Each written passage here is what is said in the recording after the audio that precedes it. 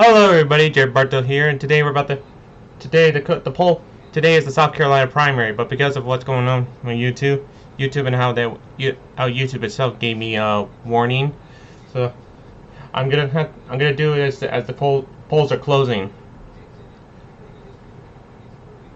I'm gonna show it as the polls are closing. So I'm gonna start the program as the polls are closing. Hopefully they won't count this off me. And if they do, this will be the very last video. This will be the very last video that I'm doing this. So I'm gonna start this video 1 minute in 1 minute and 38 seconds. Polls close 7 p.m. Eastern Standard Time.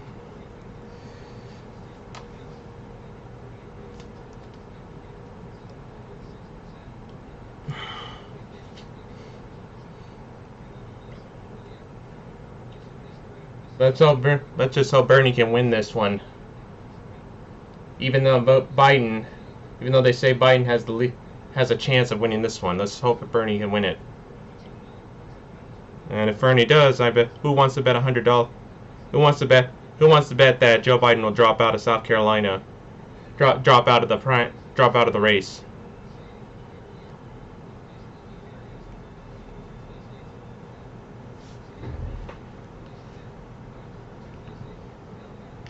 Thank you, IRPH Diano Pornetta.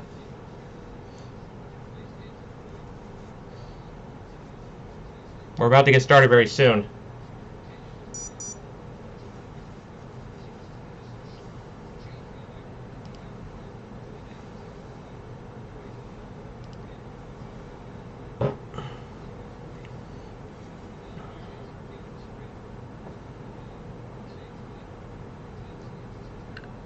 Going to be huge. Polls are about to close in South Carolina. This is a make-or-break moment for Joe Biden's presidential campaign, and we can now make a major projection. CNN projects that Joe Biden is the winner in South Carolina. This is the former vice president's first primary victory. He was counting on South Carolina to help keep his campaign going. This gives Biden a much-needed boost as he looks to challenge the frontrunner Bernie Sanders on Super Tuesday. That's only 3 days from now. Joe Biden, the winner of the South Carolina Democratic primary. Dana, a major win for the former vice president. He desperately needed it. He got it. You can't understate how important this is for the Biden candidacy. His firewall held. He promised that he would win South Carolina, and he delivered on that promise, according to our projection. Talk to voters in any of the early states, as I have in Iowa and New Hampshire and Nevada and even South Carolina. The question always was, I like Joe Biden, for those who are thinking about him, but I don't know that he can win. Well, he has a win now. And the hope inside the Biden campaign is that they will finally get the momentum that they have been looking for to show that he is somebody who is electable.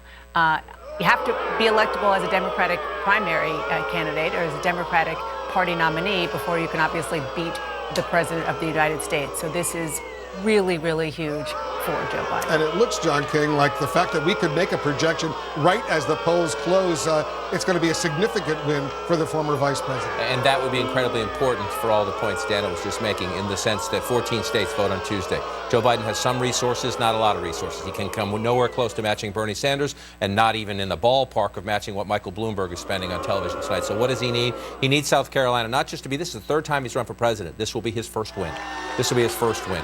So there's a point of pride there, just a simple point of pride, and we should all step back, whoever you support at home, whoever your candidate is. It's hard to run for president. So this is a big night for Joe Biden in the history of Joe Biden. Now, in the moment of this campaign, a moment of great urgency, because a third of the delegates will be awarded Tuesday night, is can he use this as a springboard? Do African-American voters in other states say, I'm going to take validation from African-American voters in South Carolina? So does it help them? Alabama votes Tuesday. 54% of the Democratic primary electorate in 2016 in Alabama was African-American. It was 32% in North Carolina, 54% in Alabama, 19% in Texas. Is this a springboard? Because Joe Biden, even if he had some money, even if he raised a boatload of money tonight, can't get ads on TV fast enough in these Super Tuesday states. It's just simply not enough time. He can do some, but not a lot. So is this a one-off? Is it a big win for Joe Biden? Or is it a springboard? Here's something else you're going to hear tonight. The Biden campaign was already having conversations, its top aides with other people in the party, trying to get other candidates to get out of the race. If Joe Biden has a very big win tonight, they will try. That doesn't mean they will succeed, but they will try. And one other question I would ask here is, where will the Tom Steyer numbers come in? Tom Steyer, $22 million, $23 million almost just on television and Facebook ads, a lot more on direct mail. Does he get something out of South Carolina? Does he get any delegates, or is Tom Steyer among those who has to say, is there a reason to go on? I mean, that is really the conversation now, after we take a step back and we explain how important this is for Joe Biden, given his history. The conversations have been going on, but they haven't really come to any conclusion, obviously, on the notion of the non-Bernie Sanders people splitting the vote, and how do they amend that? How do they change that? And what it means is that people are going to have to take the hard look in the mirror and say, okay, maybe it's not me. It's really doubtful at this point that it'll happen before Super Tuesday, but you never know. We'll see how big the margin is. And that's the hard part for Joe Biden, in the sense that Bloomberg's definitely not getting out before Super Tuesday. He's not on the ballot until Super Tuesday. His whole strategy is built around Super Tuesday. So Biden gets a win tonight. The question is, how does it translate in the next 72 hours? Because he so desperately would need to follow up on Tuesday with more. Bernie Sanders is expected. We'll see what happens. Yep. Expected to get the most delegates Tuesday. Can Biden surprise that math a little bit? So let's get over to Wolf, who has some new information about delegates.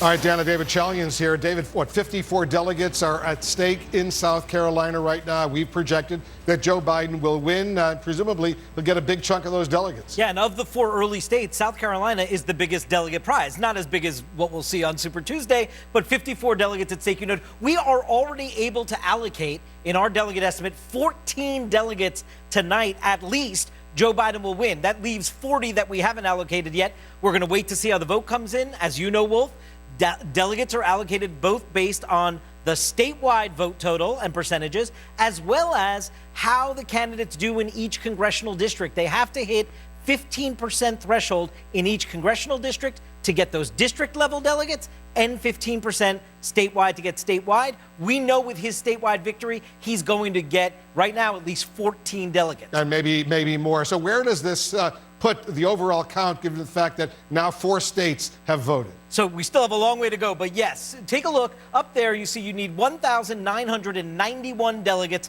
to secure the Democratic nomination.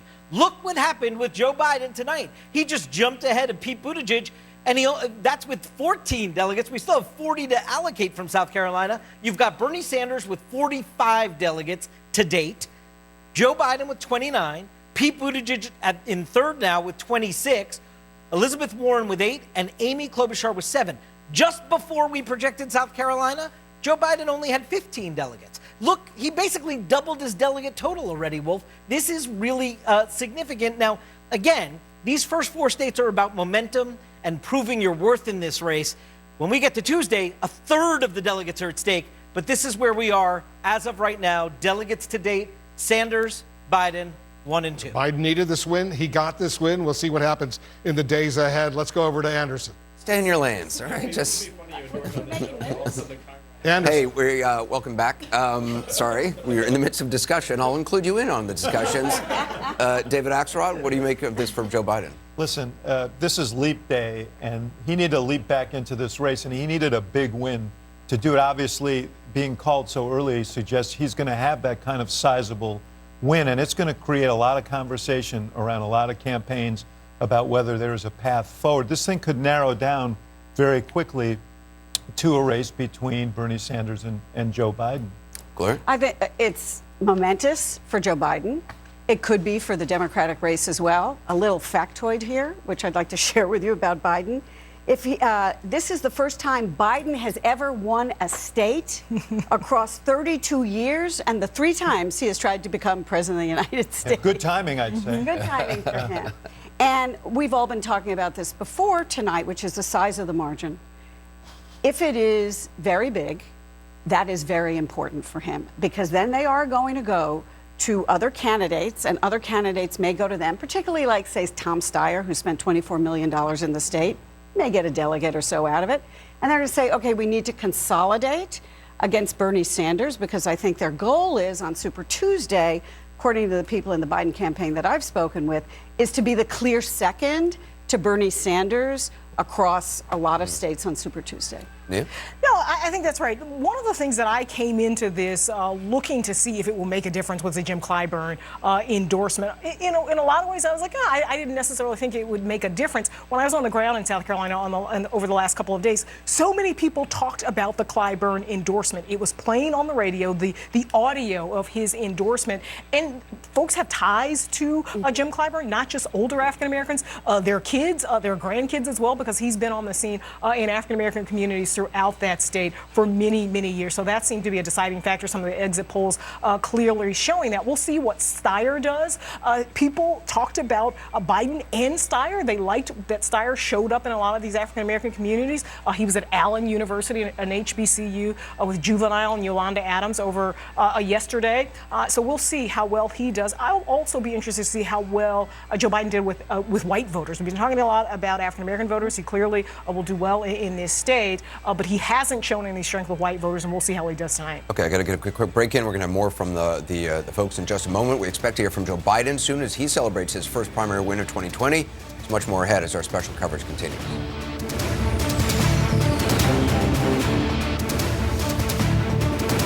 I think there's Nazis living in America, and someone's taking them out. We would find these criminals and bring justice. What do you say? I want in. We find them before they find us. You know what the best revenge is? Revenge. Wow, who else is disappointed by the fact that, by the fact that Joe Biden won? Right now I'm working on some questions, hopefully to get, hopefully they don't get Joe Biden to, that, like this. E-Trade Core Portfolios is an easy automated way to get invested. We'll save you time by building, monitoring, and managing a portfolio like this for one. you.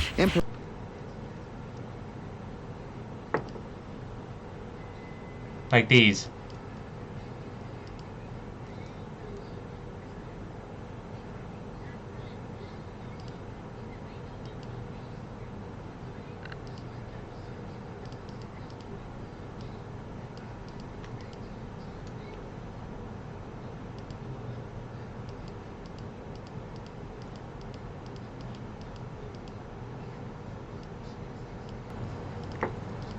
This question is for Joe Biden.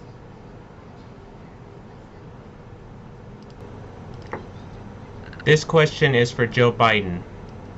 Joe Biden, why should we choose you to take on Donald Trump for the office of President of the United States when he will basically run rings around you and target you as an embodiment of the corrupt DC swamp equally as well?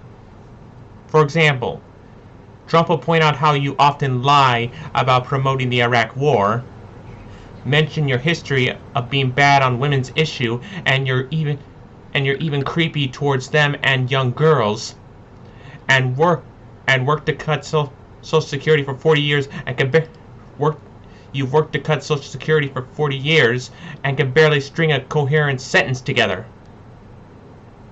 You want to know more information to follow in the link in the description below. Thank you. This question is for Joe Biden. Joe Biden, why should we choose you to take on Donald Trump for the office of President of the United States when you're the reason that those inhumane concentration camps in which children are separated from their families and put illegally in cages, which not only still exist today, but Trump is still using them to this very day?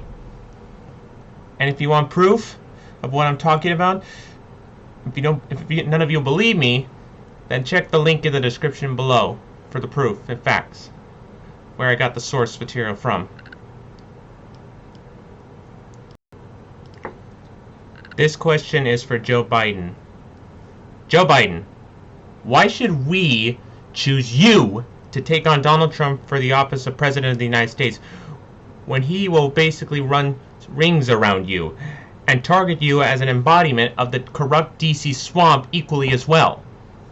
For example, Trump will point out how you often lie about promoting the Iraq War, mention your history of being bad on women's issue, and you're even creepy towards them and young girls, and work to cut Social Security for 40 years and you've worked to cut Social Security for 40 years and can barely string a coherent sentence together. You want to know more information to follow in the link of the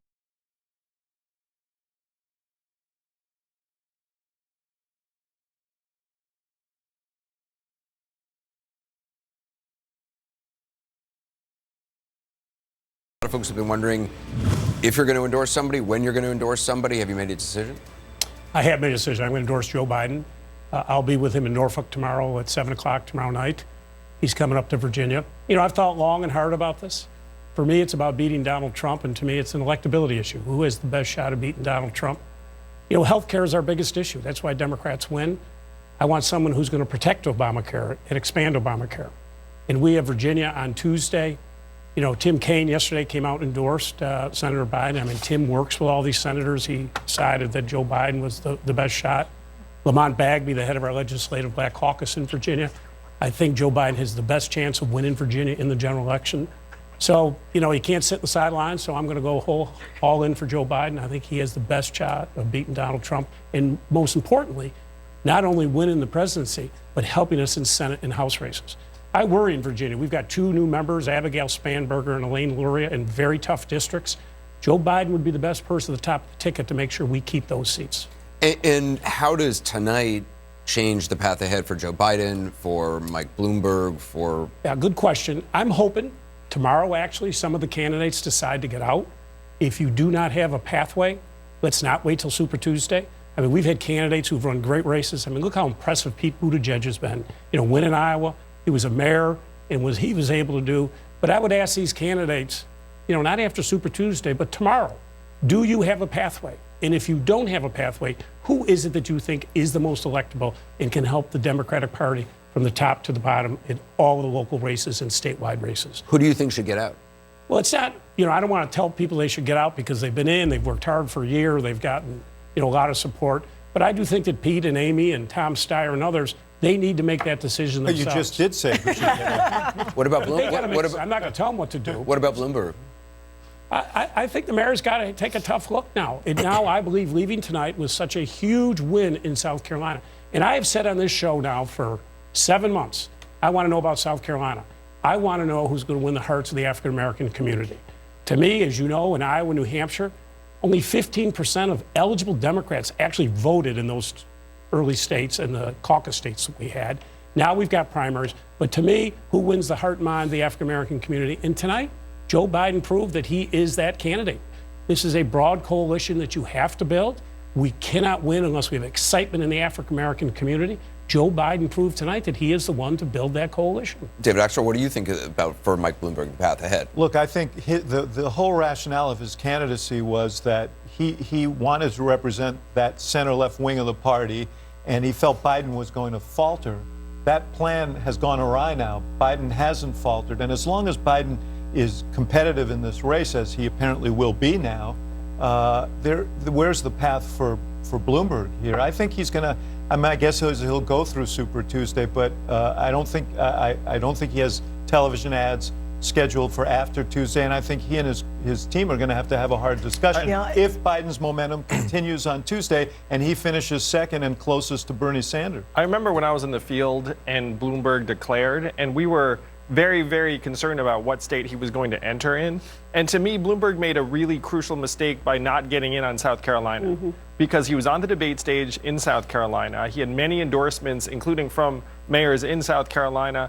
And advertising really works in South Carolina. If he'd put his ad dollars to work in South Carolina, I believe he'd have double digits tonight and he'd be suppressing Biden's margin of victory. But the fact that he waited till Super Tuesday is going to give Joe a real burst of momentum, and I think it's going to be potentially a difference maker. And he also ran into a buzzsaw named Elizabeth Warren on the debate stage, who really, I think, in some ways exposed him as somebody who in the past obviously endorsed and supported Republicans like Lindsey Graham in South Carolina, talking about his record in terms of stop and frisk, as well as discrimination lawsuits at his businesses. So there was one thing for him to spend all this money, $400 million, on campaign ads, but somebody else showed up and in some ways was exposed. Well, I mean, the question is not whether he should have gotten into South Carolina. That's one question. Another is, should he have gotten into the debates before Super Tuesday? There was always that danger of the Wizard of Oz thing where you have to step out from behind the commercials, and he lost in that. Michael, we haven't heard from you. I think that what the other candidates have to evaluate tonight is the depth of support that Joe Biden exhibited with voters of color. Because folks in South Carolina, like us, have been watching Iowa, they've been watching New Hampshire, they've been watching Nevada, and no one gave in to the idea of momentum. They made a decision, apparently, that they were going to hang with him, that they owed him one. They stood tall, and consequently, I think it sets the stage for those states that are about to unfold, including Virginia. Ben? But you imagine 6 southern states, too, which is a lot of African-American vote in the Super Tuesday. Super Tuesday. Look, to me, it's very simple. Joe Biden stood with the first black president, and black voters stood with Joe Biden. Right. This is his night. He had a strategy that a lot of us doubted. I doubted it very, very loudly, that he could have a firewall where African Americans would stand with him while everybody else ran away from him. He was correct. He was vindicated tonight. He proved that loyalty matters. Being there with the community for years and years matters. There are now 2 candidates that have proven they can put together multiracial coalitions. One is Bernie Sanders with his reliance on the Latino vote. And now you have Joe Biden with his reliance on the black vote. Those are the 2 that meet the threshold of being able to put together a multiracial coalition. But Joe Biden vindicated himself. This strategy was pummeled by everybody, including me. He was right, I was wrong. Alexander? I think that this victory tonight is a real lifesaver for Joe Biden's campaign, and I think that they had no other option but to have a strong performance tonight. I mean, I think the context that we have to put into this is the fact that he is, Obama's vice president. There's a lot of trust that I think that a lot of, folks have with his prominence sort of there.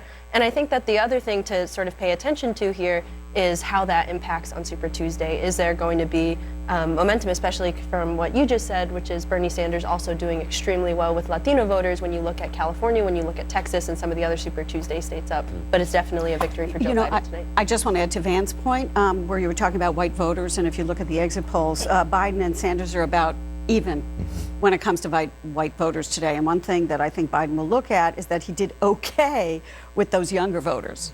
Sanders probably beat him, but Biden did okay, and we know that he hasn't been able to. But my one question for you, Terry, is where's the money? Is Bloomberg going to give a speech Sunday night and say, I'm getting out and I'm giving all my money to Joe Biden? Where is the money coming from? Will Biden take it? I mean, you know the money game. Is he going to raise the money? Let's pause on that answer. I got to get this break in. We're also going to take a look at more exit polls revealing how Joe Biden won in South Carolina tonight. We'll be right back. Let us start with an idea. A spacecraft that goes to another star in a century. That spacecraft must communicate, navigate, it must have power, it must have propulsion.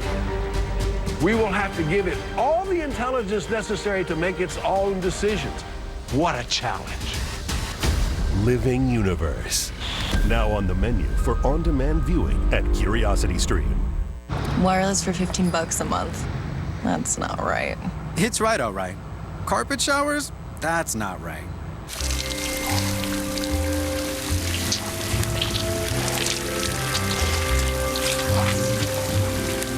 That's not right.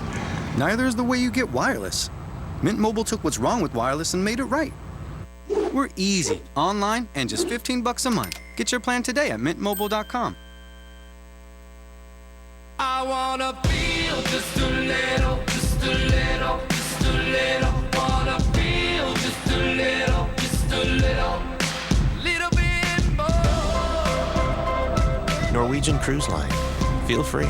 Different folks have different strokes. Yeah, yeah, yeah, yeah, yeah. Oh, get it, baby.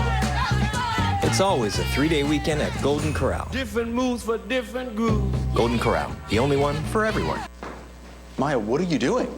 I'm slinging my shows, and I just added the sports extra package. We're supposed to be at dinner in like 10 minutes. Oh, I forgot to tell you. I'm on couch arrest. I did some weird bad stuff. Is that a garage door opener? I wouldn't touch that if I were you. We're in trouble now. Police aren't coming, are they? Probably. Nothing beats the joy of slinging in. Build your custom channel lineup and get thousands of top shows and movies on demand. Learn more at sling.com. Bye. Okay. I'm your 70-pound St. Bernard puppy, and my lack of impulse control is about to become your problem. No, come on. I saw you eating poop earlier. Hey! My focus is on the road, and that's saving me cash with DriveWise. Who's the dummy now? Forget Allstate, where good drivers save 40% for avoiding mayhem, like me. Sorry! He's a baby! We are present at the making of history. A new queen takes the throne. As private lives become the public's obsession. There is something going on between Princess Margaret and Peter Townsend. Even at the time, there were people asking questions about why the Duke of Edinburgh was away for so long. Was he trying to get away from the Queen? The new CNN original series, The Windsors, Inside the Royal Dynasty, tomorrow at 10 on CNN.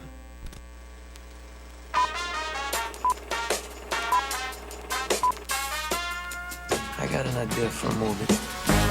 One taste and it's She's ready.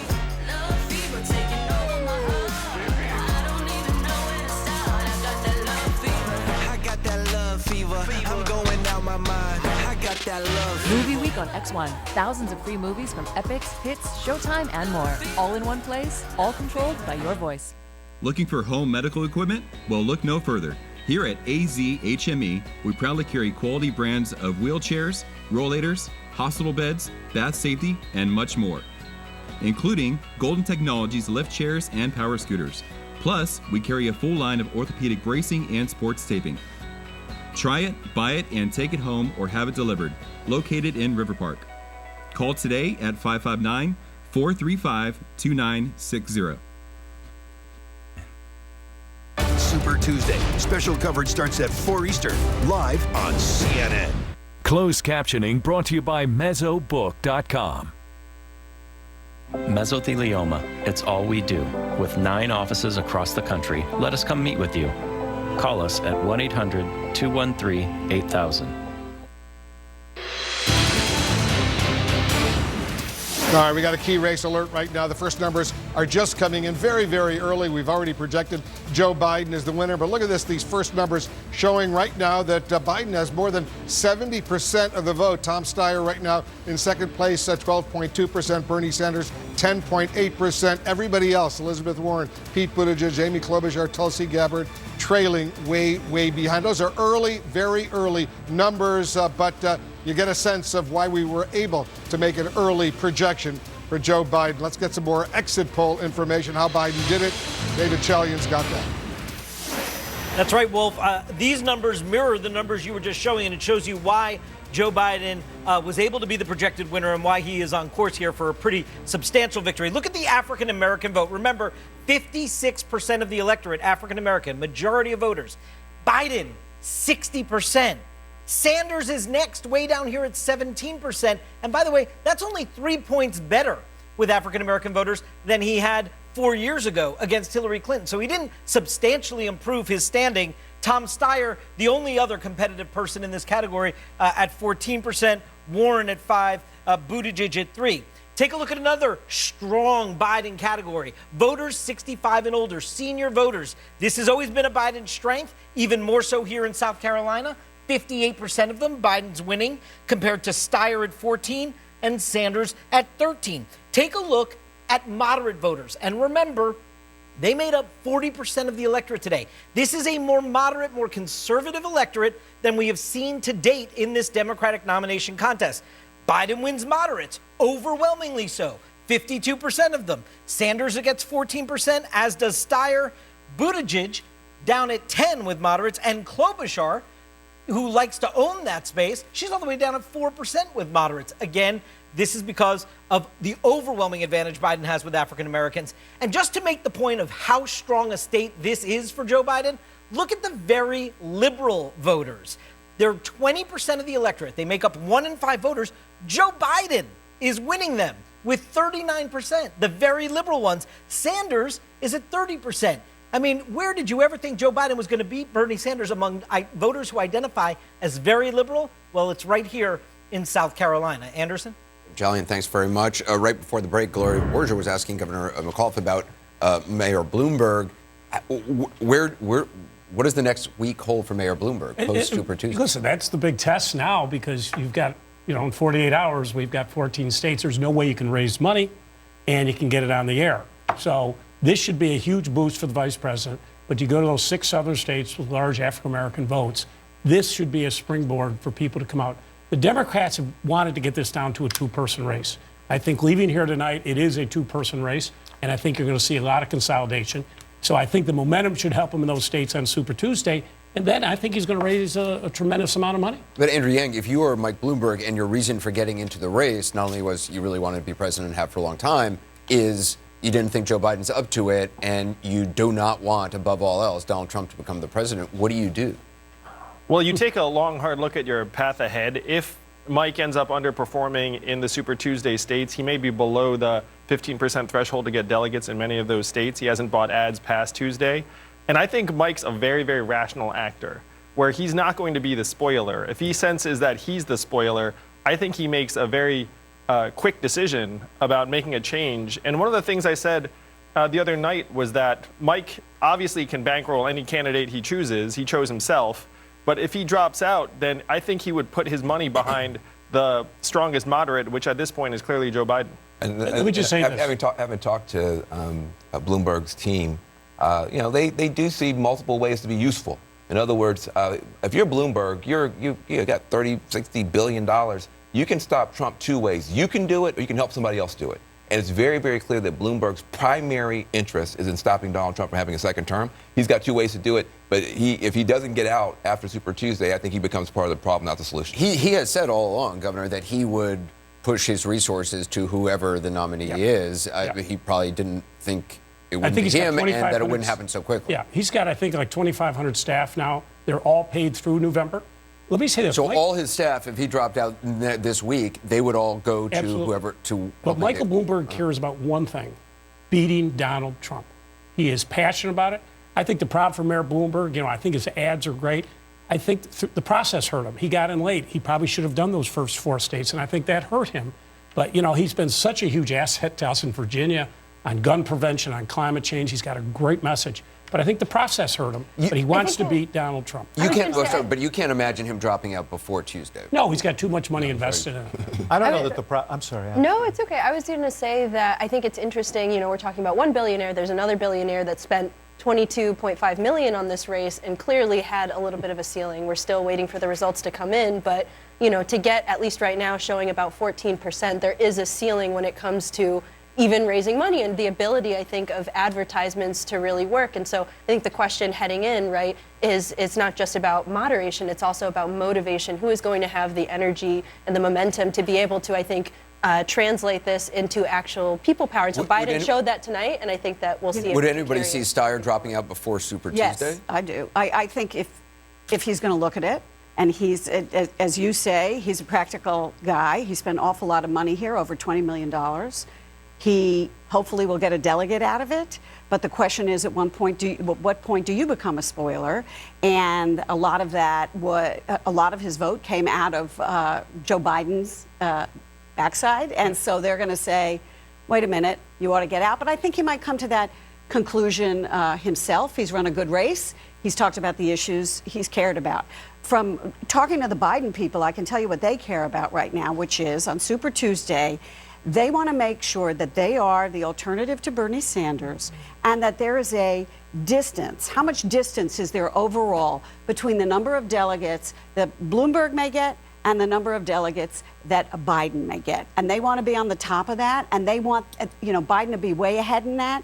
But they said to me, and this is before tonight, that that's the metric they're going to use, which is they don't, they want to be 2 and they want Bloomberg to be back and they want to measure the distance between the two. But I mean, if you think about the other metric, Bernie Sanders looking ridiculously strong in these contests going forward. California's got about, 500 delegates. He's been leading in all the polls. We'll see if Biden can make up some of that room. And he's run before and won in some of these states going back to 2016. Places like Utah, Vermont is obviously on the ballot. Minnesota's on the ballot. He looks strong there. Massachusetts as well. So, you know, if you flash back to 2008, a race that went down to the wire, but Hillary Clinton, even winning states, couldn't overcome 100, 200 point, 200 point or 200 delegate margin because of the way this thing is structured. So good for Biden that he's coming in second, but you still got somebody. Listen, the other candidates, by staying in the race, are accentuating, they're compounding actually a Sanders lead. Because if they don't reach that threshold of 15%, that vote gets whacked proportionately by those who do meet the threshold. That's how a candidate gets 30% in this process and can still yield 45 or 50% overall. That's all the more reason for them to evaluate what they're doing. I think the high likelihood is that Bernie Sanders will be the delegate leader. I mean, I think it's going to be hard to deny him that. The question is, how close is the second candidate, and how close is Bernie Sanders to the majority?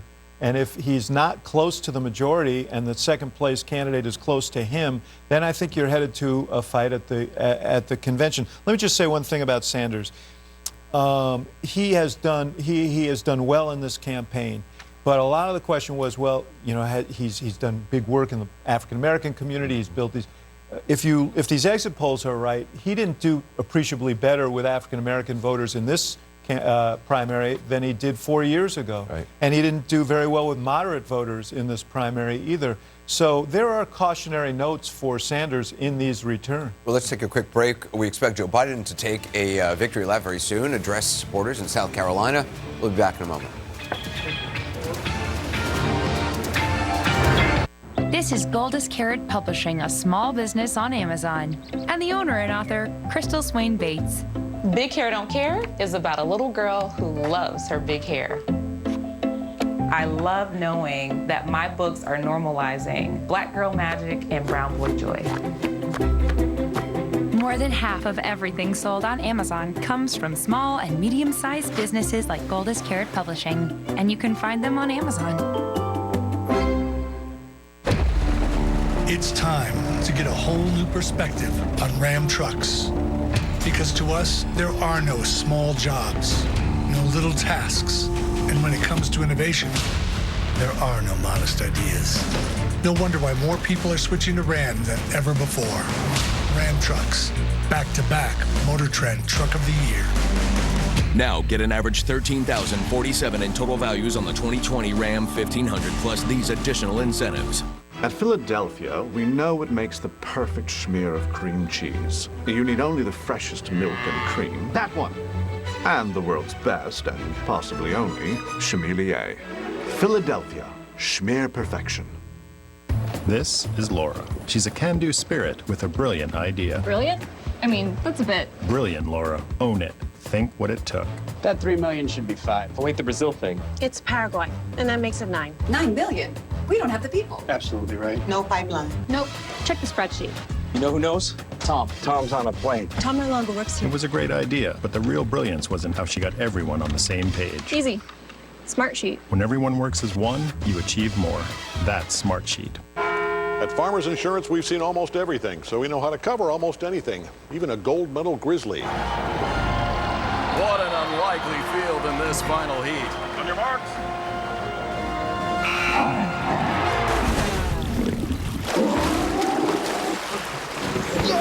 Not exactly a skinny dipper, but we covered it. At Farmers, we know a thing or two because we've seen a thing or two. So call 1-800-FARMERS to get a quote.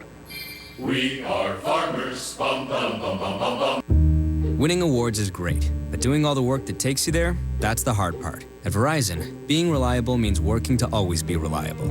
It's why we earned more awards again this year, just like last year and the year before and years before that. All these awards are real proof that we built a network that really works for you. The network more people rely on. Now experience America's most awarded network on the phone you love, the amazing iPhone. Plus up to $650 off the latest iPhone when you switch, with Apple Music included. How would I describe overpaying on a used car? It was humiliating. And it's expensive. I just trusted the wrong used car sites. Carfax has a better way. Only Carfax.com can give you the most accurate price based on the Carfax report. So you never have to overpay on a used car again. But I guess life goes on. So, all right, come on, boy. Here we go. Let's go, buddy. Stop the shame of overpaying and start your used car search today at the all-new Carfax.com. This is Charlie not coughing because he took Delsum 12-hour. And this is Charlie still not coughing while trying his hardest not to wake Zeus. Delsum 12-hour. Nothing lasts longer for powerful cough relief. I work hard and I want my money to work hard too. So I use my Freedom Unlimited card. Even when I'm spending, I'm earning 1.5% cash back with everything I buy. Earning on my favorite soup. Got it. Earning on Daddy Clear. Don't touch it, don't touch it yet. Let me get the big one. Nope. This one? Nope. This one? No. Let me get them all. I'm gonna get them all. Just the basics. Can you double bag this right here? Earn 1.5% cash back on everything you buy with Freedom Unlimited. Can you also tell me what it is? Chase, make more of what's yours. All right, let's get another key race alert right now. Still early in the actual vote. We have projected that Joe Biden is the winner of the South Carolina Democratic presidential primary. 2% of the vote is now in. Biden with 58.4%. Second place, Bernie Sanders, 13.3%, 12.3% for Tom Steyer. Buttigieg, 6.1%. Elizabeth Warren, 4.8%. Klobuchar, Tulsi Gabbard, they are trailing. Let's go over to David Chalian. David, we're looking also at the all-important delegate count as it unfolds right now. At least right now, Biden is at 52.8%. Buttigieg is at 15.1%, so he might get something, right? Well, yes, and we'll see if he can maintain that kind of percentage. Remember, Wolf, it is an early 3%. 3% in, 54 delegates at stake. But here's the key. Remember, to get delegates, you need 15%. Joe Biden is the only one significantly over that threshold. You note at this particular moment, Pete Buttigieg is at 15.1%, but we'll see if he can maintain that level. This is just the statewide. So really only Joe Biden here is going to earn a delegate, assuming Buttigieg falls just below that 15%. As more vote comes in, you see Bernie Sanders at 11.7%. You see Tom Steyer also at 11.7%. And Elizabeth Warren is all the way down here at 4.2%. Now, it's also by congressional district. So we will look throughout the night as the vote is coming in at each congressional district to see who gets above that 15% threshold. But in this scenario, Joe Biden is winning the lion's share of these delegates, and that is what is so important. Take a look at where we are in the delegate scoreboard to date in this entire contest. You need 1,991 delegates to win the Democratic nomination. We've been able to allocate 14 of the 54 delegates tonight so far in South Carolina to Joe Biden. And that jumped him ahead of Pete Buttigieg. That has him now at 29 delegates to date. Bernie Sanders is at 45. So here is something to watch all night long. Does Joe Biden, as he accumulates delegates in South Carolina with this very large victory that he may be on the precipice of having here, does he actually overtake Bernie Sanders in the delegate count tonight? I will watch that very closely throughout the night. You may have two front runners in this race in terms of the delegate count when the night is over. That's potentially very significant indeed. John King, you're taking a closer look right now, and with 3% of the vote in, only Biden is above that 15% threshold you need to get a delegate. Right, and just want to be careful and emphasize the early part, as you just said. We're at 3% reporting. So far, the map is filling in all Biden blue. We'll see if that changes throughout the night. The most important thing is, to your point, A, it's early. As we get later in the night and we get more votes, we'll have to look at congressional districts as well, because you can pick up delegates in a district. But in the statewide vote right now, Joe Biden is the only one above 15%. We'll watch that at congressional district level. We'll watch as it plays out. Also, just to emphasize, we have none of the major population centers in yet. Actually, we just got, oh, there we go. As we're here. See, it's wonderful to come over. You get a live data feed and the results are coming in. Spartanburg County, one of the larger counties in the state. Joe Biden getting 53% there. Pretty healthy lead. It's pretty early on, but it's a pretty healthy lead. The largest county in the state is Greenville County. Joe Biden under 50 here, but at 43%, a pretty healthy lead. You just wander it out. I'm just going to pop it out for you right now, and you see this. This is what Joe Biden needed.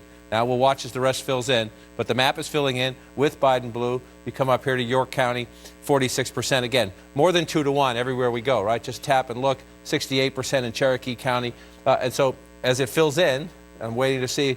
This is not, we're looking for Georgetown County along the coast here. It's a smaller county of the ones right along the coast. But again, Joe Biden above 50 here. More of your moderate voters along the coast here. We'll see these later. Horry County here, where you have Myrtle Beach. Some Republicans in general elections down here. We'll see how these fill in. But if you look at it right now, especially up here, David Chalian talked earlier about the African-American vote. Greenville County, including the city of Greenville, coming in strong for the former vice president. Spartanburg County next door, coming in strong for the former vice president. The question, Wolf, is I just want to show you something here, just as you watch this. As this fills in, let's watch the night as it goes on. We've been talking about Joe Biden gets a big win here. Can he capitalize? Can he use South Carolina as a springboard into Super Tuesday? I just want to go back in time a little bit here and go to 2016 and come in North Carolina. You see, Joe Biden's winning all up here. Hillary Clinton won. There's a lot of similar counties. A lot of similar counties right along the border, smaller, rural, heavy African-American population counties. Does it translate? Not automatically. But if you're looking at this Joe Biden in South Carolina tonight, as we come back to 2020 and come back into South Carolina, can he take this? Can it translate into the neighborhood, if you will, if he has that support? That's what he's hoping for on Super Tuesday, because he's had to focus so much time here. He has spent less time than some of the other candidates in these Super Tuesday states. He's hoping this is a springboard. So Biden clearly in first place. So what about second and third place? Can we see who's doing second place? Bernie Sanders, for example, how's he doing? We can take a peek at that. As you see right now, there's no counties in South Carolina where Sanders is running first. Of the ones coming in here, in these ones, they're Biden blue, but that means Sanders is running second in those. And you fill in some more of them here, you tap the third. So Bernie Sanders is running second or third in most of the counties where we have the results right now. Most of them, not all of them. But you watch that pin. That's a way to see, again, as you watch this, can he get to 15%? That would get him some delegates. And watch that play out throughout the night. No question. What about Buttigieg and Steyer? Let's pop this out again. Make sure it's clear. It is clear. Bring it out. So now you come up. Let's just start with Mr. Steyer, who spent a lot of time here in South Carolina competing. He's not first anywhere. He's second in those counties. That's a strong showing for him there. And he's third in some other counties. Again, second and third, a distant second and third, clearly, since he's running 12% statewide. But the question is, again, we'll watch his vote throughout the night, and then we'll isolate it by congressional district to see. Mr. Steyer spent more than $22 million on television ads in South Carolina alone, television and Facebook ads, a lot of money on direct mail as well. Does he get his bang for a buck? Does he get anything? Can he get delegates? We'll watch that as we go on. I think you asked me about Buttigieg third. Let me bring this back out. And we look for Mayor Buttigieg, and we come through. Obviously, he's not coming in first in any counties. Second, nowhere, not yet. And third, just a couple. 1, 2. Let's see if there's one behind here as this closes off for us. It'll close off a second. So 2 counties where Mayor Buttigieg is running third at the moment. And you see he's running just almost 8% statewide at the moment. Again, we want to watch as this plays out. What about Warren? Clear this back out. Let's take a look at Elizabeth Warren. So first we'll click this on here, bring it up. Obviously, she's not running first anywhere. She's not running second anywhere. And she's not running third anywhere. Again, this has been, in the early contest, Elizabeth Warren throughout the summer was talking about a national infrastructure, a great organization. It has failed to deliver for her now in several contests in the fourth one. And again, she's not even, the candidates here, you map it up, you have to go down here. Elizabeth Warren, 6%. Amy Klobuchar just below 5%. So another disappointing performance for Senator Warren. Again, wasn't expecting to win South Carolina. At the moment, she shows up nowhere when we look at counties first, second, or third. So questions about her organization as you go into Super Tuesday. Now to pop back out to the statewide, we're up to 4%. So far, everything's filling in Biden blue. And remember, just a flashback, we don't know it's going to turn out this way. In 2016, this was a big night for Hillary Clinton. A trouncing in a 2-candidate race, a trouncing the whole state filled in for Clinton blue. At the moment, Joe Biden is hoping for, if he can't get a repeat, at least something close, again, to send a message into Super Tuesday. Huge night for Joe Biden indeed. Coming up, South Carolina voters, the views of the candidates for better or for worse. There are some surprises in our exit poll. We'll have details of that, much more of our special coverage right after this. What's for dinner? Oh. Oh.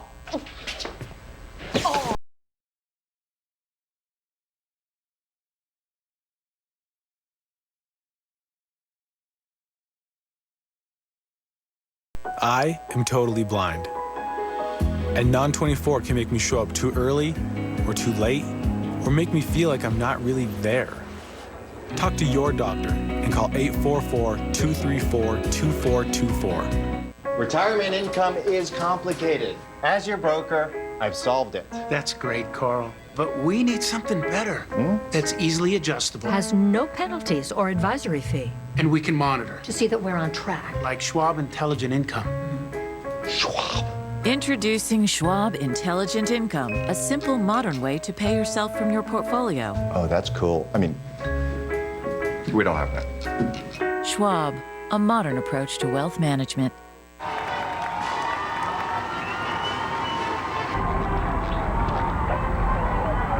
Have you ever wondered what the motorcade driver drives when they're not in a motorcade?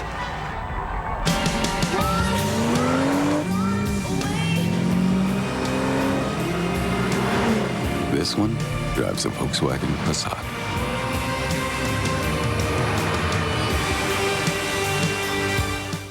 Day one, 50 Peloton rides to start the year. Here we go. Don't stop here, Peloton. Remember why you started. Halfway there, just hit a 5-day streak. What's that mean? Means Daddy didn't quit. I don't get it. Almost 50 rides. Boom! We did not wake up to be mediocre today, Peloton. Okay, it's just another meeting. Come on. You didn't wake up to be mediocre. Our paths aren't all the same.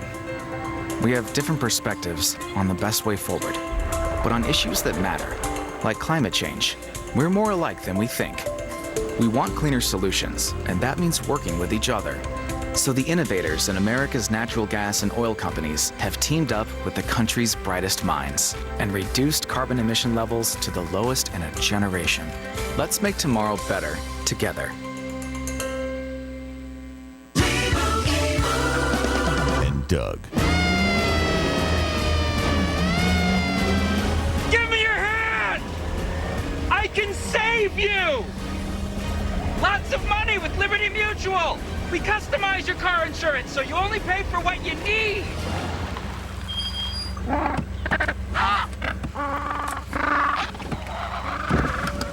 Only pay for what you need. Liberty, liberty, liberty, liberty. President Kennedy is dead. Johnson did not want to be some footnote. There was movement surging around Goldwater. It was just chaos. We must be being bugged. Race for the White House. LBJ versus Goldwater. Tomorrow at 9 on CNN. Fighting climate change isn't just about polar bears. We're fighting for our lives. We're fighting for clean air and clean water. That's why I wrote the law to send billions from polluters to communities suffering the most. And only one candidate for president was with us back then, Tom Steyer. And he's still fighting for us, pledging to make clean air and clean water a right for everyone, regardless of your zip code. That's the truth. That's Tom Steyer. I'm Tom Steyer, and I approve this message. When you don't grow up rich, you learn how to work. When you take on Wall Street, you know how to fight. When the system is broken, you step up to fix it. That's why Obama picked her. Fiercest advocates for the middle class. To protect families and fix our broken system. It's why she'll take him on and win. And why she'll never stop fighting for you. Elizabeth Warren for president. Persist PAC is responsible for the content of this advertising. A CNN Primetime Special, Monday night at 8, only on CNN. Former Vice President Joe Biden, the winner of the South Carolina Democratic presidential primary. We projected that right at the top of the hour. We're standing by. We expect to hear from him very soon. We'll have live coverage once he goes to the microphone, of course. In the meantime, I want to go back to David Chalian. He's looking closely at the exit polls. We're getting more information, David, on how he did it. This is really interesting, Wolf. We asked voters heading the polls today their opinions of the candidates, favorable, unfavorable. Take a look here. Joe Biden, I guess this won't surprise many people with his big victory tonight. 76% have a favorable opinion. 20% of today's voters said they had an unfavorable opinion.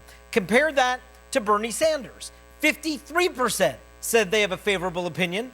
41% unfavorable. Take a look at Michael Bloomberg. He was not on the ballot in South Carolina. He was not doing a blanket ad campaign. Those ads did appear on national cable there.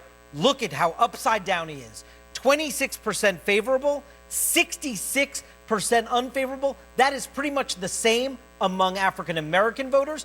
Massively upside down in his favorable rating. Very unfavorable opinion. That is something that he is hoping his massive ad campaign can help cure in the Super Tuesday states. Very interesting. So, Dana, what does that mean for Bloomberg going ahead to Super Tuesday? He didn't formally compete in these first 4 states, but he's competing in the 14 on Tuesday. Right, and his presence is everywhere. You're right that he didn't place the millions, tens of millions of dollars of ads in the Super Tuesday states in South Carolina, so they didn't see all that positive engagement, but it's not good. The flip side, the other thing I want to talk about is what Chalian talked about at the beginning, which is Joe Biden's favorability. I mean, 85% among black voters. And that is obviously in keeping with how well he did in South Carolina, but it's important going forward to Super Tuesday. 6 states in the South where there is a huge African-American electorate, demographic as part of the electorate, where he is going to rely on that kind of goodwill, which is showing in South Carolina, to do well and get more wins on the board. It is a delegate race. He's got to add it up. But when it comes to the perception that he is a winner, which he is seizing tonight with this huge South Carolina victory, that's a way he wants to try to keep it going. He has to count on momentum here in the sense that he was not competing on television at anywhere near the levels in the Super Tuesday states as Bloomberg or Bernie Sanders or anyone else in the race, so he needs momentum here, number one. The benefit a lot of people think he will get is even if it doesn't vault him into a California win, for example, it'll vault him into being above 15%, to getting delegates. In some of these other places where Sanders leads in the California polls, Bloomberg has spent a lot of money there. Sanders leads in the Texas polls, Bloomberg has spent a lot of money there. But if Joe Biden now is more competitive in the states where he can't win on Super Tuesday, that will help him in terms of the delegates. David Chalian was talking by the end of the night. We could see Biden either come very close or perhaps even catch Bernie Sanders in the delegate race so far. The question is, what is the math on Wednesday morning? And to Dana's point about the African-American vote, in Virginia in 2016 primary, it was 26%. In North Carolina, it was 32%. In Texas, it was 19%. In Alabama, it was 54%. So on Super Tuesday, you have a number of places where if Joe Biden can replicate or come close to replicating his support among African-Americans in South Carolina tonight, that automatically puts him in the game. Again, maybe not for victory everywhere, but it gives him some states where he would have a reasonable chance of victory. The Terry McAuliffe endorsement, watch tomorrow, former governor of Virginia, our CNN contributor now, watch tomorrow to see if more Democrats come out to try to create a show of force, if you will, that look at this big win in South Carolina to try to help Joe Biden, to generate more momentum, the optics of momentum. Arkansas and Tennessee in the South as well. Significant African-American population as well who will be voting on Tuesday. Joe Biden's supporters are waiting to hear directly from the former vice president. He's in South Carolina as he celebrates his first primary victory. We'll have live coverage right after this. Why have I been at this belt ceremony for the last 4 hours? Because I'm a good aunt. Focus! But let's face it, this isn't Sling TV. With so many on-demand movies, shows, and even stuff for the kiddos, there's a lot more exciting stuff to watch at home. Come on, bud, let's ditch this kung fu. Yes. Ow, ow, ow, ow, ow, ow, ow, ow. Nothing beats the joy of slinging in. You could save hundreds a year versus cable with America's #1 live TV streaming service. Learn more at sling.com. I wanna feel just a little, just a little, just a little. Wanna feel just a little, just a little, little bit. Norwegian Cruise Line. Feel free. The gripping story of early man. Revealed like never before by the extraordinary minds at game maker Square Enix.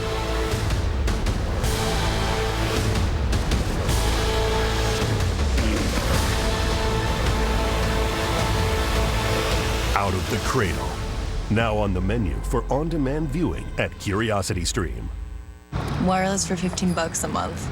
That's not right. It's right, all right. Carpet showers? That's not right.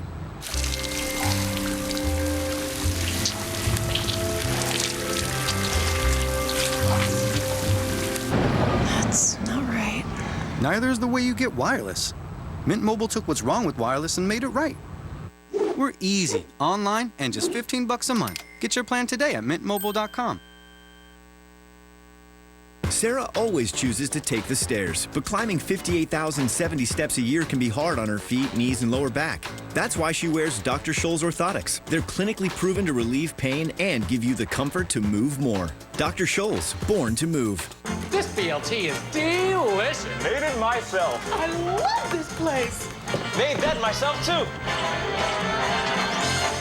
Order up. Fries on the side. Right where I like them. Don't forget the grease fire. Burn, baby. Wait, what? I said grease fire. What are you doing on the counter? When owning a small business gets real, Sorry, can I get a to-go box? Progressive helps protect what you built with customizable coverage. Hey, I'm Alex. Ah, the noob. Enter. Come around here. I'll show you how we do things. Perfect. Oh, you got your basic productivity suite here. You got your email, you got your company portal, production portal, sales app, and social. My avatar's a Manticore. The HR site. Put your hours there, PTO there. Payroll's a different beast entirely. Cloud storage, doc storage, which require a 15-digit passcode changed every 9 days. So how do you get anything done around here? Oh, for that we use Smartsheet. Great. Get right to the work that matters with Smartsheet.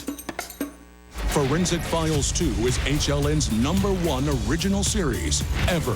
More new episodes are on the way, with all new mysteries to solve. Watch Forensic Files 2 in back-to-back episodes tomorrow at 10, only on HLN. Today's the day that I auditioned for The Voice. I've never felt more ready in my life. That is what this show is all about.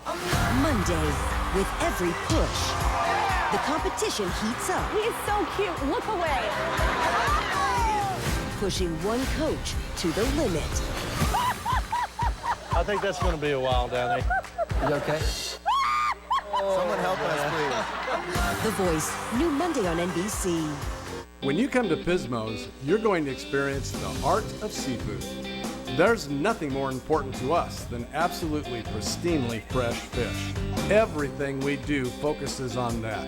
It could be halibut, it could be sea bass, it could be Hawaiian ahi. A plate of fish can be so beautiful with all the different kinds of sauces and presentation. Seafood is art. At Pismo's, we give you friendly service with a big smile and beautiful fresh fish. Super Tuesday. Special coverage starts at 4 Eastern, live on CNN. Closed captioning brought to you by InventHelp. Call 1-800-710-0020. Do you have an idea for an invention? Call today for free information. Call 800-710-0020.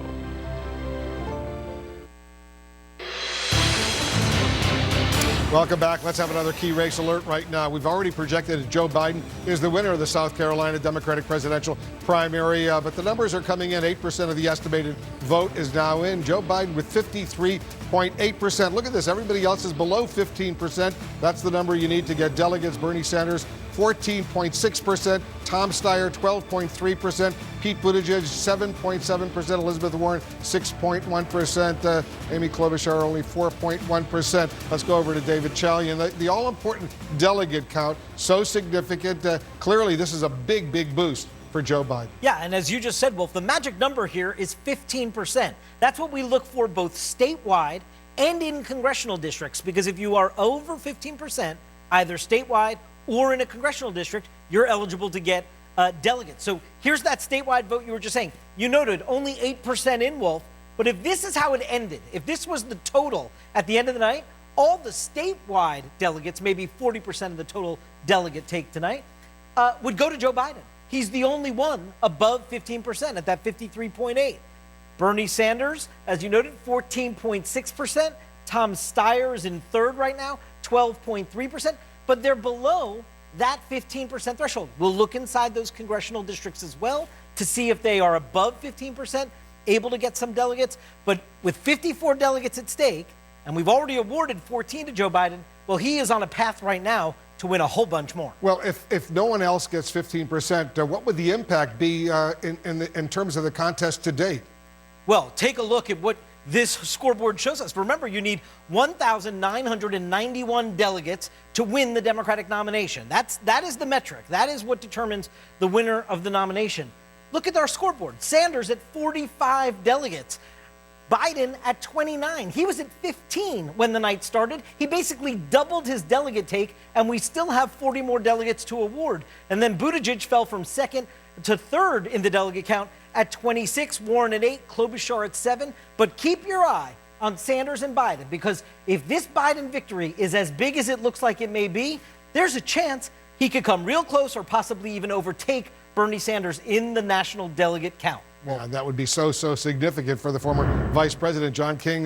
Biden is the dark blue. It looks like he's number one in a whole bunch of these counties. A lot of people question the strategy. You know, can you lose Iowa, lose New Hampshire, come in second in Nevada, and still be 0 for 3? Could you be 0 for 3 and then have a successful firewall? The answer, at least in South Carolina, is yes for Joe Biden. A lot of people doubted that strategy. Now, there are questions. Can he use it? How big of a springboard into Super Tuesday and beyond? But this board is filling in right now exactly the way Joe Biden wanted and precisely what his campaign needed. You see the big, huge margin right now. We're still at 8%. Let's see if the margins tighten. But as David just noted, with a statewide margin like this, that means Joe Biden's going to pick up a boatload of delegates. Then we'll look at the congressional districts. But if you're winning this big statewide, guess what?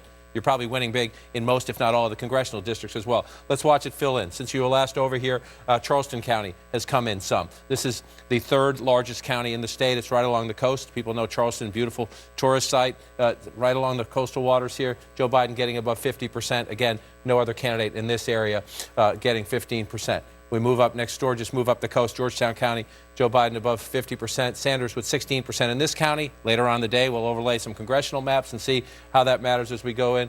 Then let's just pull back out here. Still nothing from Richland County, which is where Columbia is in the middle of the state. That's the state capital, the second largest of the 46 counties, about 8% of the population. Nothing yet, but the count, we're up to 9% now. South Carolina, once it starts to come in, it usually comes in pretty quickly.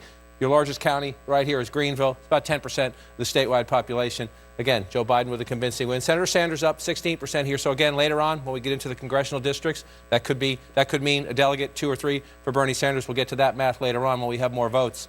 Move over to Spartanburg. It's the fourth largest county, 6% of the population. Pretty convincing. This is the African-American vote turning out for Joe Biden in a huge way.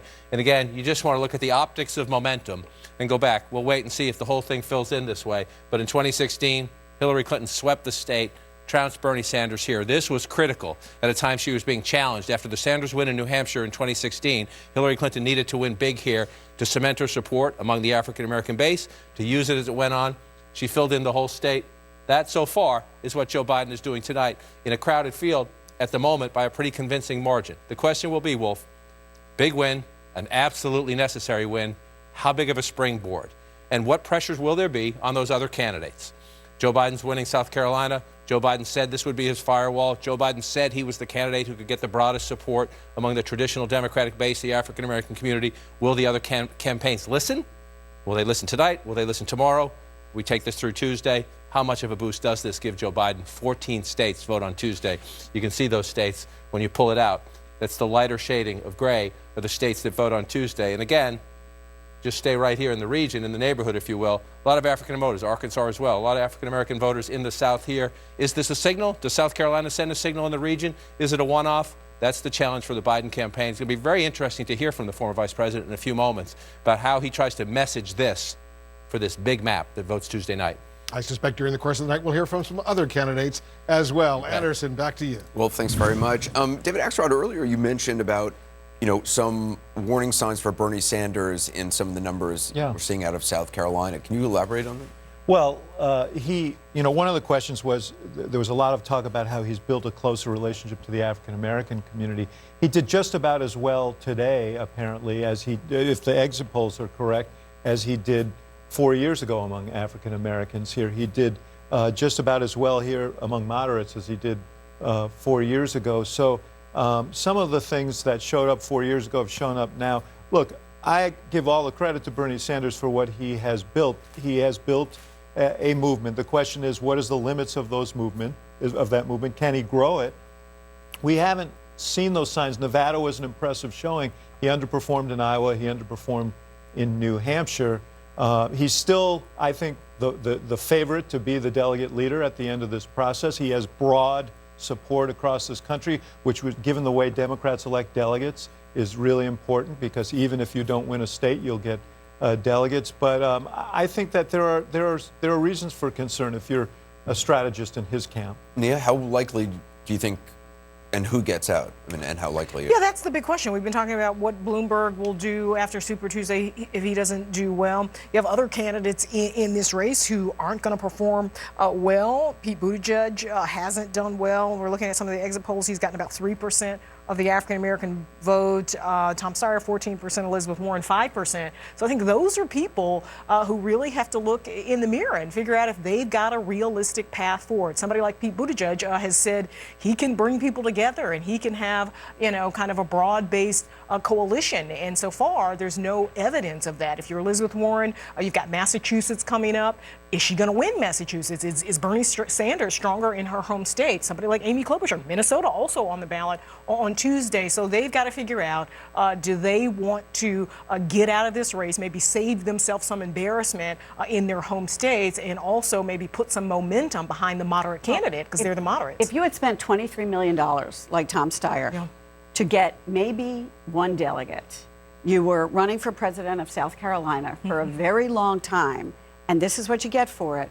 There really isn't anywhere. If he invested that way in his business, he wouldn't have been a billionaire. Exactly. There really isn't anywhere for him to go now. Elizabeth and I wouldn't be surprised if he gets out tomorrow. I just don't see any path for him, and I think he should get out. I think he should.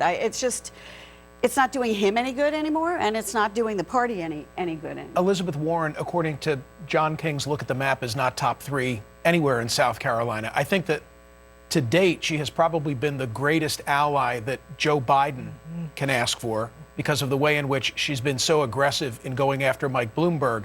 But at some point, I think there's going to have to be a moment between Bernie Sanders and she, because I am a believer that they share that lane. And as the pressure builds on the more moderates to get out, I think it'll put pressure on Warren from the Bernie perspective to also exit this race because he needs that lane clear, given that probably the moderate lane will winnow. Can I just say a word about Buttigieg? No one a year ago would have thought he'd be in the conversation now. At all. Right. And he's run an extraordinary campaign, but he made a bet, and that bet was that he could do so well in Iowa and New Hampshire that he'd get escape velocity, essentially, and he would get a look in Nevada and a look in South Carolina, and that he could build on that. He came awfully close. If Iowa had announced its results that night, he might have gotten a bigger bounce. Right. Amy Klobuchar doesn't have a great debate in New Hampshire. He probably beats Bernie Sanders there, and then we're having a different conversation. But tonight, looking at these numbers, if you're Pete Buttigieg, you have to really consider whether you want to continue, especially given your message of bringing people together. Coming up, Joe Biden talks about his win in South Carolina. We are awaiting that and sets the stage for the big Super Tuesday battle next week. We'll carry it live.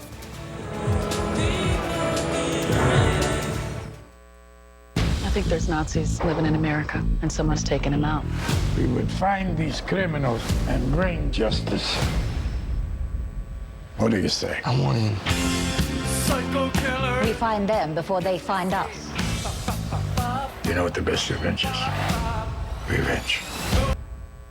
You've been hearing a lot about 5G, but there's 5G. And then there's Verizon 5G. We're building the most powerful 5G experience for America. It's more than 10 times faster than some other 5G networks. And it's rolling out in cities across the country. So people can experience speeds that ultra-wideband can deliver. 1.7 gigs here in Houston. 1.8 gigs here in frigid Omaha. Almost 2 gigs here in Los Angeles. That's outrageous. It's like an 8-lane highway compared to a 2-lane dirt road. When the Murrays head to work, their dog Michelangelo gets to work too. Today's job, own the bed. Stinky. Good thing they use new Gain Ultra Flings with 2 times the Oxy Boost and Febreze for ultra big, ultra stinky loads. Fresh again. Oh. Gain, seriously good scent. And if you love Gain Flings, you've got to try the dish soap. I'm your mother-in-law, and I like to question your every move, like this left turn. It's the next one. You always drive this slow. How did you make someone I love? That must be why you're always so late. I do not speed, and that's saving me cash with DriveWise. You know, my son, he did say that you were the safe option. And that's the nicest thing you've ever said to me. So get Allstate. Stop bossing. Where good drivers save 40% for avoiding mayhem like me. It's my son's favorite color. You should try it. You always drive like an old lady. You're an old lady. Can I help you? Yes, please. Thank you. You're welcome. Look, it's all... It's going to be last week. Well... Can I help you? Yes. Oh, stop. The career skills that really matter, like teamwork, responsibility, and serving others. Hey. Can I help you? are the ones you learn here. Welcome to McDonald's. Can I help you? Oh, hey. Buying a car from Vroom is so easy. All you need is a phone and a finger. Just scroll through amazing hand-picked low-mileage cars, then tap to buy. That's it. No sales speak, no wasted time. Just straight-up great cars, each with its own Carfax. Right from your phone to your driveway. Thousands of cars priced below market value. Go to Vroom.com and pick your favorites. Oh yeah, she digs it. 1 in 5 Americans have left a job due to toxic work culture. SHRM research shows almost half of the workforce has been treated unfairly due to age. People with disabilities are twice as likely to be unemployed. Nearly 700,000 of the formerly incarcerated will remain unemployed for over a year. And more than 50% of veterans have trouble finding work. These individuals have been constrained for far too long. Tearing down biases at work is good for people and business. Together, let's create better workplaces and a better world. With Advil, you have power over pain, so the whole world looks different. The unbeatable strength of Advil. What pain? Ambition lives in our DNA. Competition coursing through our veins, consuming us with the need to thrive. It's just part of who we are.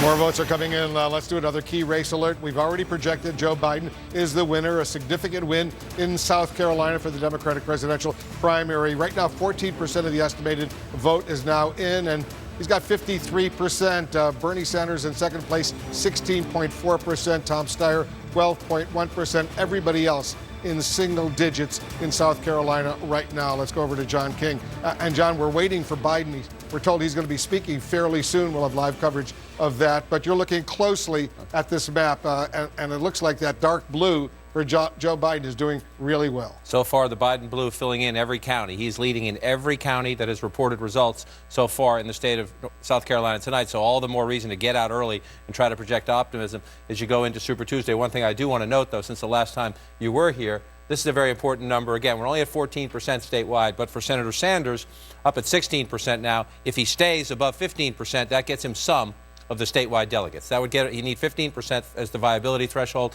so keep an eye on that number as we get through it. But this is a blowout at the moment for Joe Biden, 53% at 14%, Sanders at 16, Tom Steyer at 12, Mayor Buttigieg at 7.2. You see Elizabeth Warren, Amy Klobuchar, Tulsi Gabbard way down there as you look through the leaderboard. And again, it's just impressive as it fills in more counties since last time you were here. Richland County, this is the capital of Columbia, the suburbs around it, Democratic establishment, the political establishment. Joe Biden getting 45% there. Just move around up here. Fairfield County, Joe Biden getting 62%. A little bit of suburban area here. It gets more rural as you go to the north here. In the larger counties where the population lives, Greenville's your largest county in the state. The city of Greenville here, 43%. Again, these are important numbers. It's a huge blowout for Biden. When we get to congressional districts later and we're divvying up the delegates, you want to look for places where Senator Sanders is above 15%, and we can overlay a congressional map, and we'll see how we do. Again, you come over to Spartanburg. There's a congressional district up in this area. Sanders at 17% here, so he's probably going to get a few delegates, or at least it looks that way early on. We'll see as we go, but again, 48% for former vice president. You get more rural as you go across the northern county here, 24th, so right in the middle of the size of counties in the state here, 60%. Come across 46% here. York County is about 5% of the state population. And again, I talked about this earlier. The question for Joe Biden is, this is the northern border of South Carolina. North Carolina votes on Tuesday. Can he take this and springboard it into Super Tuesday states? That is one of the big challenges. That's why I think when we hear from the former vice president in just a few moments, it'll be important. I just want to show the sweep of the victory, Wolf, as you come through, right? You come through here. In other states, we've seen a difference, but these are the least wealthy counties in South Carolina, the poorest counties in South Carolina. Anyone that has reported results, Joe Biden is leading. Now let's come out and look at it a different way. Turn this off, the least wealthy, and look at the wealthiest counties in South Carolina. Any of those counties that have reported results, Joe Biden is leading. So this is a sweep across the state, if you will. He's winning broadly and widely, and the depth of the coalition quite impressive as there's You see more of them filling in just as we're standing here, more Biden blue. It's a blowout. Certainly, it does look like a blowout right now. Biden is doing incredibly well in South Carolina, and it bodes well in some of the other southern states that vote on Tuesday. He certainly hopes so. If you pull out the map a little bit and just look at it again, the lighter gray are the 14 states that vote on Super Tuesday. American Samoa also votes on Super Tuesday. Americans abroad start their delegate selection process on Super Tuesday. But it's these 14 states. The biggest prize is California. Second biggest prize is Texas. The third biggest prize is North Carolina. Again, South Carolina's neighbor. They're similar. They're similar states. So you got the research triangle here, more of a suburban vote up here, but they're similar. But one thing you do have that's similar is a giant percentage of African American votes in the Democratic primary. So does Virginia. The former governor, Terry McAuliffe, our CNN contributor now, just endorsing Joe Biden. Senator Tim Kaine, Hillary Clinton's running mate in 2016, the other day, endorsing Joe Biden. Tennessee, large African American population, a giant African American vote in the Democratic primary in the state of Alabama. Arkansas, it is significant as well. Texas, you have a Latino African American break. It's about 20% African American, a larger slice of Latinos. And in parts of California, the African American vote is significant. Bernie Sanders is leading in our new poll in California just came out the other day. Bernie Sanders leading in Texas. The challenge for Joe Biden, the question, is this momentum from this blowout enough to lift him in these states? Maybe not to catch up to Bernie Sanders, but again, to get above 15% statewide, to get delegates, and then to start doing some business in some of the congressional districts that are more tailored to his base, like African-American areas here, and elsewhere. This is the big challenge for Biden, which is why what we hear from him is going to be so important. First win of his 3 runs for the presidency. This is his first win. Can he project confidence and momentum as we go into 14 states Tuesday night? What will be the impact if some of the other Democratic candidates drop out after Tuesday? Joe Biden is getting ready to speak to supporters in South Carolina about his blowout primary win. We also expect to hear from Bernie Sanders. That's soon. Our special coverage will continue right after this. I wanted my hepatitis C gone. I put off treating mine. Epclusa treats all main types of chronic hep C. Whatever your type, Epclusa could be your kind of cure. I just found out about mine. I knew for years. Epclusa has a 98% overall cure rate. I had no symptoms of hepatitis C. Mine caused liver damage. Epclusa is only 1 pill, once a day, taken with or without food for 12 weeks. Before starting Epclusa, your doctor will test if you have had hepatitis B, which may flare up and could cause serious liver problems during and after treatment. Tell your doctor if you have had hepatitis B, other liver or kidney problems, HIV or other medical conditions, and all medicines you take, including herbal supplements. Taking amiodarone with Epclusa may cause a serious slowing of your heart rate. Common side effects include headache and tiredness. Ask your doctor today if Epclusa is your kind of cure. Fred would do anything for his daughter, even being the back half of a unicorn. Fortunately, the front half washed his shirt with Gain. The irresistible scent of Gain. B11. Is that? Steve Harvey? Give me B11. Isn't bingo just an okay use of your hosting abilities? It's like getting the Samsung Galaxy S25G and not getting it with AT&T. Bingo! No, I only call out 2 letters. Now, you might have go, you could have B, but you can't have bingo. Get the most from your revolutionary Samsung Galaxy S25G. Switch now and get one free from AT&T, building 5G on America's best network. After walking 6 miles at an amusement park, Bill's back needed a vacation from his vacation. So he stepped on the Dr. Scholl's kiosk. It recommends our best custom-fit orthotic to relieve foot, knee, or lower back pain, so you can move more. Dr. Scholl's, born to move. As a caricature artist, I appreciate what makes each person unique. That's why I like Liberty Mutual. They get that no 2 people are alike. And customize your car insurance so you only pay for what you need. Almost done? What do you think?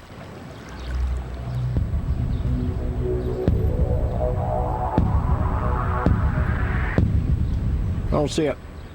Only pay for what you need. Liberty, liberty, liberty, liberty. We are present at the making of history. A new queen takes the throne. As private lives become the public's obsession. There is something going on between Princess Margaret and Peter Townsend. Even at the time, there were people asking questions about why the Duke of Edinburgh was away for so long. Was he trying to get away from the Queen? The new CNN original series, The Windsors, Inside the Royal Dynasty, tomorrow at 10 on CNN. Today's the day that I auditioned for The Voice.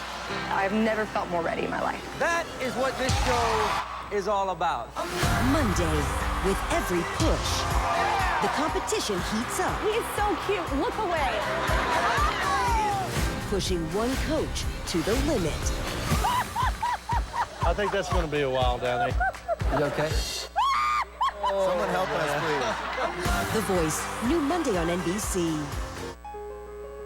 It's time to renew your body and mind. It's time for Stressless. Now at the Bone Store. Save hundreds with a free leather upgrade or $300 on the immensely popular Stressless Sunrise, featuring innovative ergonomic comfort systems and multiple sizes for a personalized fit. Don't wait. It's time for Stressless. Proud to be endorsed by the American Chiropractic Association. Shop the Bone Store with locations in Fresno and Visalia or at thebonestore.com. Super Tuesday. Special coverage starts at 4 Eastern, live on CNN. Closed captioning brought to you by Mesobook.com. Mesothelioma. It's all we do. With 9 offices across the country, let us come meet with you. Call us at 1-800-213-8000. Welcome back. We're standing by to hear from Joe Biden, the big winner in the Democratic presidential primary in South Carolina. He's expected to speak very soon. We also expect to hear from Bernie Sanders. We'll have live coverage, all that coming up. But we're getting some new reporting now from CNN's Jeff Zeleny. What are you learning, Jeff? Well, what we are learning tonight is these results are coming in South Carolina. Certainly it is not a good night for many of these candidates, but there is not a rush to push some of them out of the race, at least in the view of the Biden campaign, particularly Amy Klobuchar of Minnesota and Elizabeth Warren of Massachusetts. And here is why. Minnesota and Massachusetts are both Super Tuesday states. So I'm talking to advisors from all campaigns, including from Biden World, and they say they would like to keep Senator Klobuchar in the race. They hope she stays in the race through Super Tuesday. They want her to be competitive in Minnesota. Otherwise, it could hand it to Bernie Sanders. You'll remember from 4 years ago, Bernie Sanders won Minnesota by some 62 points. So they certainly do not want him to have that race to his own there. The same with Elizabeth Warren in Massachusetts. They want them to stay in. But Wolf, the big questions now are facing all of these candidates. What are they going to do? I've talked to advisors from all of them. They are saying they are going to stay in through Super Tuesday, but that can change very quickly. Wolf, the biggest question of all is Michael Bloomberg and his campaign. What does he plan to do in the wake of this South Carolina victory for Joe Biden? We do not know the answer to that. But for now, at least, the Super Tuesday contests of Minnesota and Massachusetts, that is good for the Biden campaign, they believe, for having Elizabeth Warren and Amy Klobuchar still in the race. Very interesting indeed. Our Jeff Zeleny reporting for us. You know, Dana, there's not much time between now and Tuesday. That's right. And that is the reason why Jeff is giving that excellent reporting, that perspective is coming from the Biden campaign. And let's just dig in on what exactly he's talking about, just to show you the raw numbers. So let's look at Elizabeth Warren, Massachusetts, okay? Massachusetts has 91 delegates. Even if she doesn't win there, she's going to get some of the 91 delegates unless it's something unbelievable happens. It's her home state. That's her home state. Even if Bernie Sanders wins, that will keep the number of delegates that he will get in the totality of the night down. Same goes for Minnesota. Amy Klobuchar's campaign, they're insisting that they're going to win there. If so, and actually even if she doesn't win, there are 75 delegates at stake in Minnesota. Bernie Sanders could do okay there, but Amy Klobuchar will definitely keep his margin down no matter what happens. And I was just texting with a big Biden donor who was saying the way that he looked at it is that Super Tuesday has to be a wash for Bernie Sanders and Joe Biden, because the big concern, and this is going to what Jeff Zeleny was talking about, is that because Texas, for example, and California are so delegate rich, and the latest polls show Bernie Sanders doing incredibly well, that he will be unstoppable.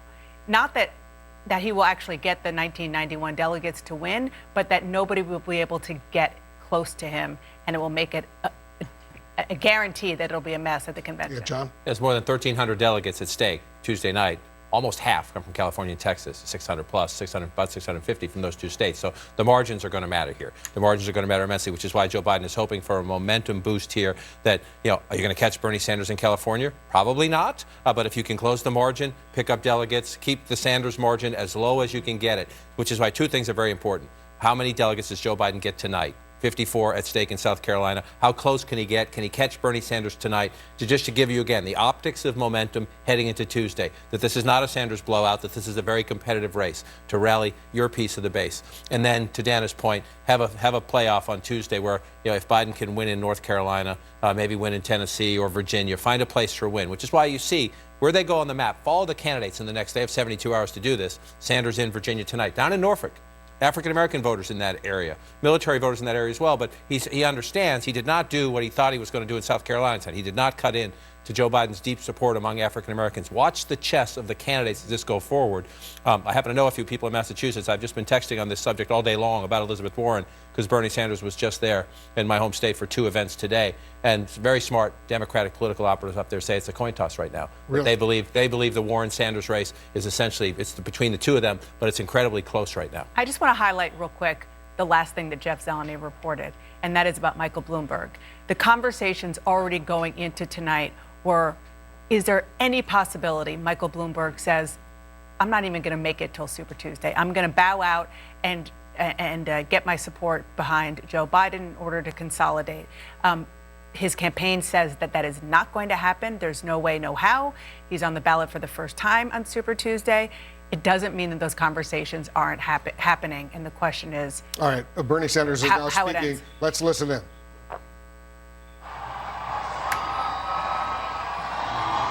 Thank you.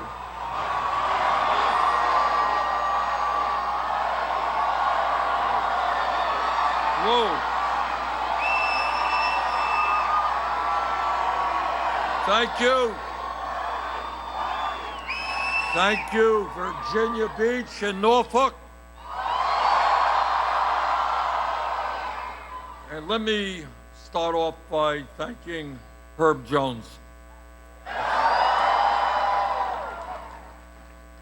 For too long, we have taken veterans in this country for granted. We have sent them off to wars, and too often those wars were wars that should never have been fought.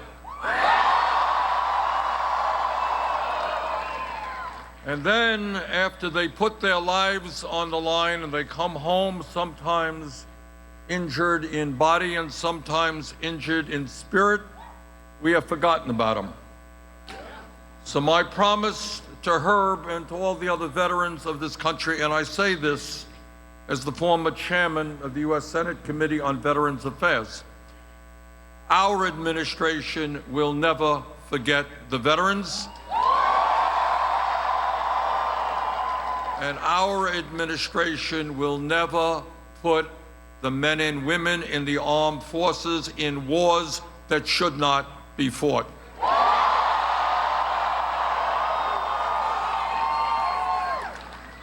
We are here tonight because we are determined that Donald Trump will be a one-term president.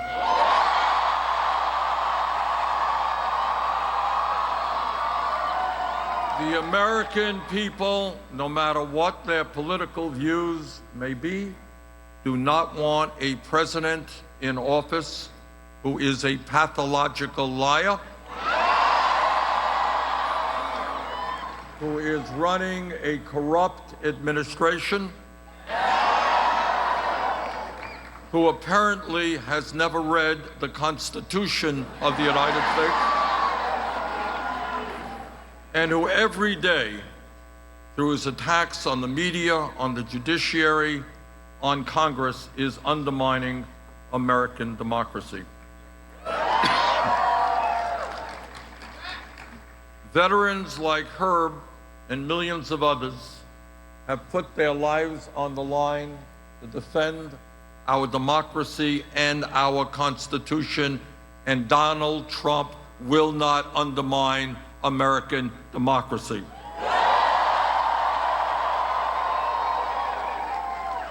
Now, I am very proud that in this campaign so far, we have won the popular vote in Iowa. We have won the New Hampshire primary. We have won the Nevada caucus. But you cannot win them all. A lot of states out there, and tonight we did not win in South Carolina. And that will not be the only defeat. There are a lot of states in this country, nobody wins them all. I want to congratulate Joe Biden on his victory tonight.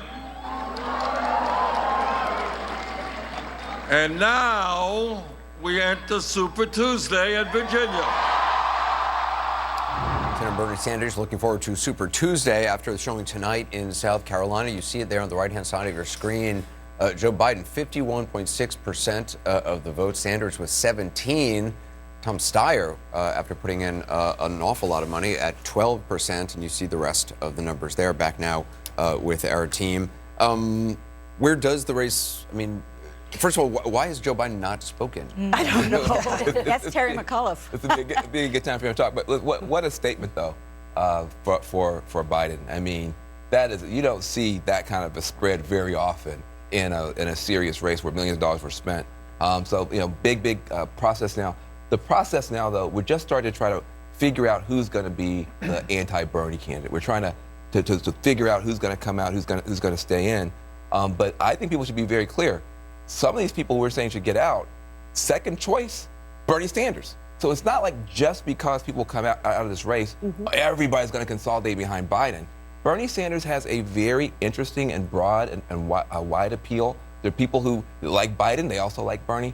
So this is still going to be a messy process moving forward. But to the extent that somebody needs to stand up and raise their hand and say, I can be the one to go up against Bernie, that's what Biden did tonight. Okay, well, this is a blowout. Yeah. For Biden. There's no other way to describe it. It's not just a win. It's not just a double-digit margin. It's a blowout for Joe Biden.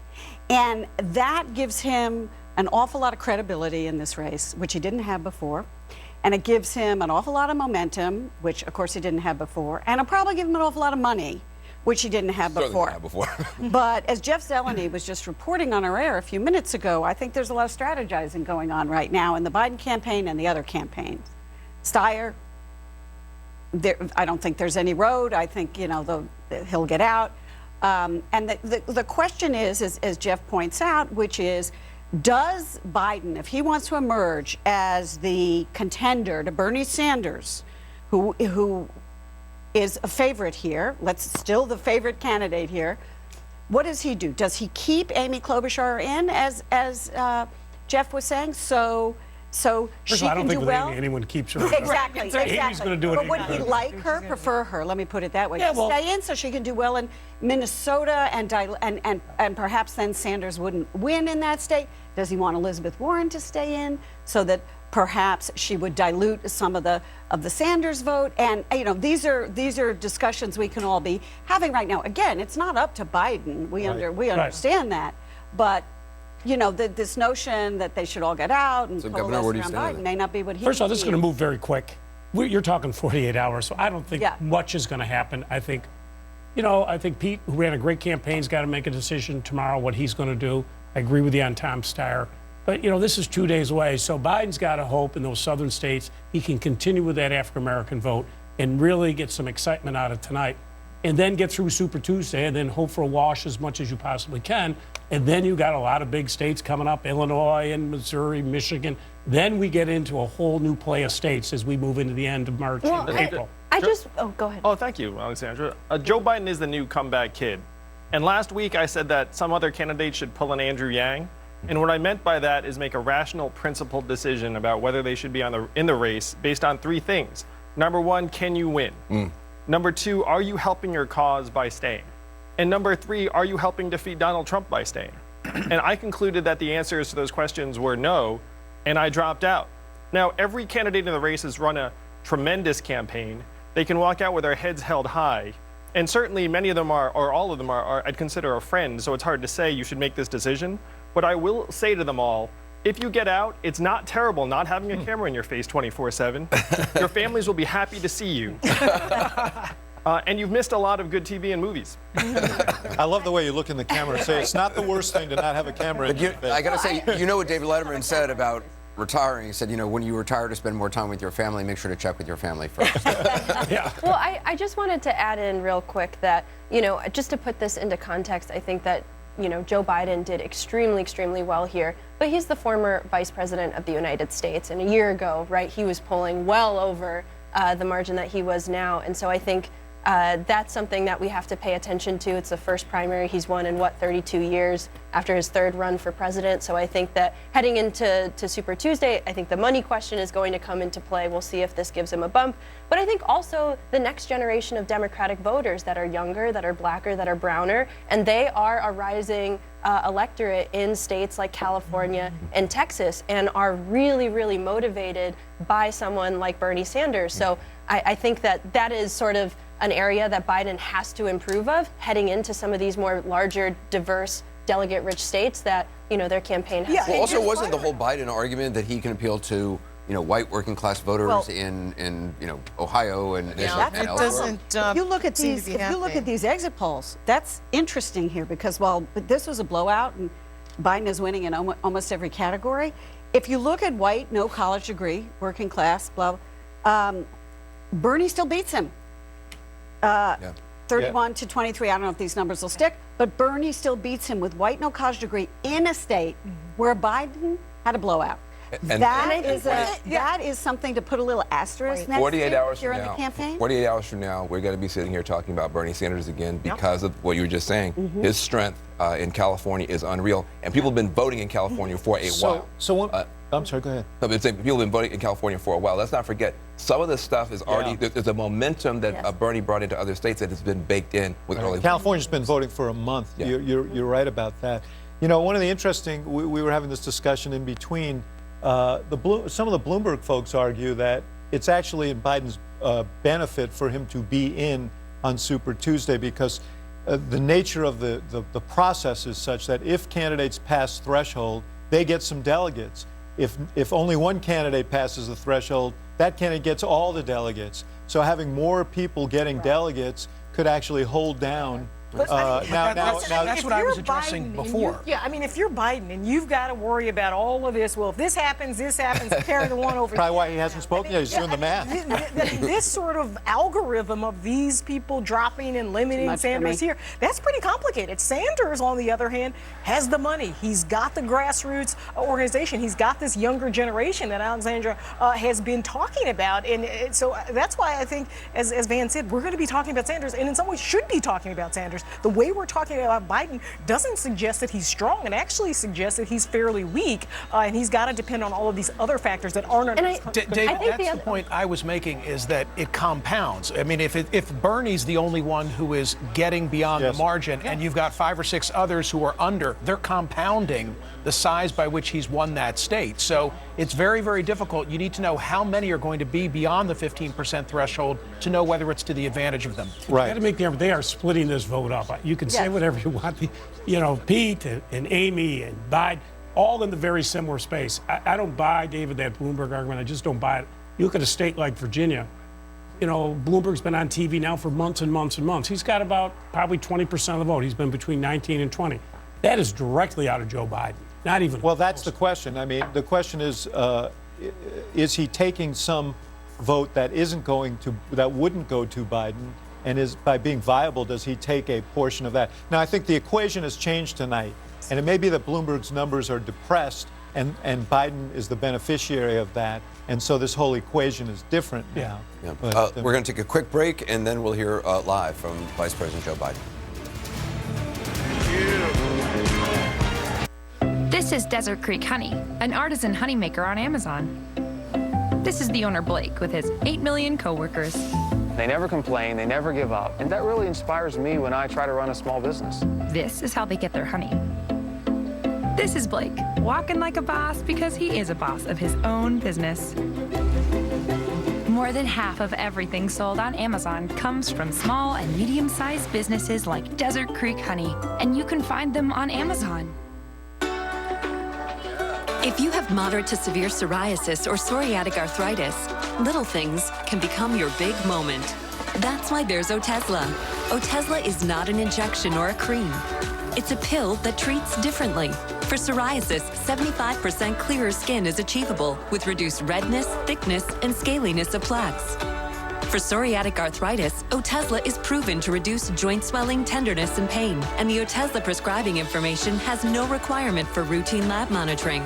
Don't use if you're allergic to Otezla. It may cause severe diarrhea, nausea, or vomiting. Otezla is associated with an increased risk of depression. Tell your doctor if you have a history of depression or suicidal thoughts, or if these feelings develop. Some people taking Otezla reported weight loss. Your doctor should monitor your weight and may stop treatment. Upper respiratory tract infection and headache may occur. Tell your doctor about your medicines and if you're pregnant or planning to be.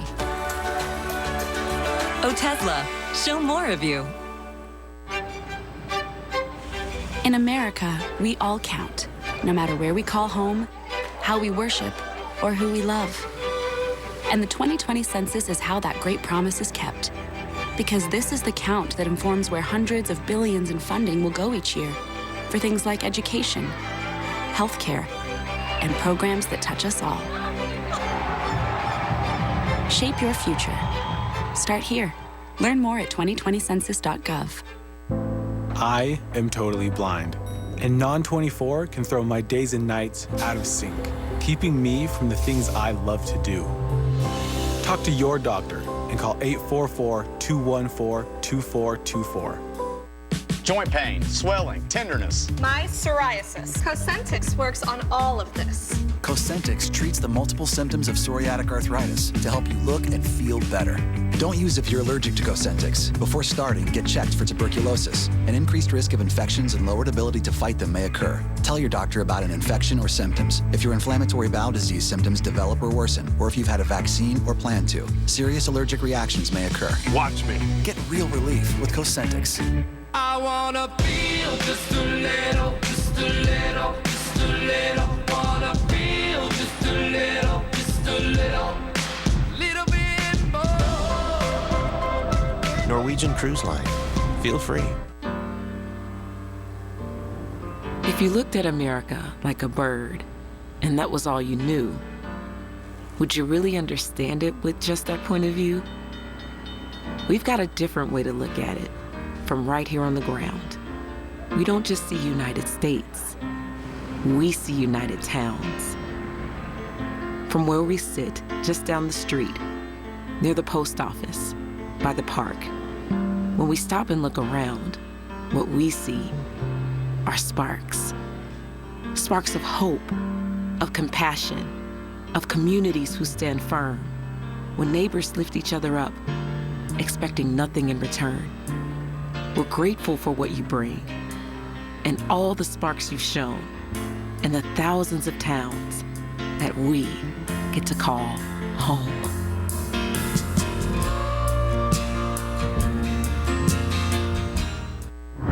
We're standing by to hear from the winner of the South Carolina Democratic presidential primary, Joe Biden. He's about to speak, and I'm curious to see how he portrays a very impressive, stunning victory. We have heard so many Joe Biden speeches in our lifetimes. We have never heard a Joe Biden victory speech during a presidential run, because despite the fact that he has run twice before, as has been mentioned, he didn't stay in long enough to win any contest. Well, this is the first one. And so it's going to be sweet for him to give that speech. But it's not just obviously going to be important for that moment, but it's going to be important for the momentum that he absolutely needs to use the love that he feels there, the passion that he feels there, which is real, given how unbelievable lopsided his victory appears to be in South Carolina. And he's got to propel it, particularly into the states that are most like South Carolina. They're not as delegate rich as some of the bigger ones on Super Tuesday, but every delegate matters right now, because remember, for the Democrats, it is proportional. You know, and I'm sure we'll be hearing the fact that he was President Obama's vice president for 8 years. Yeah, look, the Obama factor among South Carolina African-American voters, among African-American voters around the country, is important. That Joe Biden has a relationship. He has a history. He is, I think it was Van Jones or someone on the panel saying earlier that, he had Obama's back for 8 years, and now African-American voters are saying, we'll have your back. Can he project that further? What slingshot, springboard, choose your word. He needs this to be momentum into these other states. North Carolina, neighboring South Carolina, votes on Tuesday. Tennessee, Alabama, Virginia. There are plenty of places on the map Tuesday where Bernie Sanders, as of today, is expected to get the most delegates. There are plenty of places on the map where Joe Biden can play if he can replicate or come anywhere close to replicating what he did in South Carolina tonight. The challenge is time is so short. And so what does he say here? He has an audience here. It's a Saturday night, but he has an audience here to make this speech, and that it will be replayed over the next couple of days. Can he do something, make a compelling case? And just as I throw back to you, we're watching Congressman Clyburn there. We live in an age where sometimes endorsements don't matter as much. People don't put as much faith in institutions, if you will, or brands as they used to. This is one that did. This is one that did. If Joe Biden can somehow go on and win the presidency, James Clyburn is the secretary of whatever he wants. As we're speaking, it's interesting. Clyburn's endorsement, I think, was very, very significant. But as we're speaking, the campaign manager for Mike Bloomberg, Kevin Cheeky, has just put out a statement making it clear he's not dropping out. That's right. I think we're going to listen into Jim Clyburn, and then we can talk about that on the other side. Of this business and take us to where this country can be. Ladies and gentlemen, my good friend, one who I know, who you know, but most of all, who knows us.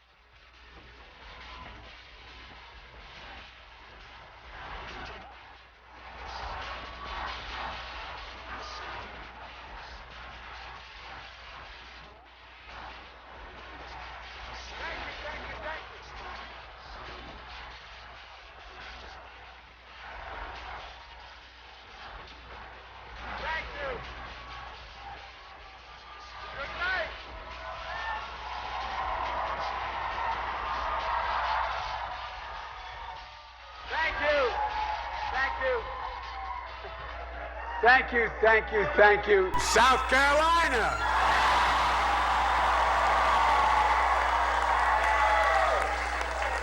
And my buddy Jim Clyburn, you brought me back.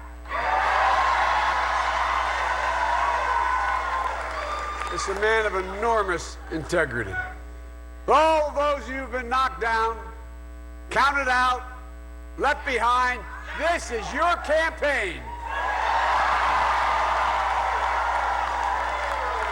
Just days ago, the press and the pundits had declared this candidacy dead.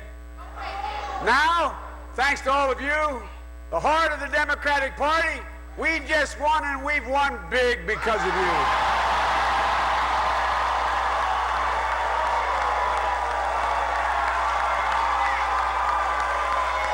And we are very much alive.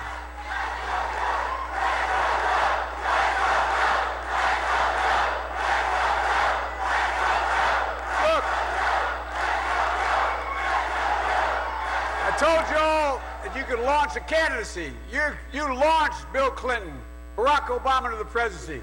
Now you launched our campaign on the path to defeating Donald Trump. This campaign has taken off. So join us. Go to JoeBiden.com, sign up, volunteer, contribute if you can, but we need you, we want you, and there's a place for you in this campaign.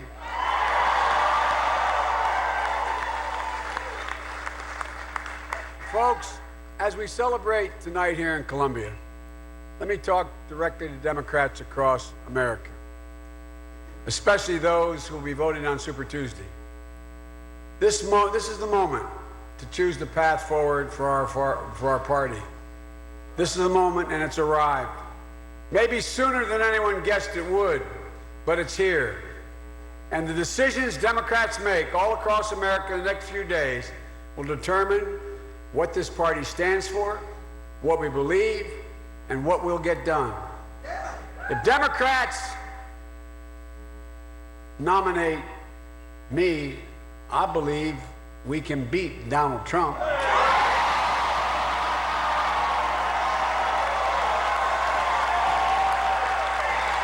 Keep Nancy Pelosi in the House of Representatives as Speaker, and take back the United States Senate. So join us. My fellow Democrats across America, join us. If Democrats want to nominate someone who will build on Obamacare, not scrap it, take on the NRA and gun manufacturers, not protect them. Stand up and give the poor a fighting chance and the middle class get restored, not raise their taxes and keep the promises we make, then join us. And if the Democrats want a nominee who's a Democrat, a lifelong Democrat,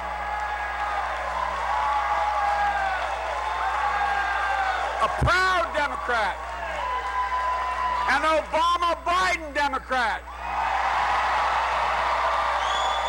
join us. We have the option of winning big or losing big. That's the choice. We need to build on the coalition and legacy of the most successful president in our lifetime, Barack Obama. And the way we do this is by bringing Americans together of every race, ethnicity, gender, economic station, Democrats, Republicans, Independents, people of every stripe. Look, just like we did here in South Carolina.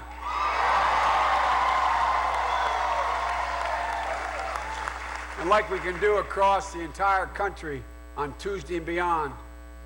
Folks, win big or lose, that's the choice. Most Americans don't want the promise of revolution. They want more than promises, they want results.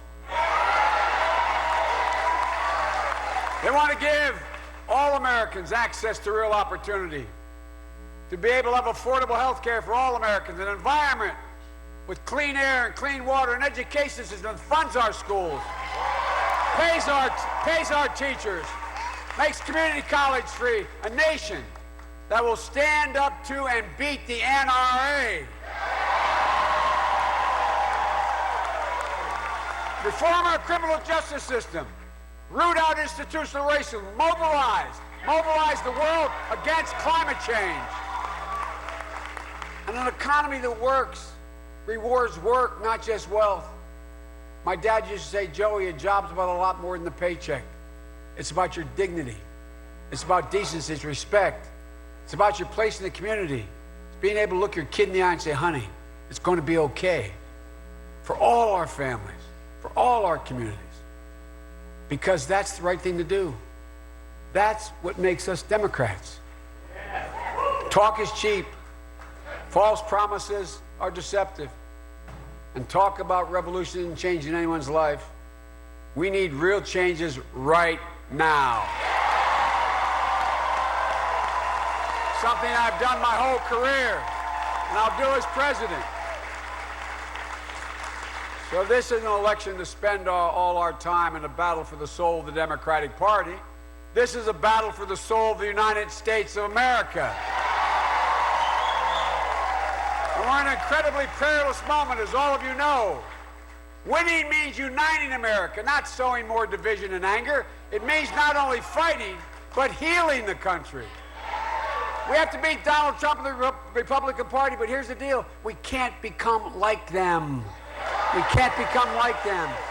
We can't have a never-ending war.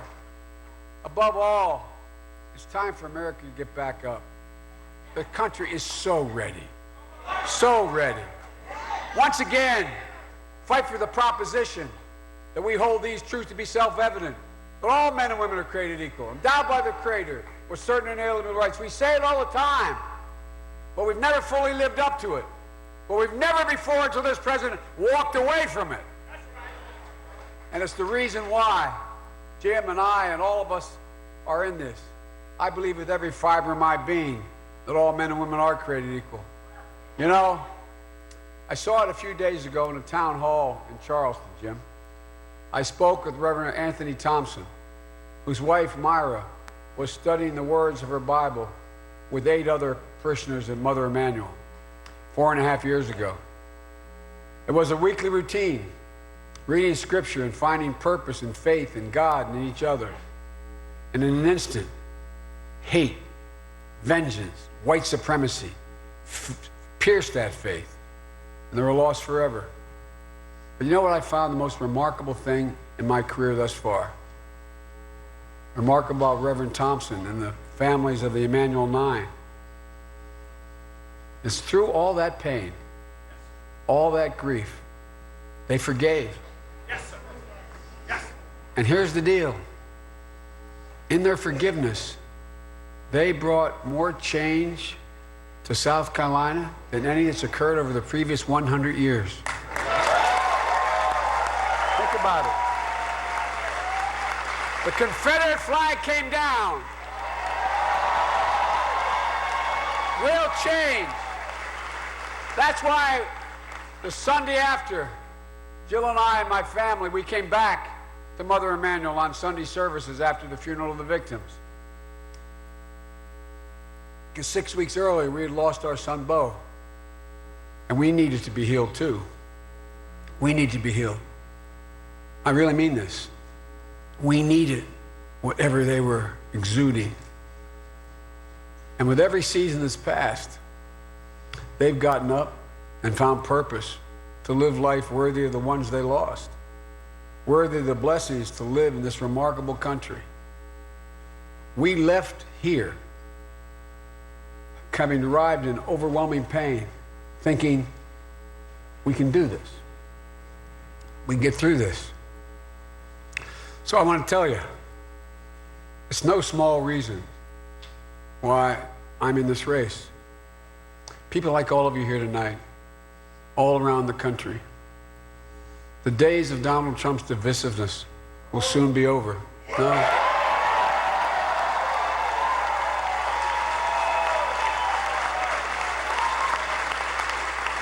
And as Jim, quoting to Tocqueville, he was right. This multi-ethnic country we call our democracy, America,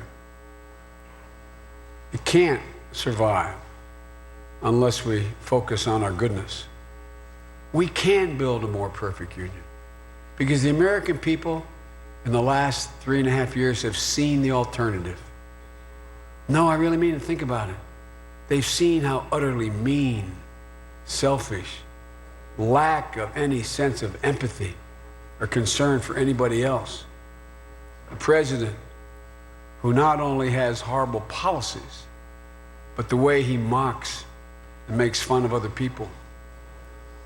To all of you here in South Carolina, and especially Jim Clyburn, my friend, who lifted me in this campaign on his shoulders. That's right.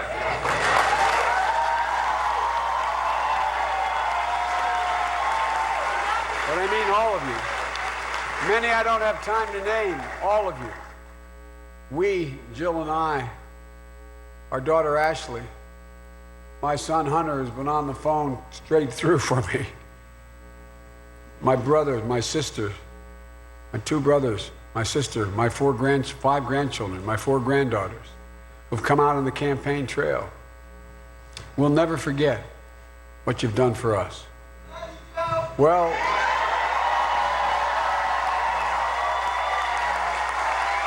we can say without fear of contradiction, the Bidens love you guys, man. The Bidens love you. That's real. And folks, now we need to stand behind Jamie Harrison, the next president of the United States, next senator of South Carolina. We need to send Joe Cunningham back to the House of Representatives. all of us, all the Bidens, thank you. Thank you for everything you've done for us. So folks, so here's the deal. Let's get back up. We're decent, we're brave, we're resilient people. We can believe again. We're better than this moment. We're better than this president. So get up, take back our country. This is the United States of America. There's nothing beyond our capacity if we do it together. God bless you all, and may God protect our troops. Thank you, thank you, thank you. Joe Biden speaking in Columbia, South Carolina tonight after his massive win in that state. Van Jones, quite a speech from Vice President Biden. That was extraordinary. That was extraordinary. That was the first time that I felt in this campaign that the Obama-Biden spirit of hope and optimism, he turned it personal. He took it back to Mother Emanuel. He took it back to his own personal pain. He's making this campaign a symbol of coming through, of finding your way. He's turning the breakdown into a breakthrough. That's what he's doing. And he's hitting these emotional, spiritual notes that this country really needs because of the toxicity of the environment. That was medicine, and that was beautiful. One of the things that has confused me about the Biden candidacy is that it devolved in kind of to a tactical argument.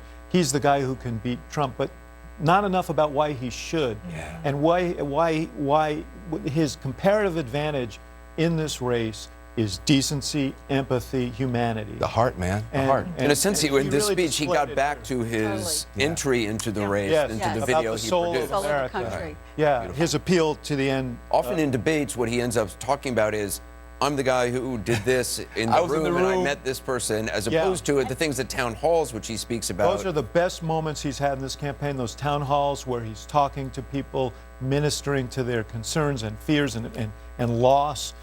Because they know he has experienced loss and he understands that pain. That is the essence of his appeal, and the closer he stays to that, because these are elements that people don't see in the president. They don't see empathy, they don't see humanity, they don't see connection or caring. It's interesting, actually, when you think about Joe Biden going toe-to-toe with Donald Trump on a debate stage, and, there's all sorts of reasons you can say, well, the president will, be aggressive, and Joe Biden, might be faltering in bringing up facts and stuff.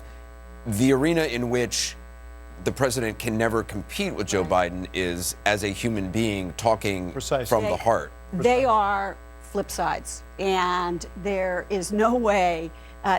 Trump has no empathy, not about empathy, never has been, and Joe Biden is Mr. Empathy. Joe Biden, on a good day, is a happy warrior.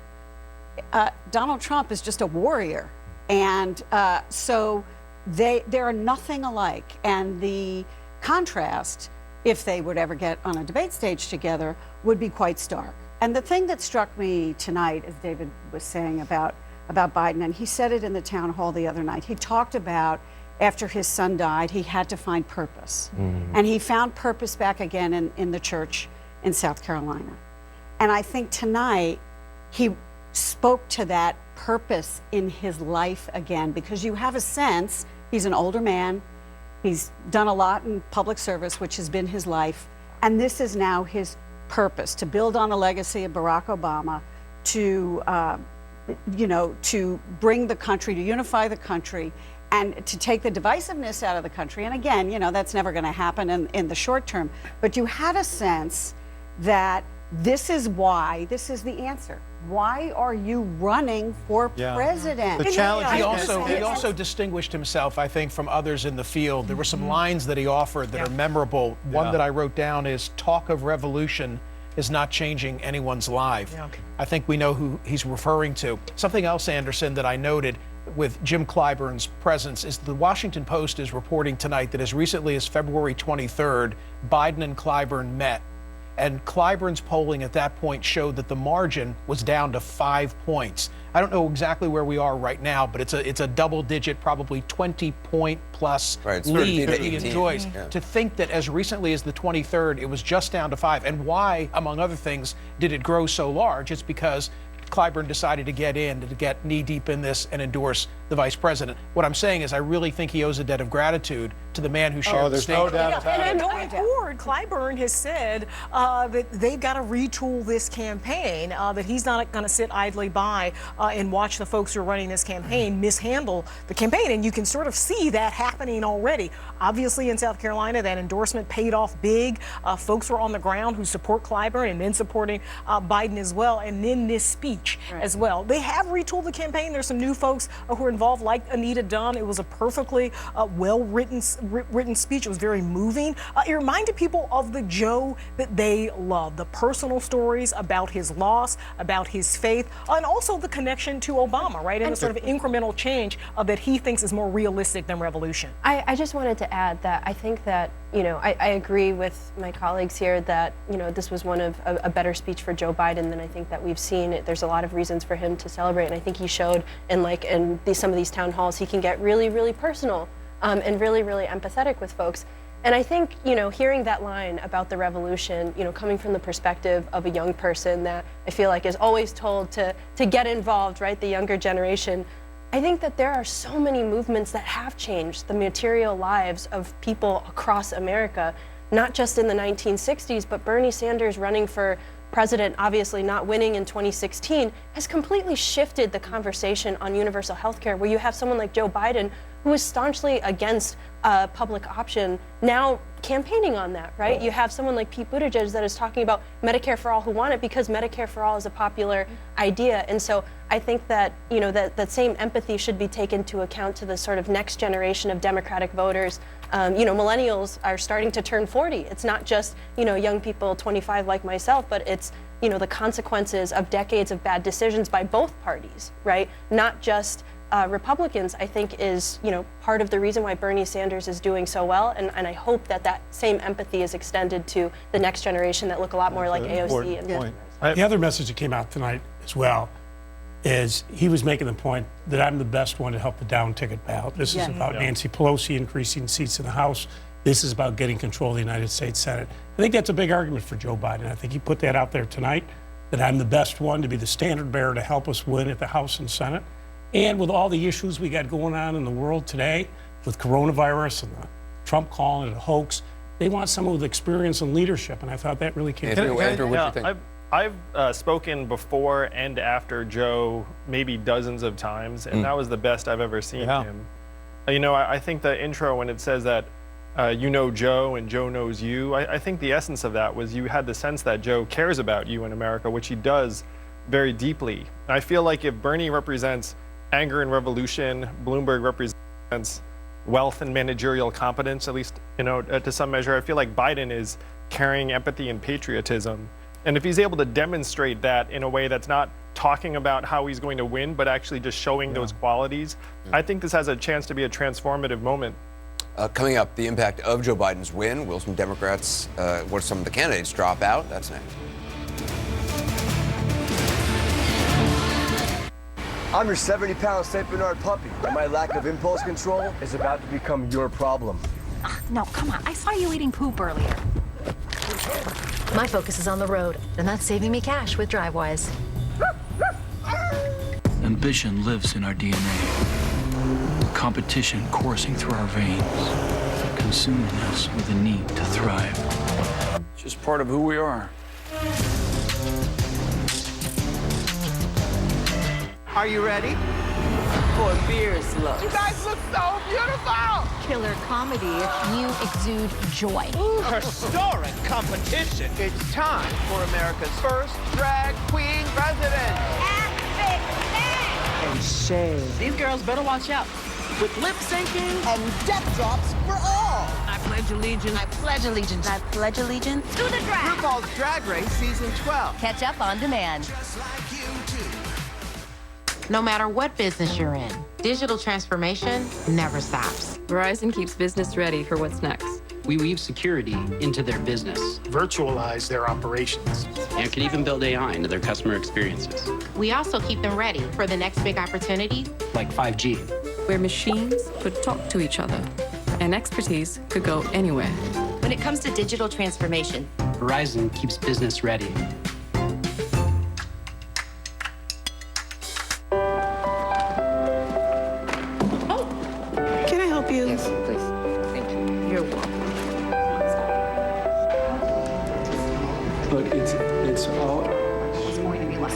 Can I help you? Yes, I'm stuck. The career skills that really matter, like teamwork, responsibility, and serving others, Hey, can I help you? are the ones you learn here. Welcome to McDonald's. Can I help you? This commute's been pretty rough, huh? It's great, actually. I've been listening to Audible. It's audiobooks, news, meditations. Gotta go.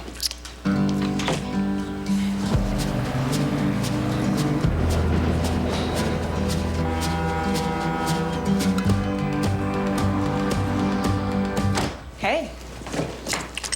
You know, I do think it's weird you've started commuting when you work from home. I'll be in my office.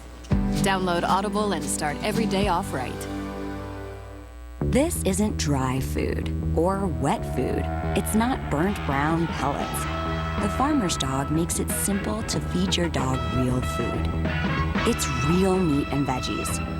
Freshly made, developed with vets, delivered right to your door. That's why dog lovers are choosing the Farmer's Dog.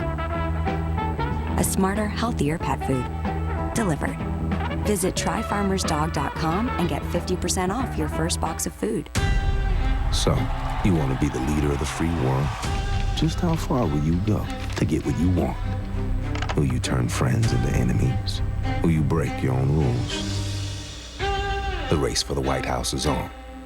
The deadly coronavirus officially hitting the U.S. The markets are plunging for a second straight day. Health experts warn the U.S. is underprepared. Managing a crisis is what Mike Bloomberg does. In the aftermath of 9/11, he steadied and rebuilt America's largest city, oversaw emergency response to natural disasters, upgraded hospital preparedness to manage health crises, and he's funding cutting-edge research to contain epidemics. Tested, ready. I'm Mike Bloomberg, and I approve this message. I'm a small business owner, the first in my family to graduate from college. Devin Nunes is a career politician who has taken millions from special interests. They get big tax breaks, we get cuts to our health care. I'm rejecting all corporate PAC money, so there's never a question about who I work for. The billionaires and political insiders want to keep the deck stacked in their favor. They're with Devin Nunes. I'm Phil Arbaio, and I approve this message to ask you to stand with me. Super Tuesday. Special coverage starts at 4 Eastern, live on CNN. We got a key race alert, a very impressive win for the former Vice President Joe Biden, a blowout win in South Carolina, the Democratic presidential primary. Take a look at this, more than half of the vote. The estimated vote is now in. 56% of the vote is in. And look at this. Joe Biden has 50.1%. The second place right now, Bernie Sanders, only 19%. Tom Steyer, third place, 11.7%. Pete Buttigieg, all in single digits, the remainder. Pete Buttigieg, 7.7%. Elizabeth Warren, 6.6%. Amy Klobuchar, only 3.1%. Tulsi Gabbard, she's at 1.1%. Very, very impressive win for Joe Biden. Let's come over here to the table as we're getting ready to assess what's going on. We've got some major breaking news right now. I want to bring in CNN's Jeff Zeleny. What are you learning, Jeff? Well, if we are learning that just in a few moments or so in South Carolina, Tom Steyer is going to end his presidential candidacy.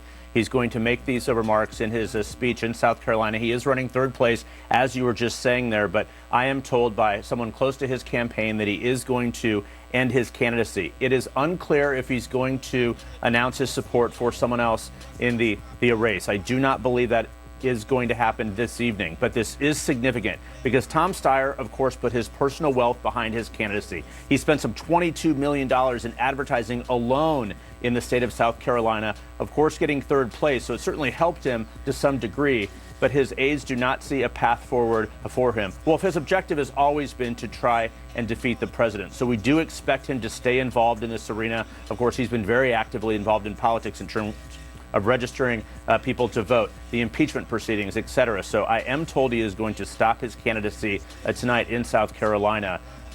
So the question here is, as this, is he the only one who is going to be making this a decision here in the wake of this First in the South primary? Certainly this is a decision time for all of these candidates, but we do know tonight that Tom Steyer in a short time will announce that he's dropping out of the race. And we'll hear what he has to say. Jeff Zeleny, excellent reporting as usual. This is an important moment right now because Tom Steyer, if he would have continued, he has a lot. He's a billionaire. He could have spent a lot more, but he sees the handwriting on the wall. Right. He's not gotten a return on his investment at all. Yes, he's in third place in South Carolina, which is a big deal given the fact that he's never held office before.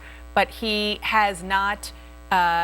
He's not gotten a delegate as far as we know. I mean, he's under 15%. Perhaps if he gets that threshold in one of the congressional districts, then he will get a delegate. But to spend as much as he has, and I'll just pull it up here, you just remember, $22.5 million in television and radio ads in South Carolina. I mean, he completely trounced all of the other candidates when it came to spending, and that's not even including the direct mail and other campaign staff and other spending that he did there. And the other thing that I just want to put out there as a question is whether or not, despite his money that he could put behind other candidates, whether or not it makes much of a difference when it comes to other candidates getting his support, because he has no delegates to date, 0 delegates to date, and it didn't look like ahead on Super Tuesday in some of the big states he was going to get any at all. The question really is, do other candidates see him drop out and think maybe I should have that conversation with myself? Because that's the only potential impact here, is to get the other candidates to think about it. Andrew Yang was just talking about it during the panel conversation earlier. But you know what? Am I really making an impact on the race? Because in our California poll that came out the other day, Tom Steyer was at 3%. In Texas, he was at 1%. It is not like Tom Steyer getting out of this race is creating this giant opening, to take a pool of voters that would otherwise be for Tom Steyer. He simply didn't have the support. South Carolina was his best state by far. I'm just going to glance again and look, 11.8% statewide. That is nowhere near a return on the investment. And let's give him some credit in the sense that he did spend a boatload of money there. He also spent a lot of time there. He did try to develop relationships in the community. So this is one where he worked hard. His wife moved to South Carolina, more or less. He did a ton of events there. He tried to develop at least a decent base in the African-American community. And tonight is proof that it didn't work. And so getting out, my only question here is, he doesn't have a big impact in future states because he doesn't have a big reservoir of support. My only question is, do other candidates say, you know what, that's what's happening right now, maybe I should think about it? That's an important point. Being in South Carolina, talking to African-American voters just anecdotally, he did have a presence there. And it wasn't just Johnny-come-lately coming in to say, hey, I'm here, please vote for me in this presidential primary. He and his wife went in and invested in the African-American communities years ago, and that stuck. I will just one quick anecdote.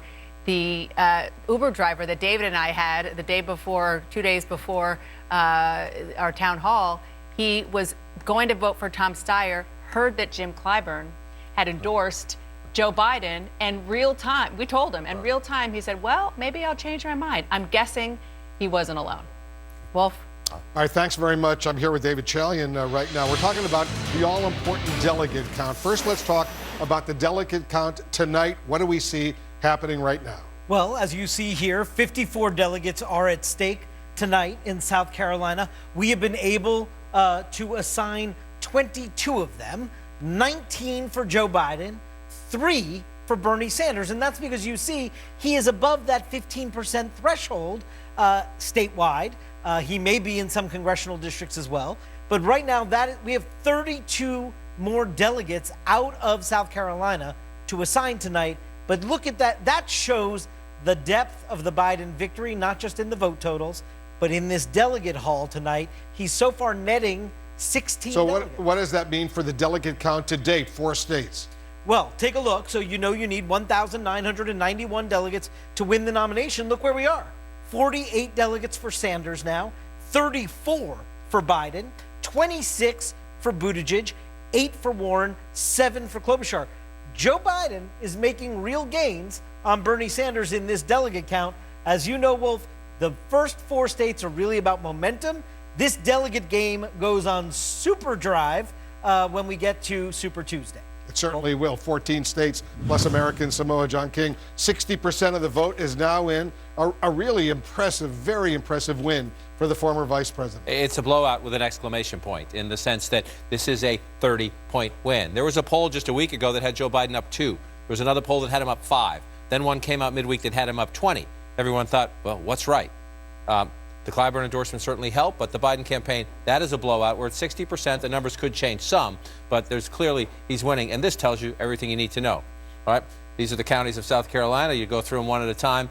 50% in Richland County. That's the second largest county in the state. There are 46 counties. Wolf, there's 2 we're still waiting for results from. Orangeburg County, heavy African-American population here. You would expect it's going to fill in just like everything else. You move down here to Bamberg County, very tiny, more of a rural county. 0.3% of the population, but you can expect by the end of the night, barring something we don't see, this looks pretty typical. It looks like Biden is winning every single county in South Carolina. What about Bernie Sanders?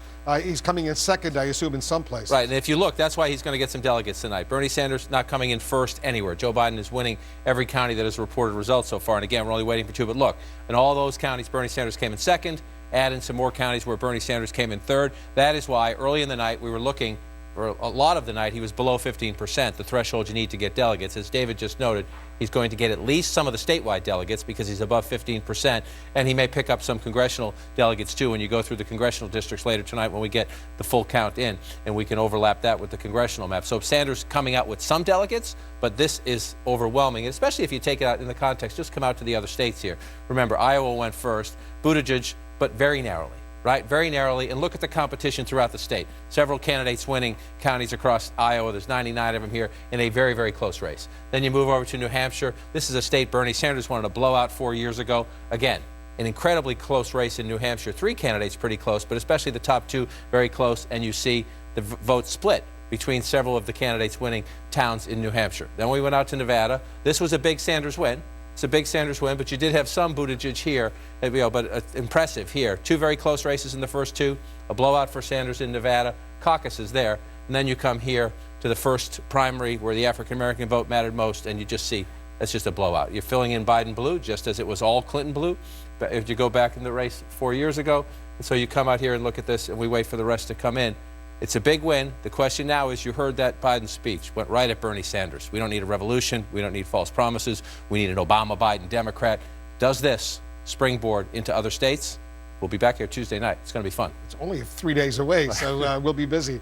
Coming up, Joe Biden's wife, Jill, on his blowout win in South Carolina and his battle against Bernie Sanders on Super Tuesday. We'll be right back. Wireless for $15 a month. That's not right. It's right, all right. Finger dipping? That's not right. That dip look good. Oh, that does look good.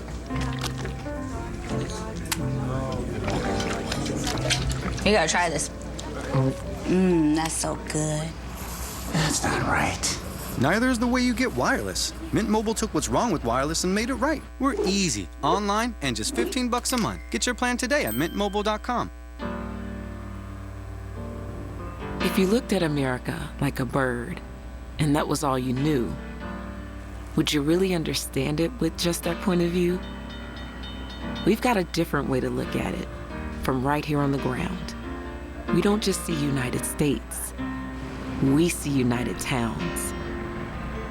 From where we sit, just down the street, near the post office, by the park, when we stop and look around, what we see are sparks. Sparks of hope, of compassion, of communities who stand firm, when neighbors lift each other up, expecting nothing in return. We're grateful for what you bring, and all the sparks you've shown, and the thousands of towns that we get to call home.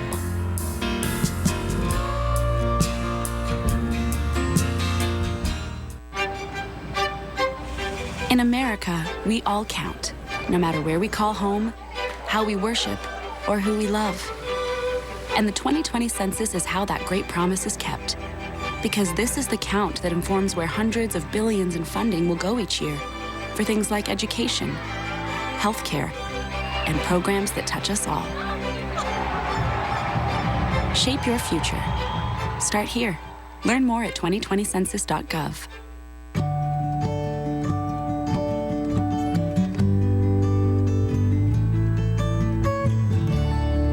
There are a million reasons why families keep coming back to the Keys. Generation after generation. keep the tradition alive in the Florida Keys and Key West. I wanna feel just a little, just a little, just a little. Wanna feel just a little, just a little, little bit. Norwegian Cruise Line. Feel free. 1 in 3 deaths is caused by cardiovascular disease. Millions of patients are treated with statins, but up to 75% persistent cardiovascular risk still remains. Many have turned to fish oil supplements, others fenofibrates or niacin. But here's a number you should take to heart: 0. The number of FDA approvals these products have when added to statins to reduce the risk of cardiovascular disease. Ask your doctor about an advancement in prescription therapies with proven protection. Visit truetoyourheart.com. As a struggling actor, I need all the breaks that I can get. At Liberty Buchamug. Cut. Liberty Bibbity. Cut. We'll dub it. Liberty Mutual customizes your car insurance so you only pay for what you need. Only pay for what you need. Liberty, liberty, liberty, liberty. We have another key race alert right now. 68% of the estimated vote is now in. Look at this, Joe Biden. He's the winner, obviously, 50% so far. It's a blowout win for the former vice president. Bernie Sanders in second place, but way, way below with only 19.1%. Tom Steyer, 11.4%. He has just announced that he's dropping out of this race. Pete Buttigieg, 7.8%. Elizabeth Warren, 6.8%. Amy Klobuchar, only 3%. Tulsi Gabbard, 1.2%. I want to go to CNN's Jessica Dean. She's in Columbia, South Carolina for us. She's got a special guest. Jessica. That's right. Well, if we're here with Dr. Jill Biden, fresh off the rope line there, and your victory speech. Dr. Biden, I want to ask you, South Carolina is very personal to your family. It's where you came after your son died to grieve. Ironically, after this, what has been a bruising primary process, very personal in terms of the attacks, they delivered this huge victory for you tonight. What does that feel like for you and your family? Well, it's hard. You know, as a mother, it's very hard for me to see my son attacked and to see my husband attacked. And these are all distractions for Donald Trump. It just shows you that Donald Trump doesn't want to run against Joe Biden because Joe Biden's going to beat him. And you guys certainly have a lot of personal relationships here. This is a lot of years you've been spending here. We've been coming here for years and years. You know, we knew Fritz Hollings and Pizzi and the Clyburns. Certainly Emily was such a strong force and friend. And, you know, we have so many relationships, and I look forward to coming back. And now, though, you've got to go travel to all that you're going out. I think it's fair to say you're your husband's favorite surrogate. And so you're going to go now to Arkansas and California. You've been everywhere. You were in California this morning. What is the message you're going to be taking to people? Do you think that you can take this momentum that you guys have here and really make a difference going into Super Tuesday? Yes, absolutely. This is just the beginning. You know, I'm a marathon runner, and this is just the beginning of our marathon. We have all those other states to hit, and I think when they see Joe and he's so presidential and he has the experience, and I think we're just going to take it the whole way. And before we go, I do want to say thank you to the people of South Carolina, because they opened their homes and their communities, but best of all, they opened up their hearts to us. And really, the Bidens will never forget this. They gave us wings, and you know, we're so thankful. It's interesting you say that, because I talked to a senior advisor with your campaign who said money doesn't buy relationships, which was clearly a swipe at Michael Bloomberg. We're going into Super Tuesday. That's a big strategy for him to win in some of these states like Arkansas, Tennessee. What do you have a message for him tonight?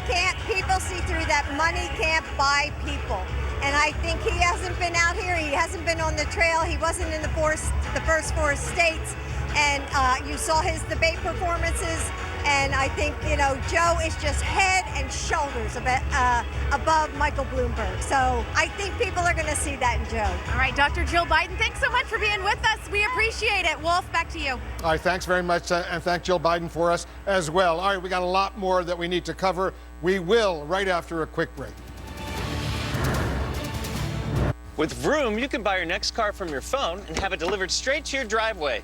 Late model, low mileage Buttes like this one. Handpicked by the pickiest car picking people out there. Vroom cars are carefully inspected. Nice. And come with a Carfax. Sweet ride. Thousands of cars priced below market value. Hey, just go to vroom.com, pick your favorite, and they'll deliver it right to you. I am totally blind.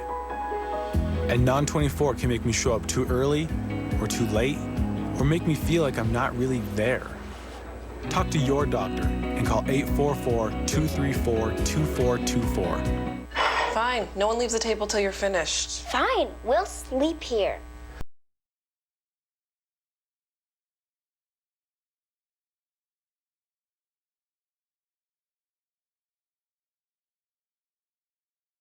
Pretty rough, huh? It's great, actually. I've been listening to Audible. It's audiobooks, news, meditations.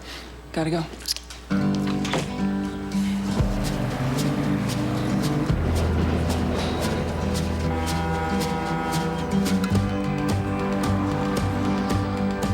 Hey.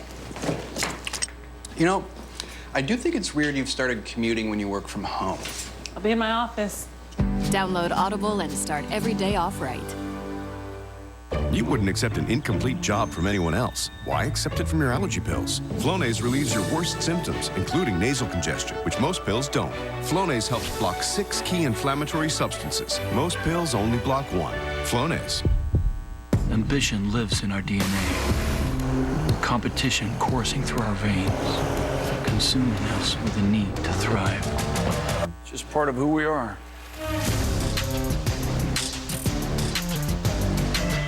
Super Tuesday. One day, 14 primaries. The most important test for the presidential candidates yet. And no one can bring it to you like CNN. Super Tuesday. Special coverage starts at 4 Eastern, live on CNN. I'm Dari Rezvani, and I owe everything to this community. It's given me an education, the opportunity to build a business, and the ability to start a family. Well, kinda. I approve this message because we deserve a representative who stands in solidarity with us, who respects our differences, and whose commitment to the Valley is unshakable. Devin Nunes doesn't pass that test, and it's time we send someone to Washington who will. Democrat Andrew Jans is Fresno's chance for a new direction. Jans is endorsed for mayor by the Fresno Bee for being open-minded and responsive with smart solutions. The son of immigrants, Jans will stand up to Donald Trump and help hard-working families reach the American dream. And unlike his opponent, Jans is not taking contributions from developers, focusing instead on building more affordable housing and green space. Andrew Jans for mayor, the future of Fresno. The Windsors, Inside the Royal Dynasty, tomorrow at 10 on CNN. Closed captioning brought to you by Mesobook.com. Mesothelioma, it's all we do. With 9 offices across the country, let us come meet with you. Call us at 1-800-213-8000. I said if I didn't see a path to winning, that I'd suspend my campaign. And honestly, I can't see a path where I can win the presidency. So am I going to continue to work on every single one of these issues? Tom Steyer dropping out of the race just moments ago. Want to talk about it with the group here. Andrew Yang, I mean, it's a decision you made as well. It's interesting you talked about kind of looking at this rationally, trying not to get, obviously there's a lot of emotion with the race. Looking irrationally, there wasn't a path ahead for you, you saw, and that seems to be the decision he made as well. Yeah, it's not surprising to me that Tom dropped out. I think that Tom is a rational, principled actor. He was not going to do something that he thought was bad for the country. He invested a lot of energy in South Carolina, so we wanted to see it through. The question now in my mind is whether several other candidates follow suit in the coming days. The big question marks to me are Pete and even Bloomberg. And so for Bloomberg, he's likely to see Super Tuesday through. But if you make this decision before Super Tuesday, it's actually much more impactful than if you make it after. So those are the conversations that I think some other candidates should be having. Yeah. I think in a way he had no other choice, but it was the right statesman-like thing to do if you want a Democrat to win. And if you spent also $210 million on radio and television, and you may not even get a delegate out of tonight. And he, as he said, he saw no path to the presidency. He did not endorse. No. So that'll be an interesting question. And also, will he help any other candidate who is the nominee I think that go he up will. against Donald Trump? Look, a class act Right. all the way. You know, Tom Steyer, somebody, I've known him personally for almost 20 years. He's somebody who really does care about these issues. He's not just, hey, you know, I heard climate change is a good issue to run on. I heard racial justice is popular now. Let me do some woke, performative stuff. Maybe I'll get, you know, some attention. He believes in this stuff, and he put his money where his mouth is. And I think he did the right thing to back out. I hope that other people will do the same thing. We do need to clarify this race. We need to give people a chance to vote for one part of this party or the other. And I think Tom Steyer did the right thing tonight, and I'm not surprised. Hey, Governor, if you're Team Biden tonight, what are you doing to try to capitalize on this for Super Tuesday? I think you're on the phone right now with Tom Steyer. Would be one of the first calls you would probably make. But the campaigns right now, Anderson, they're all talking to each other. I mean, they all know each other. They've all worked on campaigns. So there is a lot of interaction going on to the different campaigns right now. But, you know, I think Biden gave probably the speech of his life tonight when he said there's no greatness without goodness. I mean, I thought that was a very impactful speech. And I think a lot of the candidates who were watching this tonight said, wow, I can see him as president. I think a lot of people saw that tonight. And I think that will have an impact on the candidates as well, say, well, he put a great message out there. I think we ought to get behind him. But campaigns are talking. I'm sure Joe Biden is on the phone right now with Tom Steyer, as I would assume Bernie and everybody else. You also have Clyburn earlier on CNN saying this has been a badly run campaign for Biden. It needs to be revisited, retooled. He wants to get involved with it. How does that? You know campaigns. How does that happen? Yeah, and I will tell you, Joe was much better in the campaign. I can't answer like in Iowa how there was virtually no field operation. It just didn't work. I don't know who. You know, someone ultimately has to be responsible. He was the incumbent. He was the vice president. He was the front runner going into it. You would assume you could have picked up a lot of early support. I think one thing, the vice president waited too long to get into the race. That's all. I mean, this is just mechanism of politics. But, you know, I think they've retooled the campaign. But Joe's going to drive it now. This was a huge win tonight. Nobody can say it wasn't. It was a gigantic win. There'll be huge momentum coming out of this.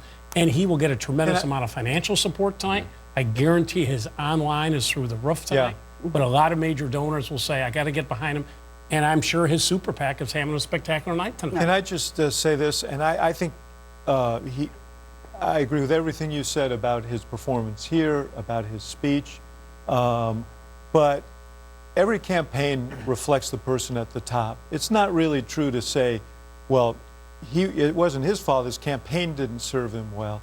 The fact is that when you're the candidate, one of your responsibilities is to be the sort of chairman of the board of your campaign. And, you know, Biden's never had great success in presidential politics before, and this is one of the reasons. Now, the question is, has he had a wake-up call here? I thought his speech was magnificent tonight. Can he carry that message through every bit of his communications? Can he carry it through on the debate stage? That's going to be the test for him. You can't just have one good night, and the campaign can't just have one good primary. They've got to retool, and he's got, you know, he's got to recognize that this has been a flaw. And not just this time, but every time he's run for president. Is there something to be read into the fact that no one is seizing the moment right now? I remember when we were together and the governor said, Amy Klobuchar should get out there, and she followed your advice. It seems to me that this is a free media opportunity for the asking right now before Super Tuesday. And we've heard from Senator Sanders. We've heard, obviously, from former Vice President Biden. We just heard from Tom Steyer. But where's everybody else? And should we be reading something into that? The fact that they haven't come out and said something. Well, I mean, I think some of these are, you know, some of these folks are giving campaign speeches in different states. I think Warren is down in Texas, Houston, Texas. Of course, that's going to be a big contest on Tuesday, and I think she's hammering Sanders and Biden. I don't think we're necessarily going to cover it, but I think they're going to try to figure out what their message is going forward. For Biden, I do think the question is, can he be consistent? Can he show up as the Biden we saw tonight? As the Biden I think people remember from 2016, 2008, remember from 2012, remember from standing by Obama. Seems like the campaign has hidden him in some ways. You know, you think about all of these other candidates out on stage all the time, out doing interviews all the time. Hasn't been the same with Biden at all. He's apparently doing four Sunday shows tomorrow.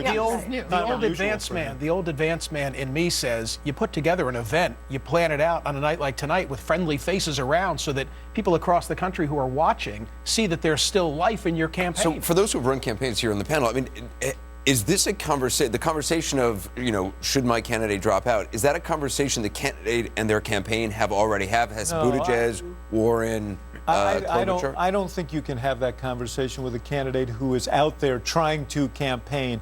I think campaigns have had conversations internally about here's our situation, when are we going to talk to the candidate, what is the recommendation we're going to make, and I think those conversations are going to happen.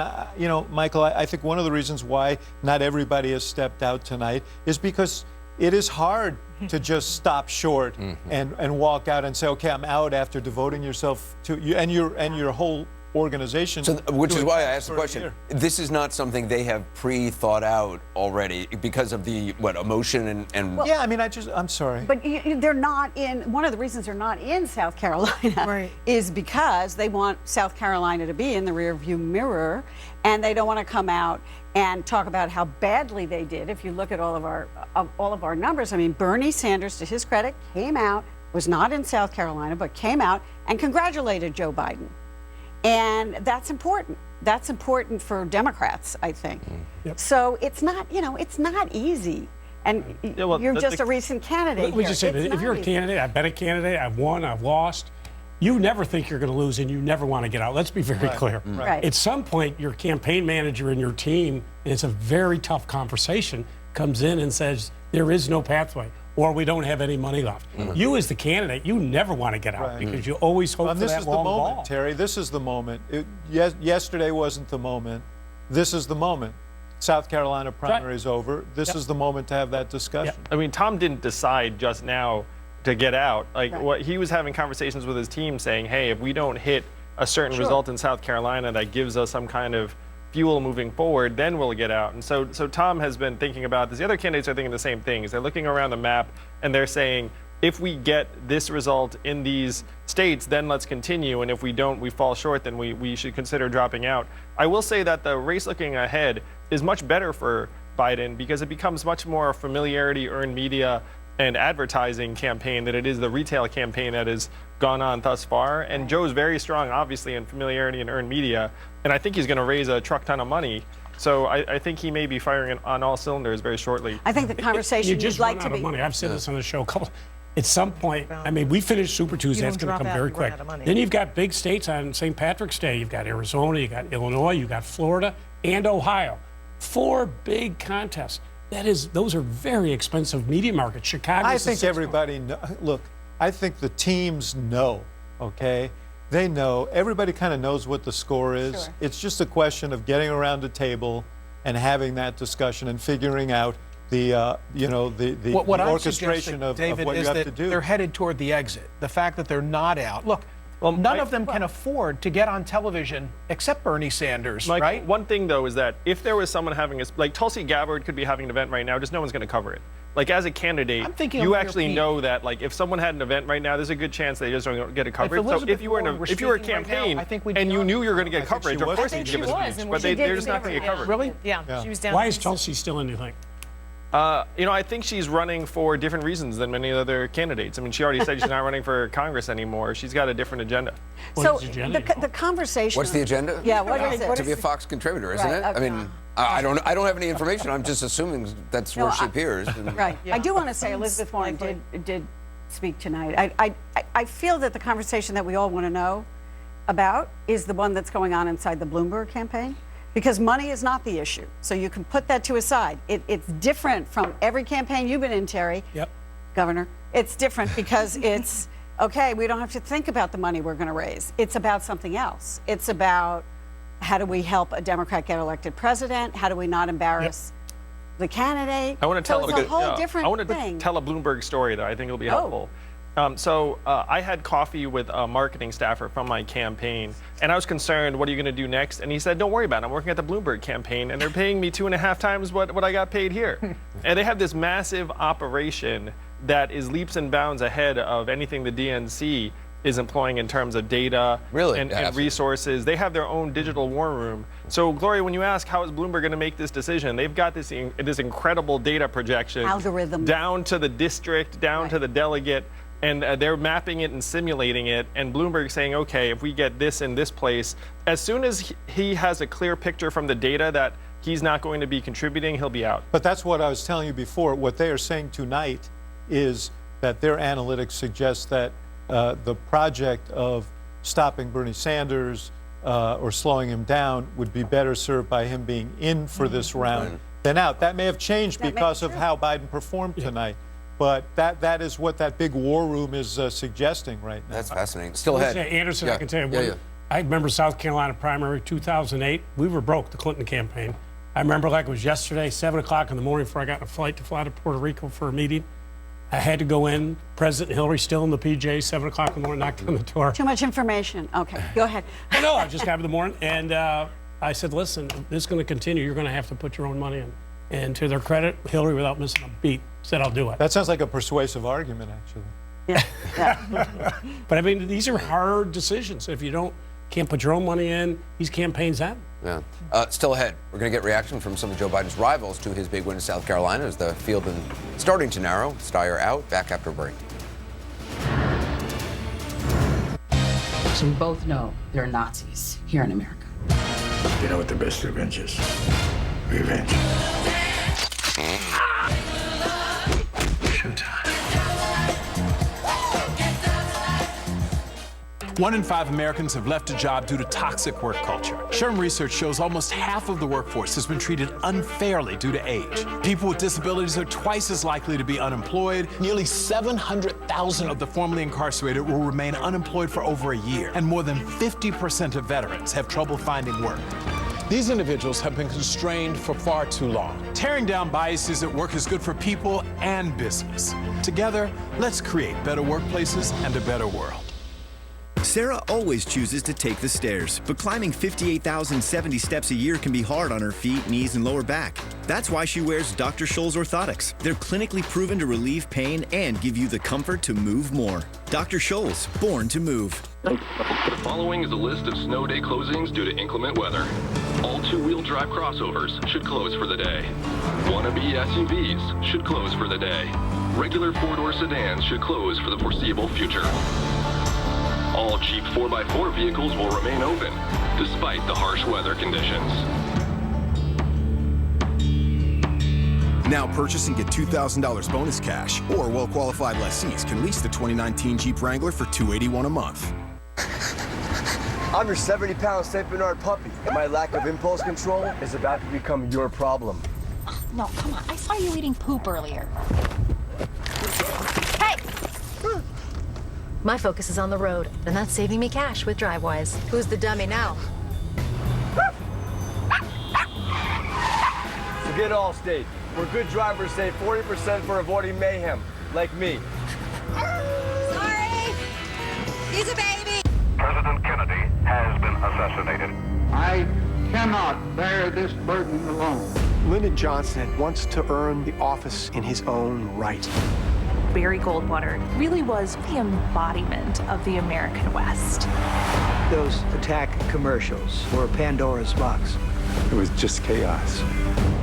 We figured out that we must be being bugged. Race for the White House, LBJ versus Goldwater, tomorrow at 9 on CNN. Hi, we're glad you came in. What's on your mind? Can you help keep these guys protected online? Easy. Connect to the X-Fi gateway. What about internet speeds that keep up with my gaming? Let's hook you up with the fastest internet from Xfinity. And what about wireless data options for the family? Of course, you can customize and save. Could you save me from this conversation? That we can't do, but come in and see what we can do. We are here to make life simple, easy, awesome.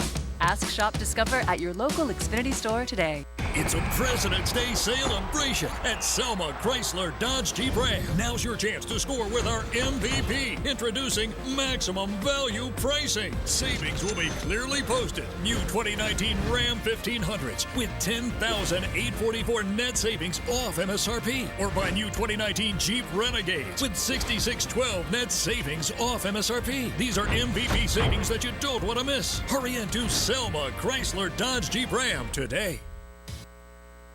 Super Tuesday. Special coverage starts at 4 Eastern, live on CNN.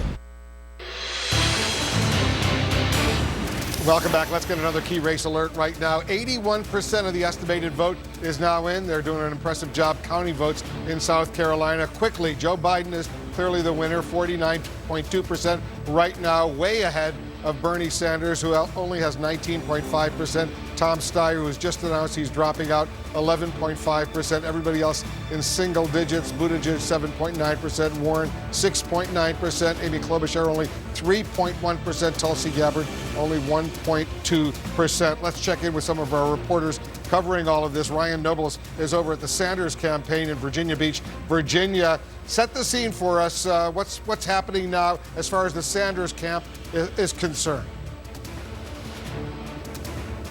Well, there's no doubt, Wolf, that the Sanders campaign is looking ahead to Super Tuesday. That's one of the reasons that they ended the night here in Virginia, which is, of course, one of the key Super Tuesday states. But there's no doubt a little bit of angst within the Sanders campaign tonight, just given where we thought they would be coming into tonight. The Sanders campaign felt that they were making real progress in South Carolina. They actually upped their media buy in the closing days of the campaign. Sanders ended up spending a lot more time in South Carolina than they had originally planned. They never thought that they were going to win, but they never also thought that they were going to lose by the margins that Sanders lost by tonight. Yes, he did come in second place. He's now come in first or second in every single one of the first 4 contests, and he is certainly in one of the strongest positions heading into Super Tuesday. But this is no doubt going to be a bit of a knock to the campaign, something that Sanders is going to have to recover from. And you heard him talk about it here tonight, Wolf. He did make brief mention of South Carolina. He congratulated Joe Biden, and then he immediately made the pivot to Super Tuesday, saying that they are focused on Super Tuesday in states like Virginia, where he believes there are still many wins in his future. All right, Ryan Nobles in Virginia Beach, Virginia. Rebecca Buck is covering the Steyer campaign, no longer a campaign. He announced that he's dropping out. Rebecca, he didn't announce that he was endorsing anyone, at least not yet, right? That's right, Wolf. So Steyer really focusing tonight in his speech on the issues that brought him into this campaign in the first place. And he said to his supporters here tonight that he had no regrets about the race, despite the way this turned out for him, that he felt that this was an amazing experience. And particularly here in South Carolina, he intends to stay involved. He said, "I am not leaving." And he really feels that the fight here is his fight as well. Of course, he was a very influential Democratic donor and activist before he became a presidential candidate. And so we can certainly expect him to stay involved, even if he doesn't ultimately endorse. That's an open question. But really, what happened here with Tom Steyer's campaign? South Carolina was supposed to be the strongest state for them, and it was ultimately. But they saw this as, but you can hear his campaign staff behind me sort of saying goodbye. This was supposed to be a launching pad for Tom Steyer into Super Tuesday, an excuse for voters to give him another look. Instead, much weaker results than they expected. They were hoping to hit 15%, and so, as his spokesman told me before Steyer made his remarks this evening, they felt that this was the statesman-like thing to do, to drop out at this stage. Thanks very much, Rebecca Buck in Columbia, South Carolina. All right, we got a lot more to cover. We will right after a quick break. Different folks have different strokes. Yeah, yeah, yeah, yeah, yeah. Oh, get it, baby. It's endless sirloin and seafood at Golden Corral. Different moves for different grooves. Golden Corral, the only one for everyone. I wanna feel just a little, just a little, just a little. Wanna feel just a little, little bit more. Norwegian Cruise Line. Feel free. This is Nut Pods, a small business on Amazon. This is their CEO. Hi. I thought combining coconuts and almonds to create a creamer was nuts. Who do you work for? They're always adding employees, flavors, and fans. We are obsessed with giving our customers an amazing product they're going to love, and Amazon really helps us do that. More than half of everything sold on Amazon comes from small and medium-sized businesses, like Nut Pods. And you can find them on Amazon. In America, we all count, no matter where we call home, how we worship, or who we love. And the 2020 census is how that great promise is kept. Because this is the count that informs where hundreds of billions in funding will go each year for things like education, healthcare, and programs that touch us all. Shape your future. Start here. Learn more at 2020census.gov. Things you can do with Schwab. You can earn more when you invest your cash.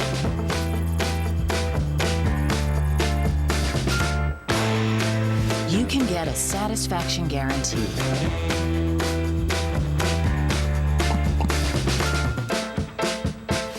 You can also wonder why our competitors don't offer that. Schwab, a modern approach to wealth management. If you have moderate to severe psoriasis or psoriatic arthritis, little things can become your big moment. That's why there's Otezla. Otezla is not an injection or a cream. It's a pill that treats differently. For psoriasis, 75% clearer skin is achievable with reduced redness, thickness, and scaliness of plaques. For psoriatic arthritis, Otezla is proven to reduce joint swelling, tenderness, and pain, and the Otezla prescribing information has no requirement for routine lab monitoring. Don't use if you're allergic to Otezla. It may cause severe diarrhea, nausea, or vomiting. Otezla is associated with an increased risk of depression. Tell your doctor if you have a history of depression or suicidal thoughts, or if these feelings develop. Some people taking Otezla reported weight loss. Your doctor should monitor your weight and may stop treatment. Upper respiratory tract infection and headache may occur. Tell your doctor about your medicines and if you're pregnant or planning to be. Otezla, show more of you. Closed captioning brought to you by Christian Faith Publishing. Tell your story and get your book published today. Are you a Christian author with a book that you're ready to share with the world? Get published now. Call for your free publisher kit today. 1-800-552-2176. All right, let's take another key race alert right now. Look at this blowout win for Joe Biden with 48.5%. to Bernie Sanders, only 19.9%. But take a look at this. He's beating Bernie Sanders with 86% of the vote in by 122,000 votes. That's so impressive for the former vice president. Tom Steyer, who just announced he's dropping out, 11.4%. Pete Buttigieg, 8.1%. Everybody else in relatively low single digits. Let's go over to David Chalian and take a look at the all-important delegate count right now. Biden, as a result of South Carolina, he's gaining some significant numbers of delegates. There's no doubt about it, Wolf. And you know, 54 delegates at stake tonight in South Carolina, the biggest delegate haul of the first 4 states. Take a look at what we've been able to allocate so far to the candidates. Joe Biden tonight, so far getting 26 delegates compared to Bernie Sanders getting 8. They are the only 2 to get delegates so far. And look at what a huge delegate win that is so far. We still have 20 delegates of the 54 not yet assigned, and we'll look as the vote continues to come in. But the big Biden win is also giving him a big delegate haul tonight over Sanders. It was impressive because even the polls didn't show a blowout win like this, did it? Well, no. I mean, there was a poll earlier in the week, I think, that only had Joe Biden with a 5-point lead. Then we saw a poll later in the week that had him with a 20-point lead. This is even greater than that. Here are the delegates to date. Yeah, and take a look. You needed 1,991 to win the nomination. That's the number that these are going to add up to. The person that gets to 1991, if someone gets to 1991, will be the Democratic nominee in Milwaukee. Right now, Bernie Sanders with 53 delegates so far to date.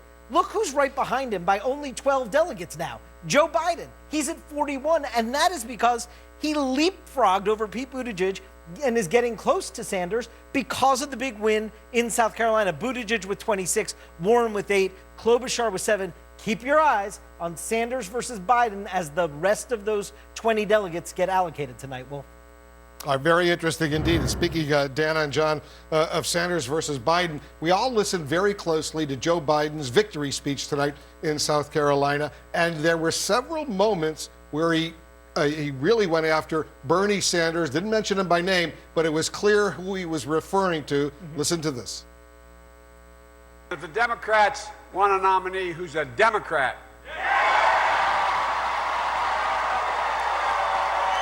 A lifelong Democrat.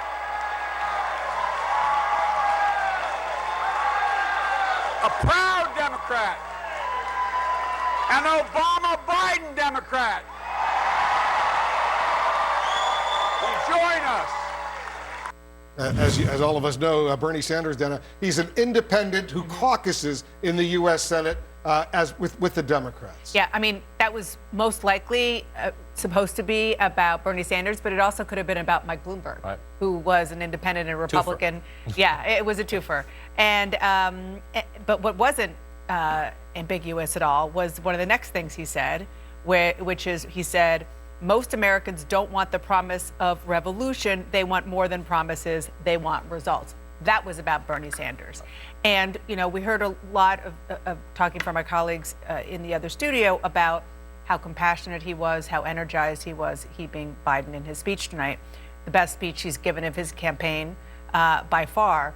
But it wasn't just because of the energy and the adrenaline. It was because he was so pointed and so clear about who his target was and is, and who he knows he needs to beat, and that is Bernie Sanders. And it is not going to be easy when you look at the delegates. But the fact that he articulated that in a way that he hasn't so far was really noteworthy. And energy and confidence in political communication helps. Yeah. And so the fact that the ghosts had been excised from the Biden closet, if you will. This is the third time he's run for president. It's the first time he's won a primary. And you could see that. You could just see the happiness in his face, the joy in his face, the confidence in his face. Does that carry over?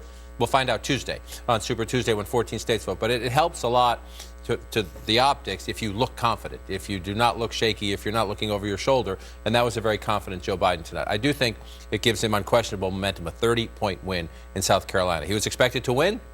I don't know many people thought he was going to win by 30 points. So that gives you momentum. I do think the Jim Clyburn endorsement in the final few days really helped him a lot? Absolutely. Absolutely. David Chalian talked about it earlier in the exit polls, that people saying it was either the most important factor or a very significant factor. Well, there's no question about that. If you just look at the map that's filling in, if you look over our shoulders, every county is filling in Joe Biden blue. This is a blowout. Which is, this is more than Biden thought he was going to get, I think, and it's just what he needed. And I do think the fascinating conversations now are going to be in the other campaigns. Elizabeth Warren is in Texas tonight. She just gave a speech where she congratulated Joe Biden, but then she criticized him, saying he wants to cut deals with Mitch McConnell. That's not what we want. And then by the day, she is getting more personal in her criticism of Senator Sanders, which has always been with the progressives, have more of a break. She criticized Senator Sanders as well. So clearly, as the other candidates try to decide what do we do next, it's not tonight for Elizabeth Warren, but she has now come in third, fourth, and fifth. That's tough. Yeah. And looking ahead to Super Tuesday, there's another thing. Ryan Nobles was talking about how the Sanders campaign didn't expect to win, but they didn't expect to be trounced the way they were tonight. And it's not just the overall number, it is with the black vote. And David Chalian mentioned earlier exit polls that are, in the teens when it comes to what Sanders did with the black vote, which is not unlike how he did 4 years ago with Hillary Clinton, where she just demolished him with that group.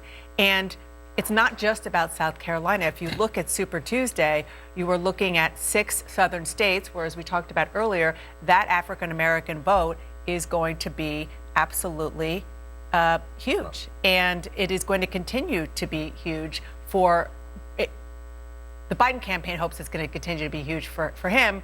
But the flip side of that is that if Bernie Sanders can't show that he can do well with African Americans, it is going to hurt him big time here. The saving grace for him on Super Tuesday is that he has Texas and he has California, which are the biggest hauls for delegates. And he, according to the polls, he's going to do quite well there. But when it comes to the overall Democratic electorate and Joe Biden making the case that his base of support is more reflective of Democrats, certainly helps him when you look at how not just he did in South Carolina, but how Bernie Sanders didn't do. Remember how important it was when the PT vote Bernie Sanders was posing a major threat to the aircraft carrier Hillary Clinton 4 years ago. Everybody thought, wow, where's this coming from? Everybody underestimated Sanders all along. It was the African-American vote in the South that was key to her regrouping, including the big South Carolina when she had 4 years ago, was the key to her regrouping after getting stunned by the size of the Sanders win in New Hampshire. So we'll see if that plays out to that point. Bobby Scott, congressman from Virginia, tonight announcing his endorsement of Joe Biden. So will there be a rally around Biden among other African-American leaders who saw Jim Clyburn step forward for Joe Biden, saw Jim Clyburn help? The exit polls certainly say quite a bit. That'll be something fascinating to watch in the next Terry couple days. McAuliffe, the former governor, a CNN contributor, he endorsed Biden. Tim Kaine, the senator, he endorsed Biden. Virginia is a big prize coming up on Tuesday. Dana, what happens on Tuesday if Amy Klobuchar doesn't carry her home state of Minnesota and Elizabeth Warren doesn't carry her home state of Massachusetts? It's going to be very bad for them. The Klobuchar campaign seems more bullish than the Warren campaign about the notion of carrying their home states.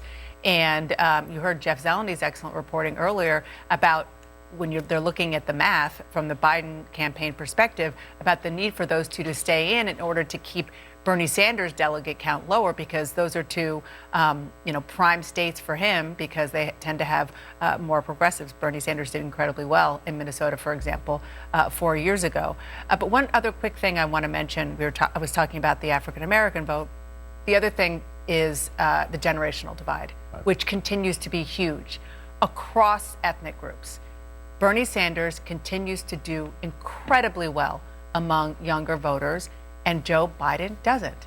Now, lucky for Joe Biden, in most of these states, historically, young voters there aren't as many of them as the older voters. And that is why Bernie Sanders, at every single rally he has, you hear him say, we have to increase turnout because increasing turnout means we're bringing out new voters / young voters, and that is going to help us. Because in every election in the United States, historically, older voters have voted in much bigger proportion than younger voters. Right, and so this was part of the Sanders' success in 2016 when he surprised in places, and I think it's an open question in this campaign, in the sense that if you look at Iowa, very narrowly won from a delegate perspective by Pete Buttigieg. Sanders a close second there, not overwhelming.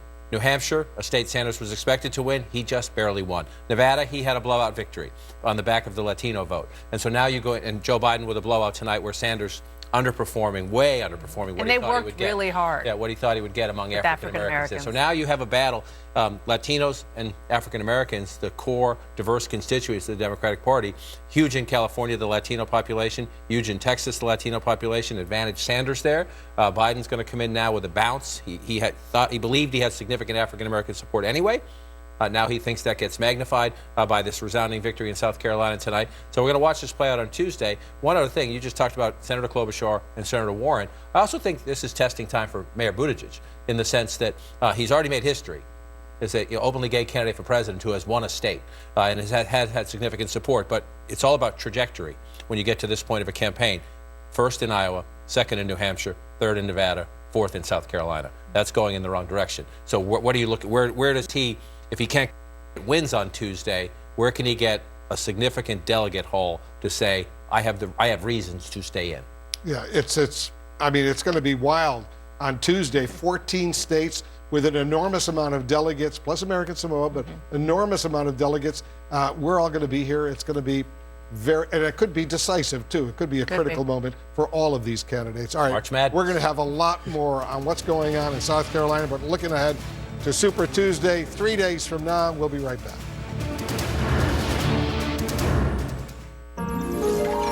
Good morning, Mr. Sun. Good morning, Blair. I'm gonna grow big and strong. Yes, you are. I'm gonna get this place all clean. I'll give you a hand. And I'm gonna put Lisa on crutches. Wait, what? Says she's gonna need crutches. She fell pretty hard. You might want to clean that up, girl. Excuse us. When owning a small business gets real, Progressive helps protect what you built with customizable coverage. And I'm gonna... Donnie, no. Oh. This is Laura. She's a can-do spirit with a brilliant idea. Brilliant? I mean, that's a bit... Brilliant, Laura. Own it. Think what it took. That $3 million should be 5. Oh, wait, the Brazil thing. It's Paraguay, and that makes it 9. 9 billion? We don't have the people. Absolutely right. No pipeline. Nope. Check the spreadsheet. You know who knows? Tom. Tom's on a plane. Tom no longer works here. It was a great idea, but the real brilliance was in how she got everyone on the same page. Easy. Smart Sheet. When everyone works as one, you achieve more. That's Smart Sheet. This is Charlie not coughing because he took Delsum 12-hour. And this is Charlie still not coughing while trying his hardest not to wake Zeus. Delsum 12-hour. Nothing lasts longer for powerful cough relief. How would I describe overpaying on a used car? It was humiliating. And it's expensive. I just trusted the wrong used car sites. Carfax has a better way. Only Carfax.com can give you the most accurate price based on the Carfax report. So you never have to overpay on a used car again. But I guess life goes on. So, all right, come on, boy. Here we go. Let's go, buddy. Stop the shame of overpaying and start your used car search today at the all-new Carfax.com. Maya, what are you doing? I'm slinging my shows, and I just added the Sports Extra package. We're supposed to be at dinner in like 10 minutes. Oh, I forgot to tell you. I'm on couch arrest. I did some weird bad stuff. Is that a garage door opener? I wouldn't touch that if I were you. We're in trouble now. Police aren't coming, are they? Probably. Nothing beats the joy of slinging in. Build your custom channel lineup and get thousands of top shows and movies on demand. Learn more at sling.com. Bye. Okay. When your V-neck looks more like a U-neck, that's when you know it's half-washed. Downy helps prevent stretching by conditioning fibers so clothes look newer, longer. Downy, and it's done. At Philadelphia, we know what makes the perfect schmear of cream cheese. The recipe we invented over 145 years ago, and me, the world's best, and possibly only, sommelier. Philadelphia, schmear perfection. I wanna feel just a little, just a little, just a little. Wanna feel just a little, just a little, little bit. Norwegian Cruise Line. Feel free. Told them that if they got me a new chair. A new kind of investor is changing things up. I was right. It is. With an app that's changing the way we do money. Download Robinhood now. Need a reason to switch your tax provider? With Jackson Hewitt, upload your tax docs and connect with a tax pro from home. Tax is done and ready for review within 24 hours guaranteed, or your tax prep is free. Tax is fast and easy with Jackson Hewitt. And welcome back to our continuing coverage of the South Carolina primary. I want to go to David Chalian, who is looking at some new numbers that we have been getting this evening. David? That's right, Anderson. We are taking a look ahead to Super Tuesday to show just how important the African-American vote is now that Joe Biden has succeeded so tremendously with the African-American vote in South Carolina. What does that mean going forward to Super Tuesday? Take a look at these numbers here. 54% of the Alabama electorate in 2016 was African-American. 32% in North Carolina. 32% in Tennessee, 27% in Arkansas, 26% in Virginia. These are the top 5 states of the Super Tuesday states of the African-American vote, the share of the electorate that African-Americans make up in these states. These top 5 states, they make up more than a quarter of the electorate. This is where you're going to look to see if Joe Biden can take tonight's South Carolina success and actually convert this into victories and big delegate hauls out of these states. And just one final note on this, Anderson. It's not just do well with the black vote because they're an important part of the Democratic base. I just want to remind everyone, the way the delegates are awarded, the districts that perform best for Democrats get more delegates to award. And those are primarily heavily African-American districts. So it's not just do well with this key part of the base. It is part of the delegate math that is so important as these candidates are seeking to get 1,991 delegates. David Chalian, we'll come back to you shortly. Van Jones, when you look at what lies ahead for Super Tuesday, assuming there is now momentum for Joe Biden, does it carry over in the African-American populations of the state? Look, my conversations with African-Americans are that we're pretty much like everybody else. People are still making up their minds. It's very, very late. People are still like, well, I was thinking about this person last week or somebody else. And so I do think that a big, big vote of confidence like this is not a minor win. This is a blowout win, I think will have an impact on a lot of people who have not voted yet. I've got family in Tennessee. I got one cousin, Bloomberg got on the debate stage and he was for Bernie until Bernie started saying like he was praising Fidel Castro. He's probably going to wind up back with Bernie, with Biden. I think a lot of African Americans will take some direction from this kind of blowout win. Alexandra, David Axelrod earlier was saying, you look at the percentage of African American vote that Bernie Sanders got this time around in South Carolina, not much different than what he got against Hillary Clinton. 4 years ago. Does that concern you moving forward? Well, I mean, I think that it's also important to put things into context, which is that, nationally, right, Bernie Sanders, at least from recent polling, as recent as a couple of days ago, he is doing well with the African-American community. It doesn't understate and take away from the fact that Joe Biden had a really excellent night tonight. But I think like what I was talking about before, which is this focus on defeating Donald Trump, Bernie Sanders has this unique ability, I think, to not just build this sort of younger, multiracial, multi-generational coalition on one side, but he's also able to capture the sort of white working class votes as we saw here in South Carolina tonight. So he also won the young African-American vote, which we're seeing consistently. So I think headed into Super Tuesday, especially, in the same way that it seems like Joe Biden has this firewall with black voters, I think Bernie Sanders also has a firewall with Latino voters when it comes to California, when it comes to Texas. And so I think, I don't know if that tonight blunders that, considering that he's going to pick up some delegates and is still in the lead. Governor, to Alexander's point, does it concern you when you look at the numbers Gloria pointed out earlier of Joe Biden among non-college educated white voters in South Carolina? Bernie Sanders, I think, was better. 31-26, yeah. 31-26? Well, it was 31-23, but it's now 26. Oh, so it's gotten tighter. Yeah, it's gotten tighter. Yeah. Listen, the big win, and I've been saying this on the show for a long time, once we move the African-American community, which is the heart of our party, who can win that should be the nominee, I've always said, of the Democratic Party. Joe Biden proved tonight that's with him. But, we got a lot of contests going forward. I have always said for Senator Sanders, the challenge for him is to expand his coalition, show that he can win in the African-American community. Now we've got these other southern states coming up, and that's what he has to prove to us because, you're putting a coalition together to get ready to run in the general election against Donald Trump. You need excitement, you need enthusiasm, and I think tonight people were really fired up. This was a big night for him. It was a great speech for him. And it's going to give him momentum. Nobody matches Bernie, though, for enthusiasm. Let's just be honest. Let's not get too excited on a Saturday night. Nobody. And to that point, to that point, one of the things you have to consider is California and Texas have been voting. Yeah. So whatever bump that Joe Biden is going to get out of tonight is lost on those voters because California's been voting for 3 weeks. No. And they have the bundling program, where you can go around and grab people's ballots, which is very controversial in that state, especially to Republicans. But in a primary, what that matters is who has the energy to have a volunteer base that can go and organize things.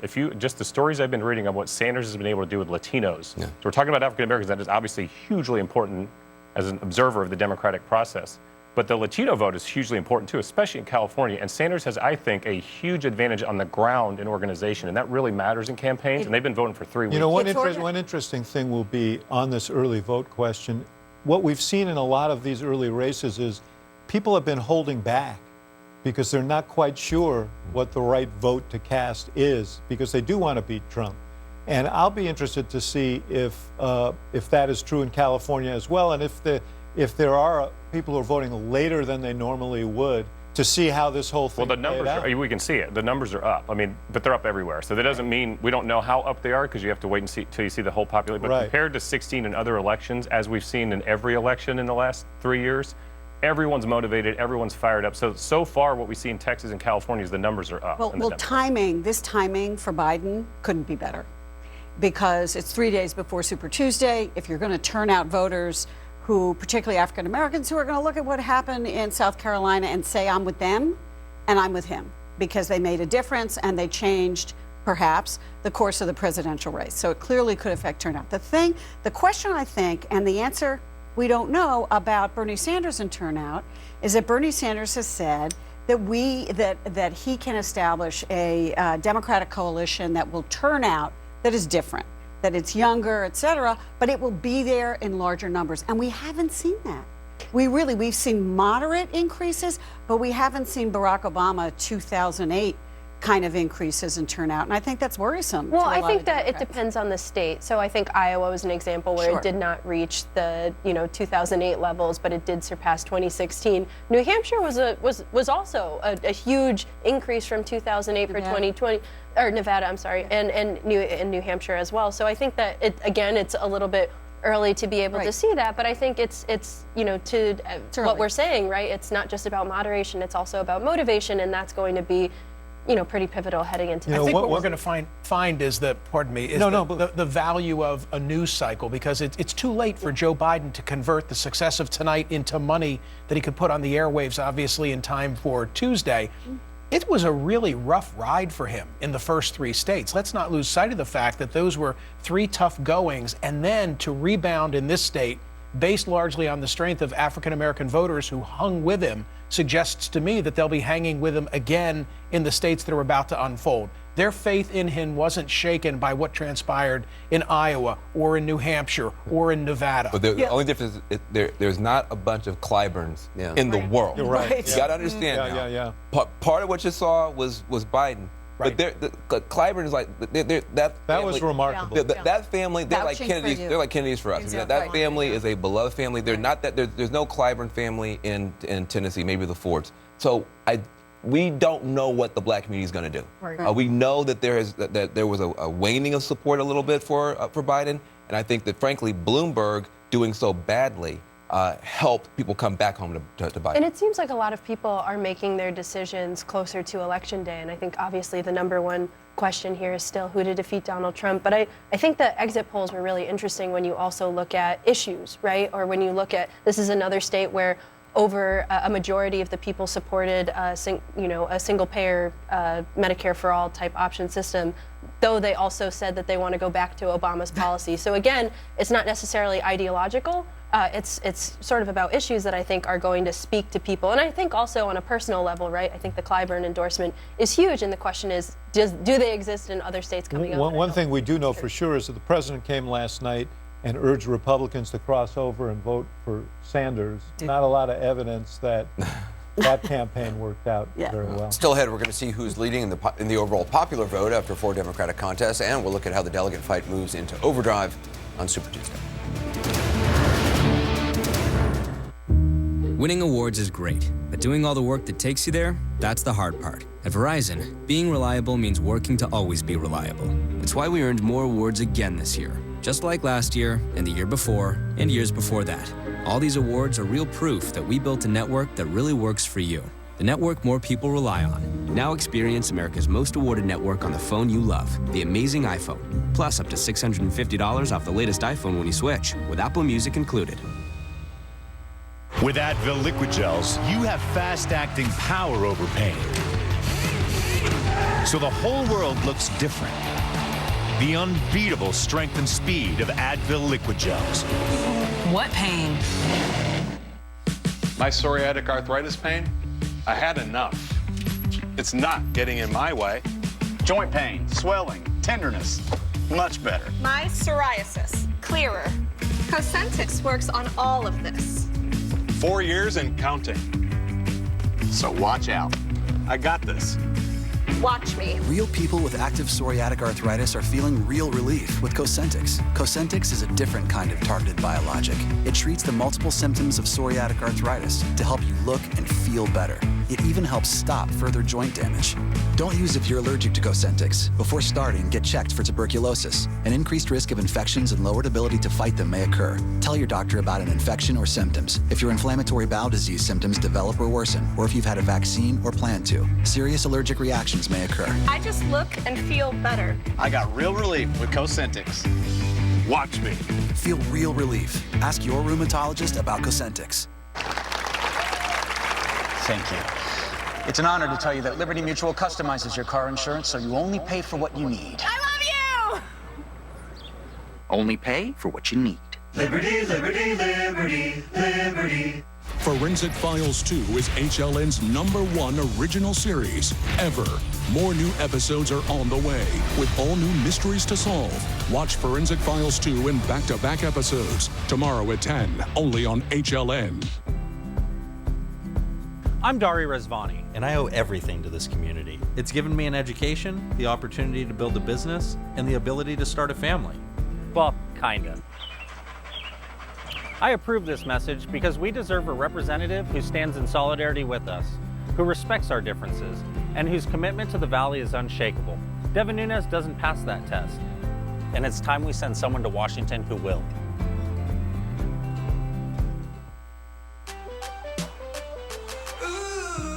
If you want to get where you're going, you've got to take the driver's seat. And with a ride like this, it's hard to resist. Wouldn't it be nice to steer your own path in a new Toyota? Get up to $1,500 cash back on Corolla, or get $1,250 cash back on Camry, or get $1,000 cash back on the 53 MPG Camry Hybrid. Toyota, let's go places. Super Tuesday. Special coverage starts at 4 Eastern, live on CNN. Closed captioning brought to you by Mesobook.com. We offer a free book on mesothelioma. Call for the free book and receive so much more. Call 1-800-831-3700. Very impressive win tonight for Joe Biden in South Carolina. Harry Enton is with us. That's good news right there. Harry, you know a lot about what's going on, so walk us through the pathway forward. What do you see unfolding? Yeah, look, Super Tuesday is in 3 days, Wolf. 34% of all delegates in the Democratic primary allotted, and that is very little time for Joe Biden to change the trajectory of this race, because take a look at where the national polls were, or poll of polls, before South Carolina voted. Look at the large lead that Bernie Sanders had, 28%, Joe Biden all the way back at 16%, Bloomberg at 15%. But of course, it's the states that actually vote. So let's take a look at the two largest delegate prizes on Super Tuesday. Take a look at California. We just had a poll out from there. Bernie Sanders, a huge lead at 35%, over 20 points ahead of his nearest competitors. And look at Warren, Biden, and Bloomberg, all underneath that 15% threshold. Also, take a look at Texas. This is another key state, 228 delegates at stake. Another state where Bernie Sanders is well out ahead with 29%, Biden at 20%, Bloomberg at 18%. And I'll tell you, Wolf, I'm very interested to see coming out of this evening sort of that Bloomberg vote, where exactly it goes. Will it shrink? We don't know, but it's an interesting question. Very interesting indeed. Biden had a blowout win, though, tonight. What kind of bounce, potentially, might he get coming out of South Carolina? This is a great question. Obviously, Biden wants to boomerang out of South Carolina and shoot upwards. And take a look at 2008. This is, I think, a prime example for him. This is what he wants to happen. Before Obama won South Carolina in 2008, he trailed by 9 points to Hillary Clinton in the national polls. Then look at what happened after Obama won South Carolina, but before Super Tuesday. Obama shot up into the lead. So to me, this is a key example that, in fact, South Carolina can be used as a board to jump up nationally, which is obviously what Biden wants heading into Super Tuesday. But, Harry, is 3 days enough time to generate any kind of significant bounce? In all honesty, I actually think it's the perfect amount of time. Take a look, or I'll explain to you, in 2012, the Republicans, out of South Carolina, Newt Gingrich was trailing in the national polls, won in South Carolina, shot upwards, and then 3 days afterwards, he actually fell back. So to me, 3 days is the perfect amount of time, especially for someone with little money like Joe Biden, because it means he'll get all that media, and he'll be able to focus that attention heading into Super Tuesday. All right, Harry Enton reporting for us. Harry, thank you very much. Dana, and John, a Biden bounce, that's what he needs right now, especially, as Harry just pointed out, in Texas and California. Yeah, and because those are the biggest halls. Texas especially has over 400 delegates that are available because it is proportional. He could do well there and still not win, and it will still be very good for him when it comes to the delegates on the board. But he is going to need some wins after this. And you know what? After tonight, he might get them in some of those southern states that we've been talking about. David pointed out earlier, and you did as well, the percentage of African-American voters in 2016 in Tennessee, in Alabama, in North Carolina, even in Virginia. And that is, again, if Biden can keep this going, that could serve him extremely well. And the flip side of that is that Bernie Sanders just didn't get there. Yeah, he didn't get there tonight. California has 415 delegates.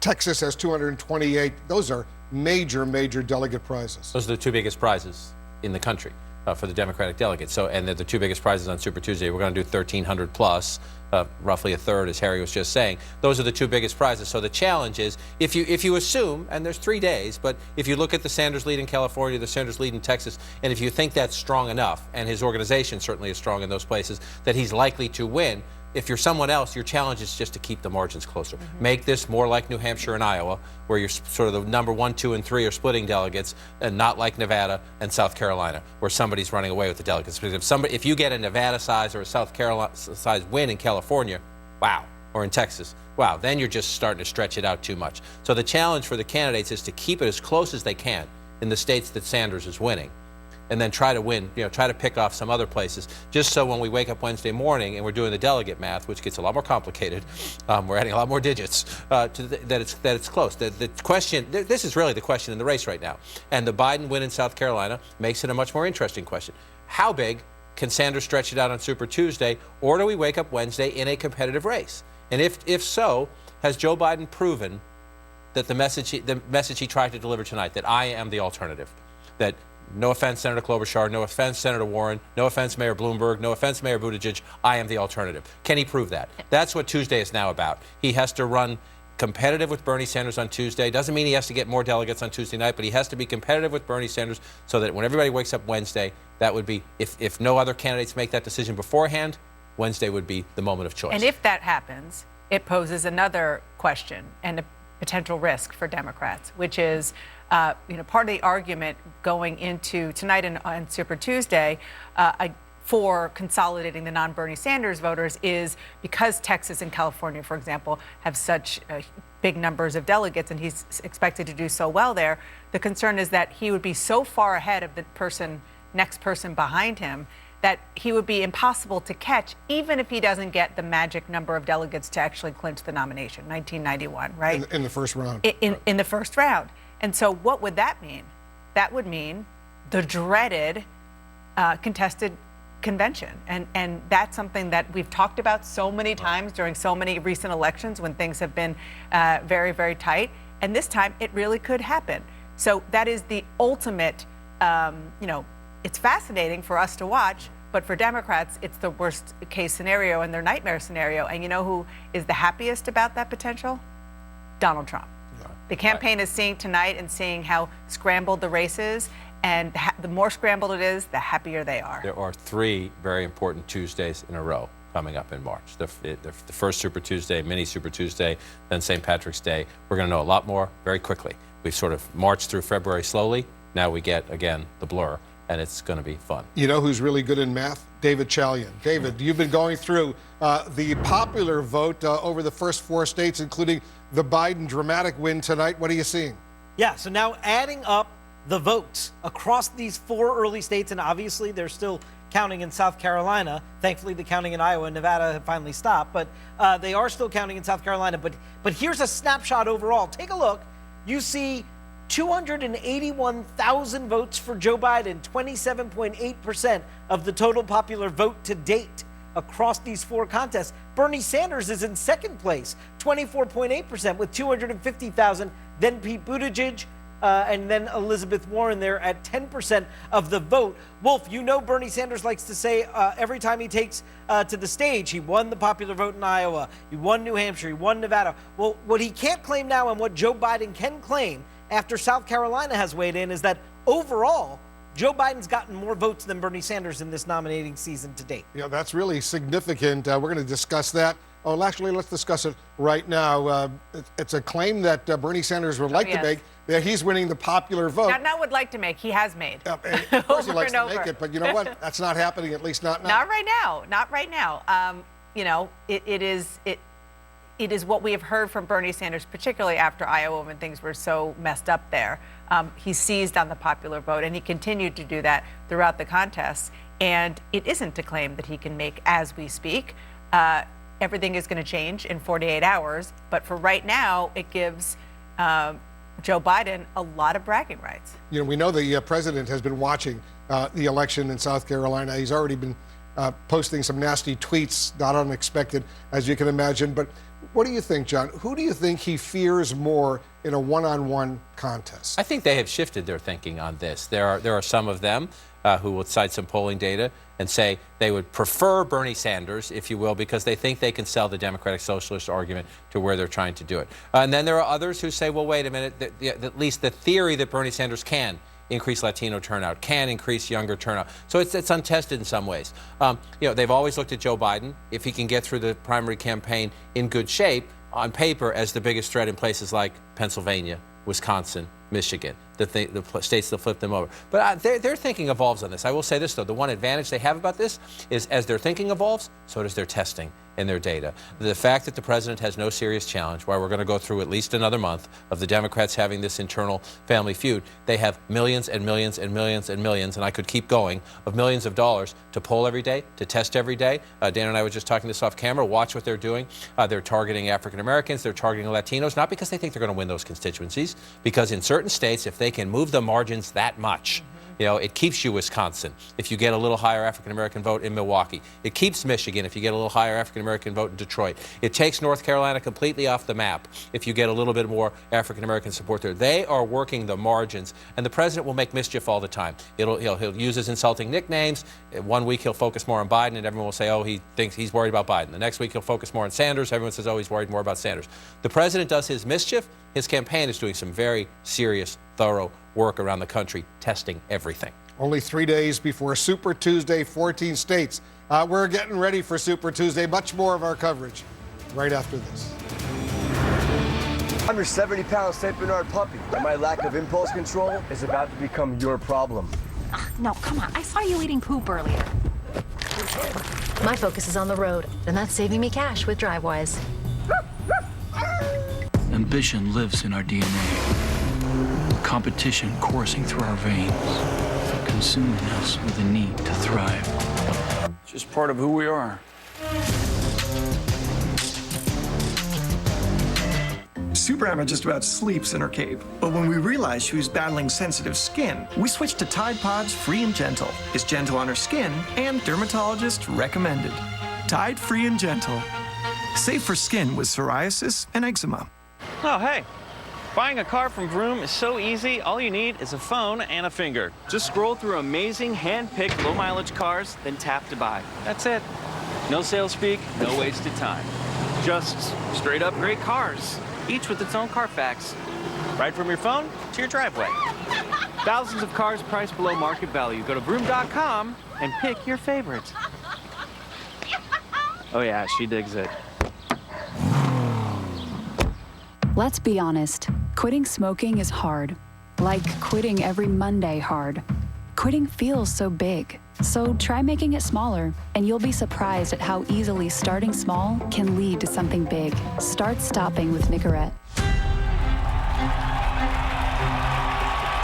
So, you want to be the leader of the free world? Just how far will you go to get what you want?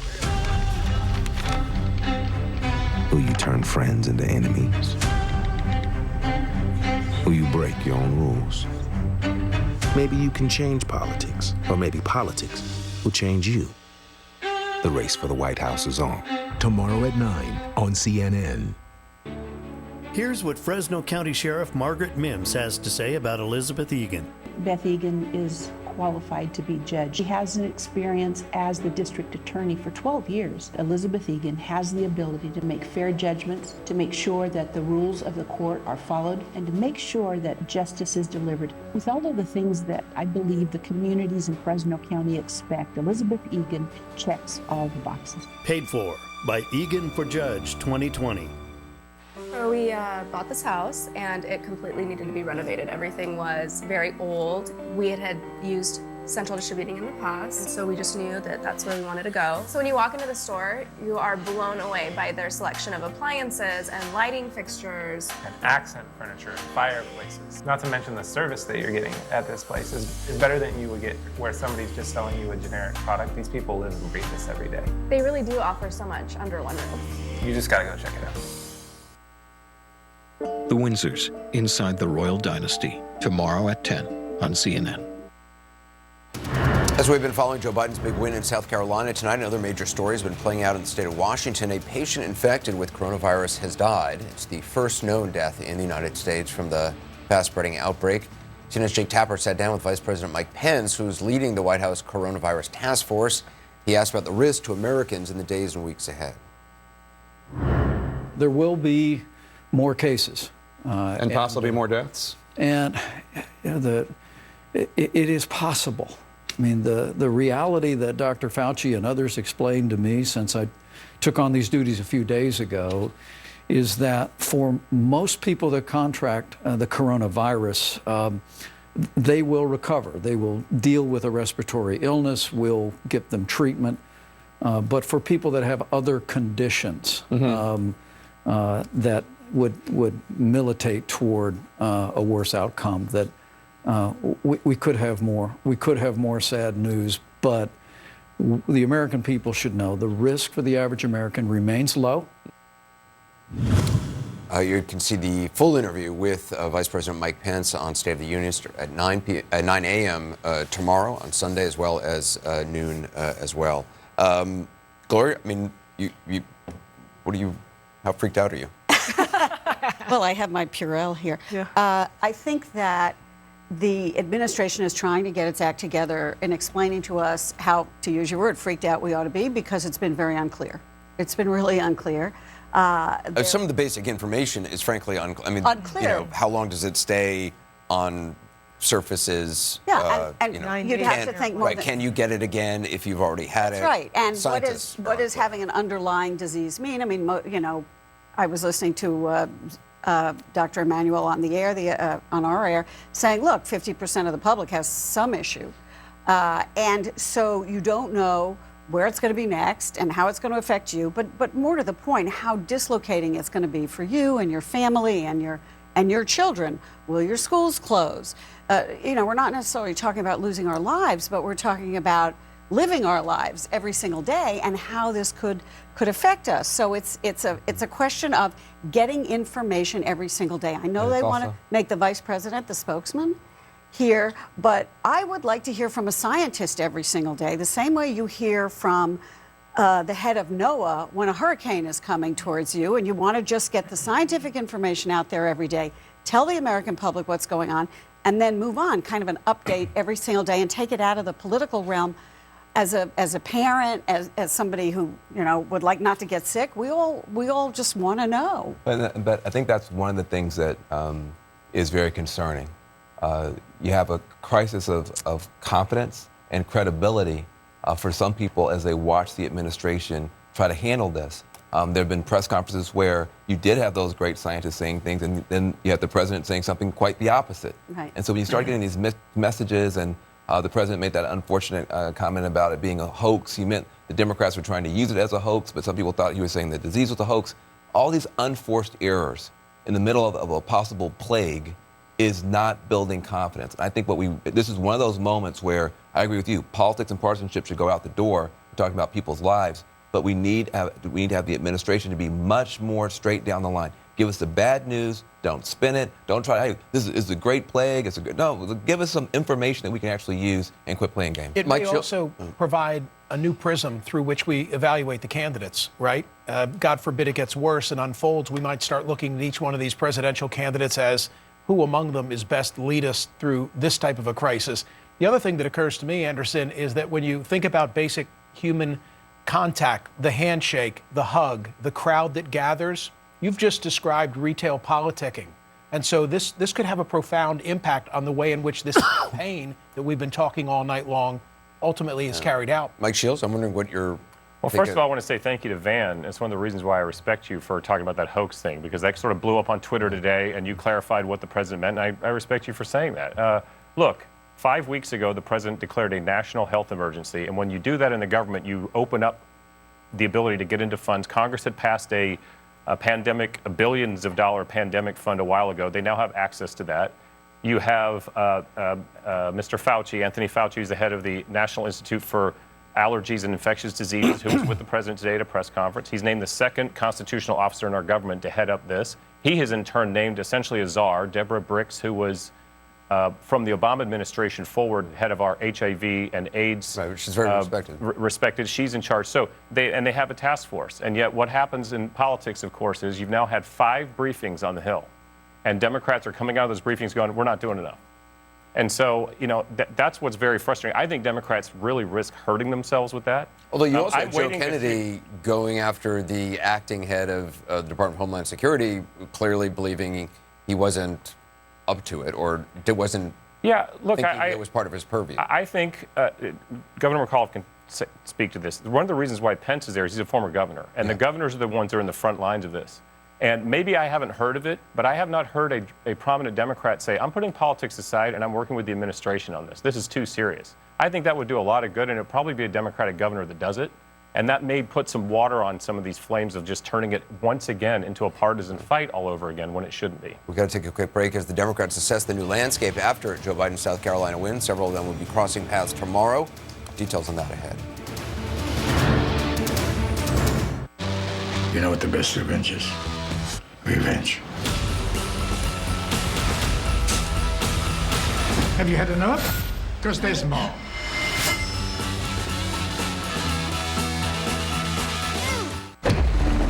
It's time to get a whole new perspective on Ram trucks. Because to us, there are no small jobs, no little tasks. And when it comes to innovation, there are no modest ideas. No wonder why more people are switching to Ram than ever before. Ram trucks, back-to-back Motor Trend Truck of the Year. Now get an average $13,047 in total values on the 2020 Ram 1500 plus these additional incentives. 1 in 3 deaths is caused by cardiovascular disease. Millions of patients are treated with statins, but up to 75% persistent cardiovascular risk still remains. Many have turned to fish oil supplements, others fenofibrates or niacin.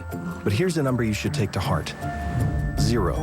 The number of FDA approvals these products have when added to statins to reduce the risk of cardiovascular disease. Ask your doctor about an advancement in prescription therapies with proven protection. Visit truetoyourheart.com.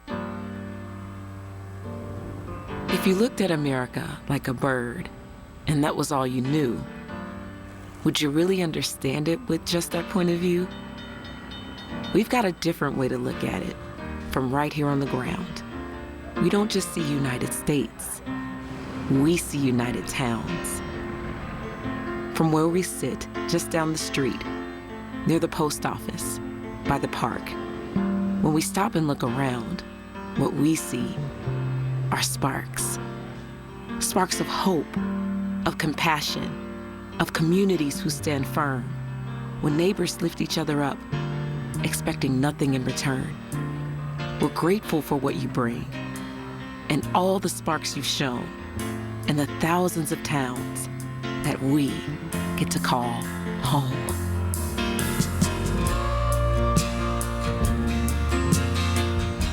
Sarah always chooses to take the stairs, but climbing 58,070 steps a year can be hard on her feet, knees, and lower back. That's why she wears Dr. Scholl's orthotics. They're clinically proven to relieve pain and give you the comfort to move more. Dr. Scholl's, born to move.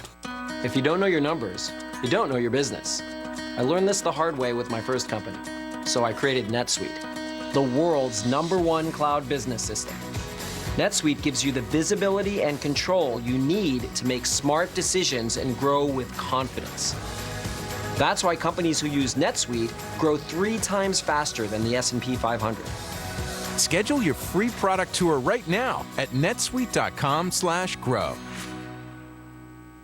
Retirement income is complicated. As your broker, I've solved it. That's great, Carl. But we need something better that's easily adjustable. Has no penalties or advisory fee. And we can monitor. To see that we're on track. Like Schwab Intelligent Income. Schwab. Introducing Schwab Intelligent Income, a simple, modern way to pay yourself from your portfolio. Oh, that's cool. I mean, we don't have that. Schwab, a modern approach to wealth management. Closed captioning brought to you by InventHelp. Call 1-800-710-0020. Do you have an idea for an invention? Call today for free information. Call 800-710-0020. Jeff Zeleny joining us right now. Jeff, I understand some of the Democratic presidential candidates, they're actually going to be at the same place tomorrow. They are indeed, Wolf. They're actually traveling to Selma, Alabama for the 55th anniversary of Bloody Sunday. It's something that presidential candidates have done over the years, and they all will be there. Amy Klobuchar, Elizabeth Warren, Mike Bloomberg, Pete Buttigieg, and Joe Biden. So imagine the conversations that could potentially be had tomorrow in Selma as they do the bridge reenactment. Crossing over the bridge and then doing the anniversary commemorations. But Wolf, we are talking to advisors for all of the campaigns tonight, and they tell us that they are studying their paths forward. Separately here, we do know that Amy Klobuchar plans to compete through Super Tuesday at least, and she's even looking beyond that. But she wants to compete in her home state of Minnesota on Tuesday. The Biden campaign would love her to compete in Minnesota because they believe she can be competitive with Bernie Sanders. Elizabeth Warren, a similar situation in her home state of Massachusetts, also a Super Tuesday state. If she remains competitive and in the race, she too can compete with Bernie Sanders. The questions tonight are surrounding Bloomberg and Buttigieg, their respective campaigns. On the Buttigieg campaign specifically, talking to a Democrat very close to the campaigns say that they are looking for their path forward. The candidate himself is going to take a look at this, study this, and see what their path forward is. He actually is going to start tomorrow off by meeting with the former president, Jimmy Carter, in Plains, Georgia.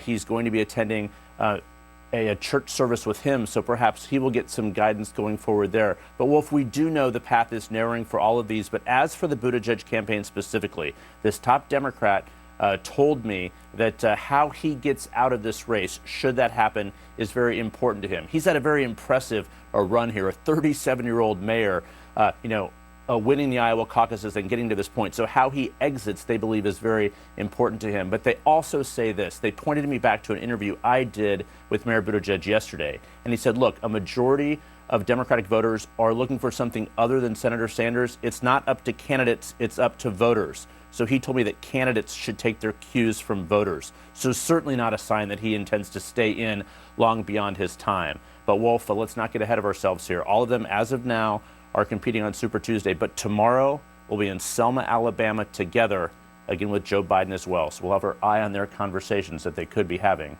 in Selma. Yeah, that'll be a dramatic picture indeed. Jeff Zeleny, good reporting as usual, Dana. Several of these candidates after Super Tuesday are going to have to make some major decisions. Right, and just think about Pete Buttigieg, what Jeff Zeleny was just saying. I mean, he seems to be very clear-eyed, as a few others are, about where they are right now. He, in particular, is and should be incredibly proud of where he's gotten, given where he came from, which is as somebody who it was unknown with a name that nobody could pronounce, and he won the Iowa caucuses. That's no small thing. And I'm looking down. He's got 26 delegates up until today. I don't believe he got any in South Carolina, so he's still there. And so he understands. He's a smart guy. The people around him are incredibly smart and sophisticated. They understand where he's going, but also that he is a young man who's got a very, very big future ahead of him. And the fact that he's proven his mettle in the way that he has with a very, very talented field, could be enough, at least in the short term, understanding the difficult path ahead. He clearly, John, has a huge future ahead of him. He's, only 38 years old. He's already made history. Openly gay candidate for president who's won a state, who has campaigned across the country making the case, and who's been an incredibly impressive candidate. So he has made history. It just reminds me, I've done a few of these, just how, timing is everything. Timing is everything in politics. We could be having a very different conversation. Pete Buttigieg out of Iowa was on a path to win New Hampshire. Any of the other campaigns will tell you this. It's not just his campaign. Amy Klobuchar had one great debate in New Hampshire, and it just changed the race heading into the final weekend, and Buttigieg came in just behind Bernie Sanders. Any one moment can change a race so much, which is instructive. Number one, that potentially changed the path of the Buttigieg campaign. And number two, it should give us all, remind us a lesson to just take a breath here. Joe Biden gets a huge win tonight. He gets a giant springboard out of South Carolina. We don't know how giant. That's what Tuesday is going to prove. He does not have, insert a little skepticism in the sense that Biden does not have a great infrastructure in these states. He has never been good at building nuts and bolts campaign organizations. He's going to raise a lot of money now, but he did not have a ton of money. He had some money, a modest amount of money, a competitive amount of money, but not blowout kind of money when we woke up this morning. So how much can you get? How fast can you spend what you raise in these states? So this is going to be a giant test of can Biden get an organic bounce because he doesn't have the nuts and bolts infrastructure. It's very interesting indeed. This was a very, very significant day for the former Vice President of the United States. But you know what? 3 days from now, all of us, we're going to be back right here on Super Tuesday. 14 states and American Samoa will watch it all very, very closely. And to our viewers, please stay with CNN for interviews with Joe Biden and with Vice President Mike Pence. That's on State of the Union with Jake Tapper tomorrow at 9 and noon Eastern. And our special coverage of Super Tuesday, once again, it will begin. All of us will be here 4 p.m. Eastern on Tuesday. Until then, thanks very much for watching. I'm Wolf Blitzer in the CNN Election Center. The CNN original series, Race for the White House, is next.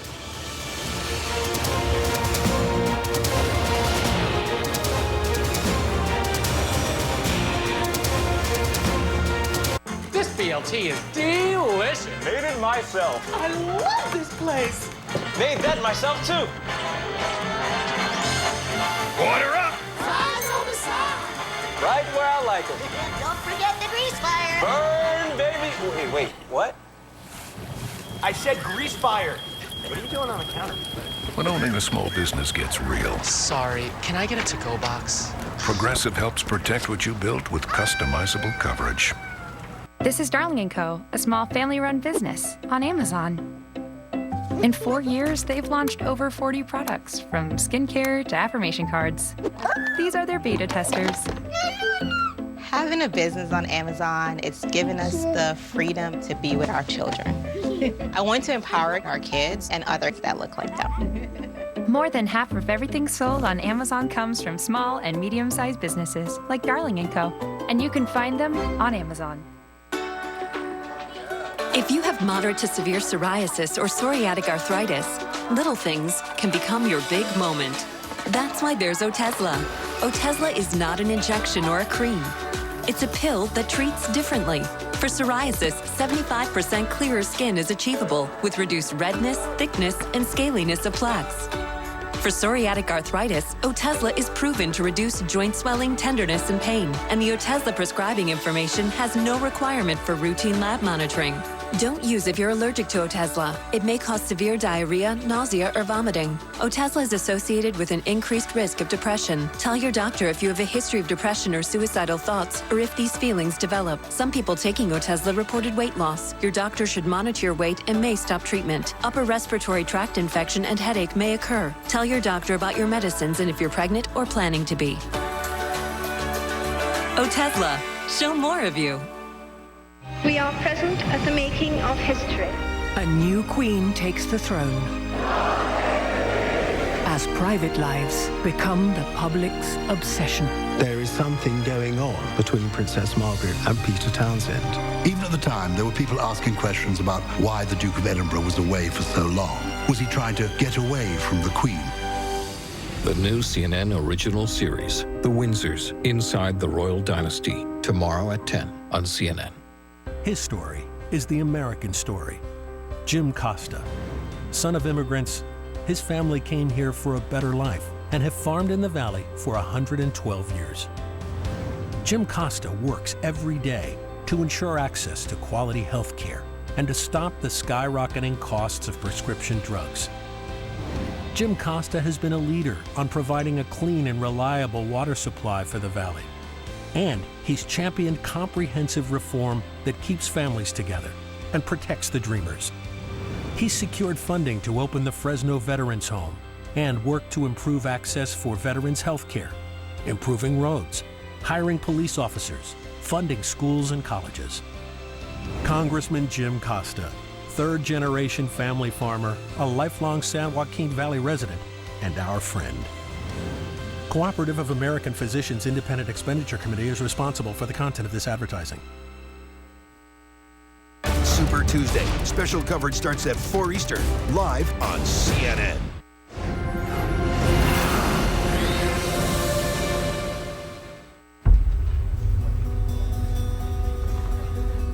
You don't look like a typical commander-in-chief.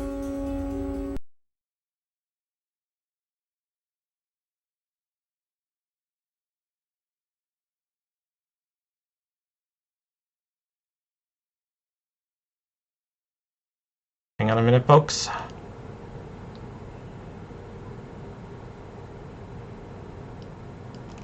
That's better.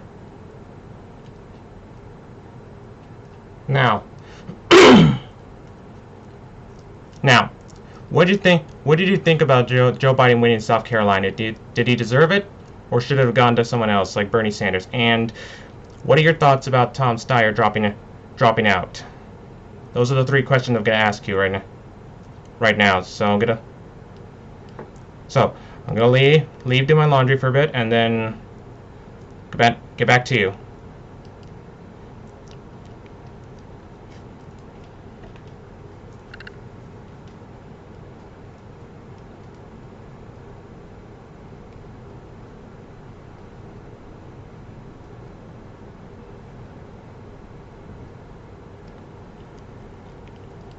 So I'll start answering your questions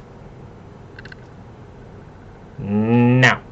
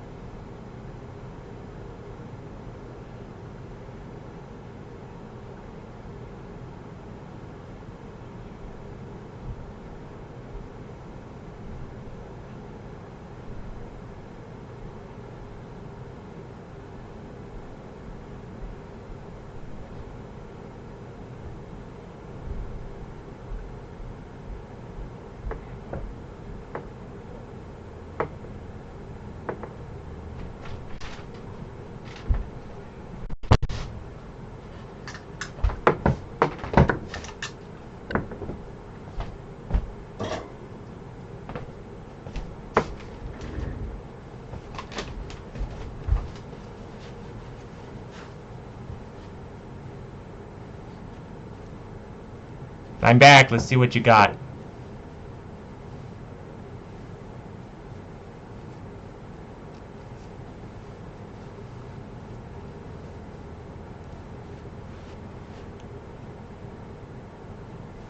Not that much, actually. Not that much, actually. Excuse me. I think others should have dropped out before Steyer. But it's whatever, I guess. Joe Biden deserves it as well as needed this win. I think Bernie Sanders will be back number 1 Super Tuesday. I think you're right about that.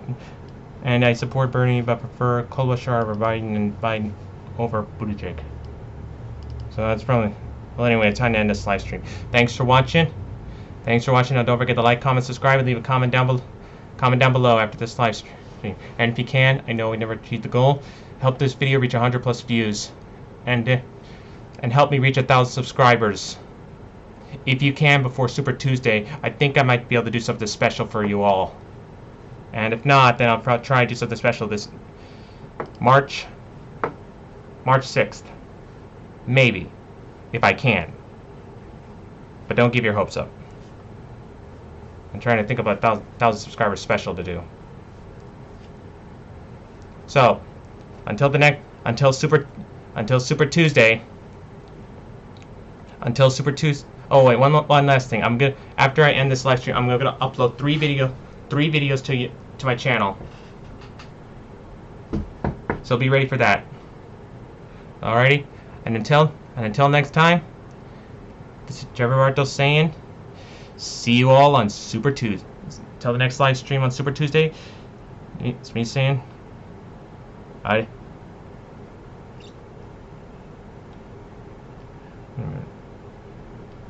Oh, that's right.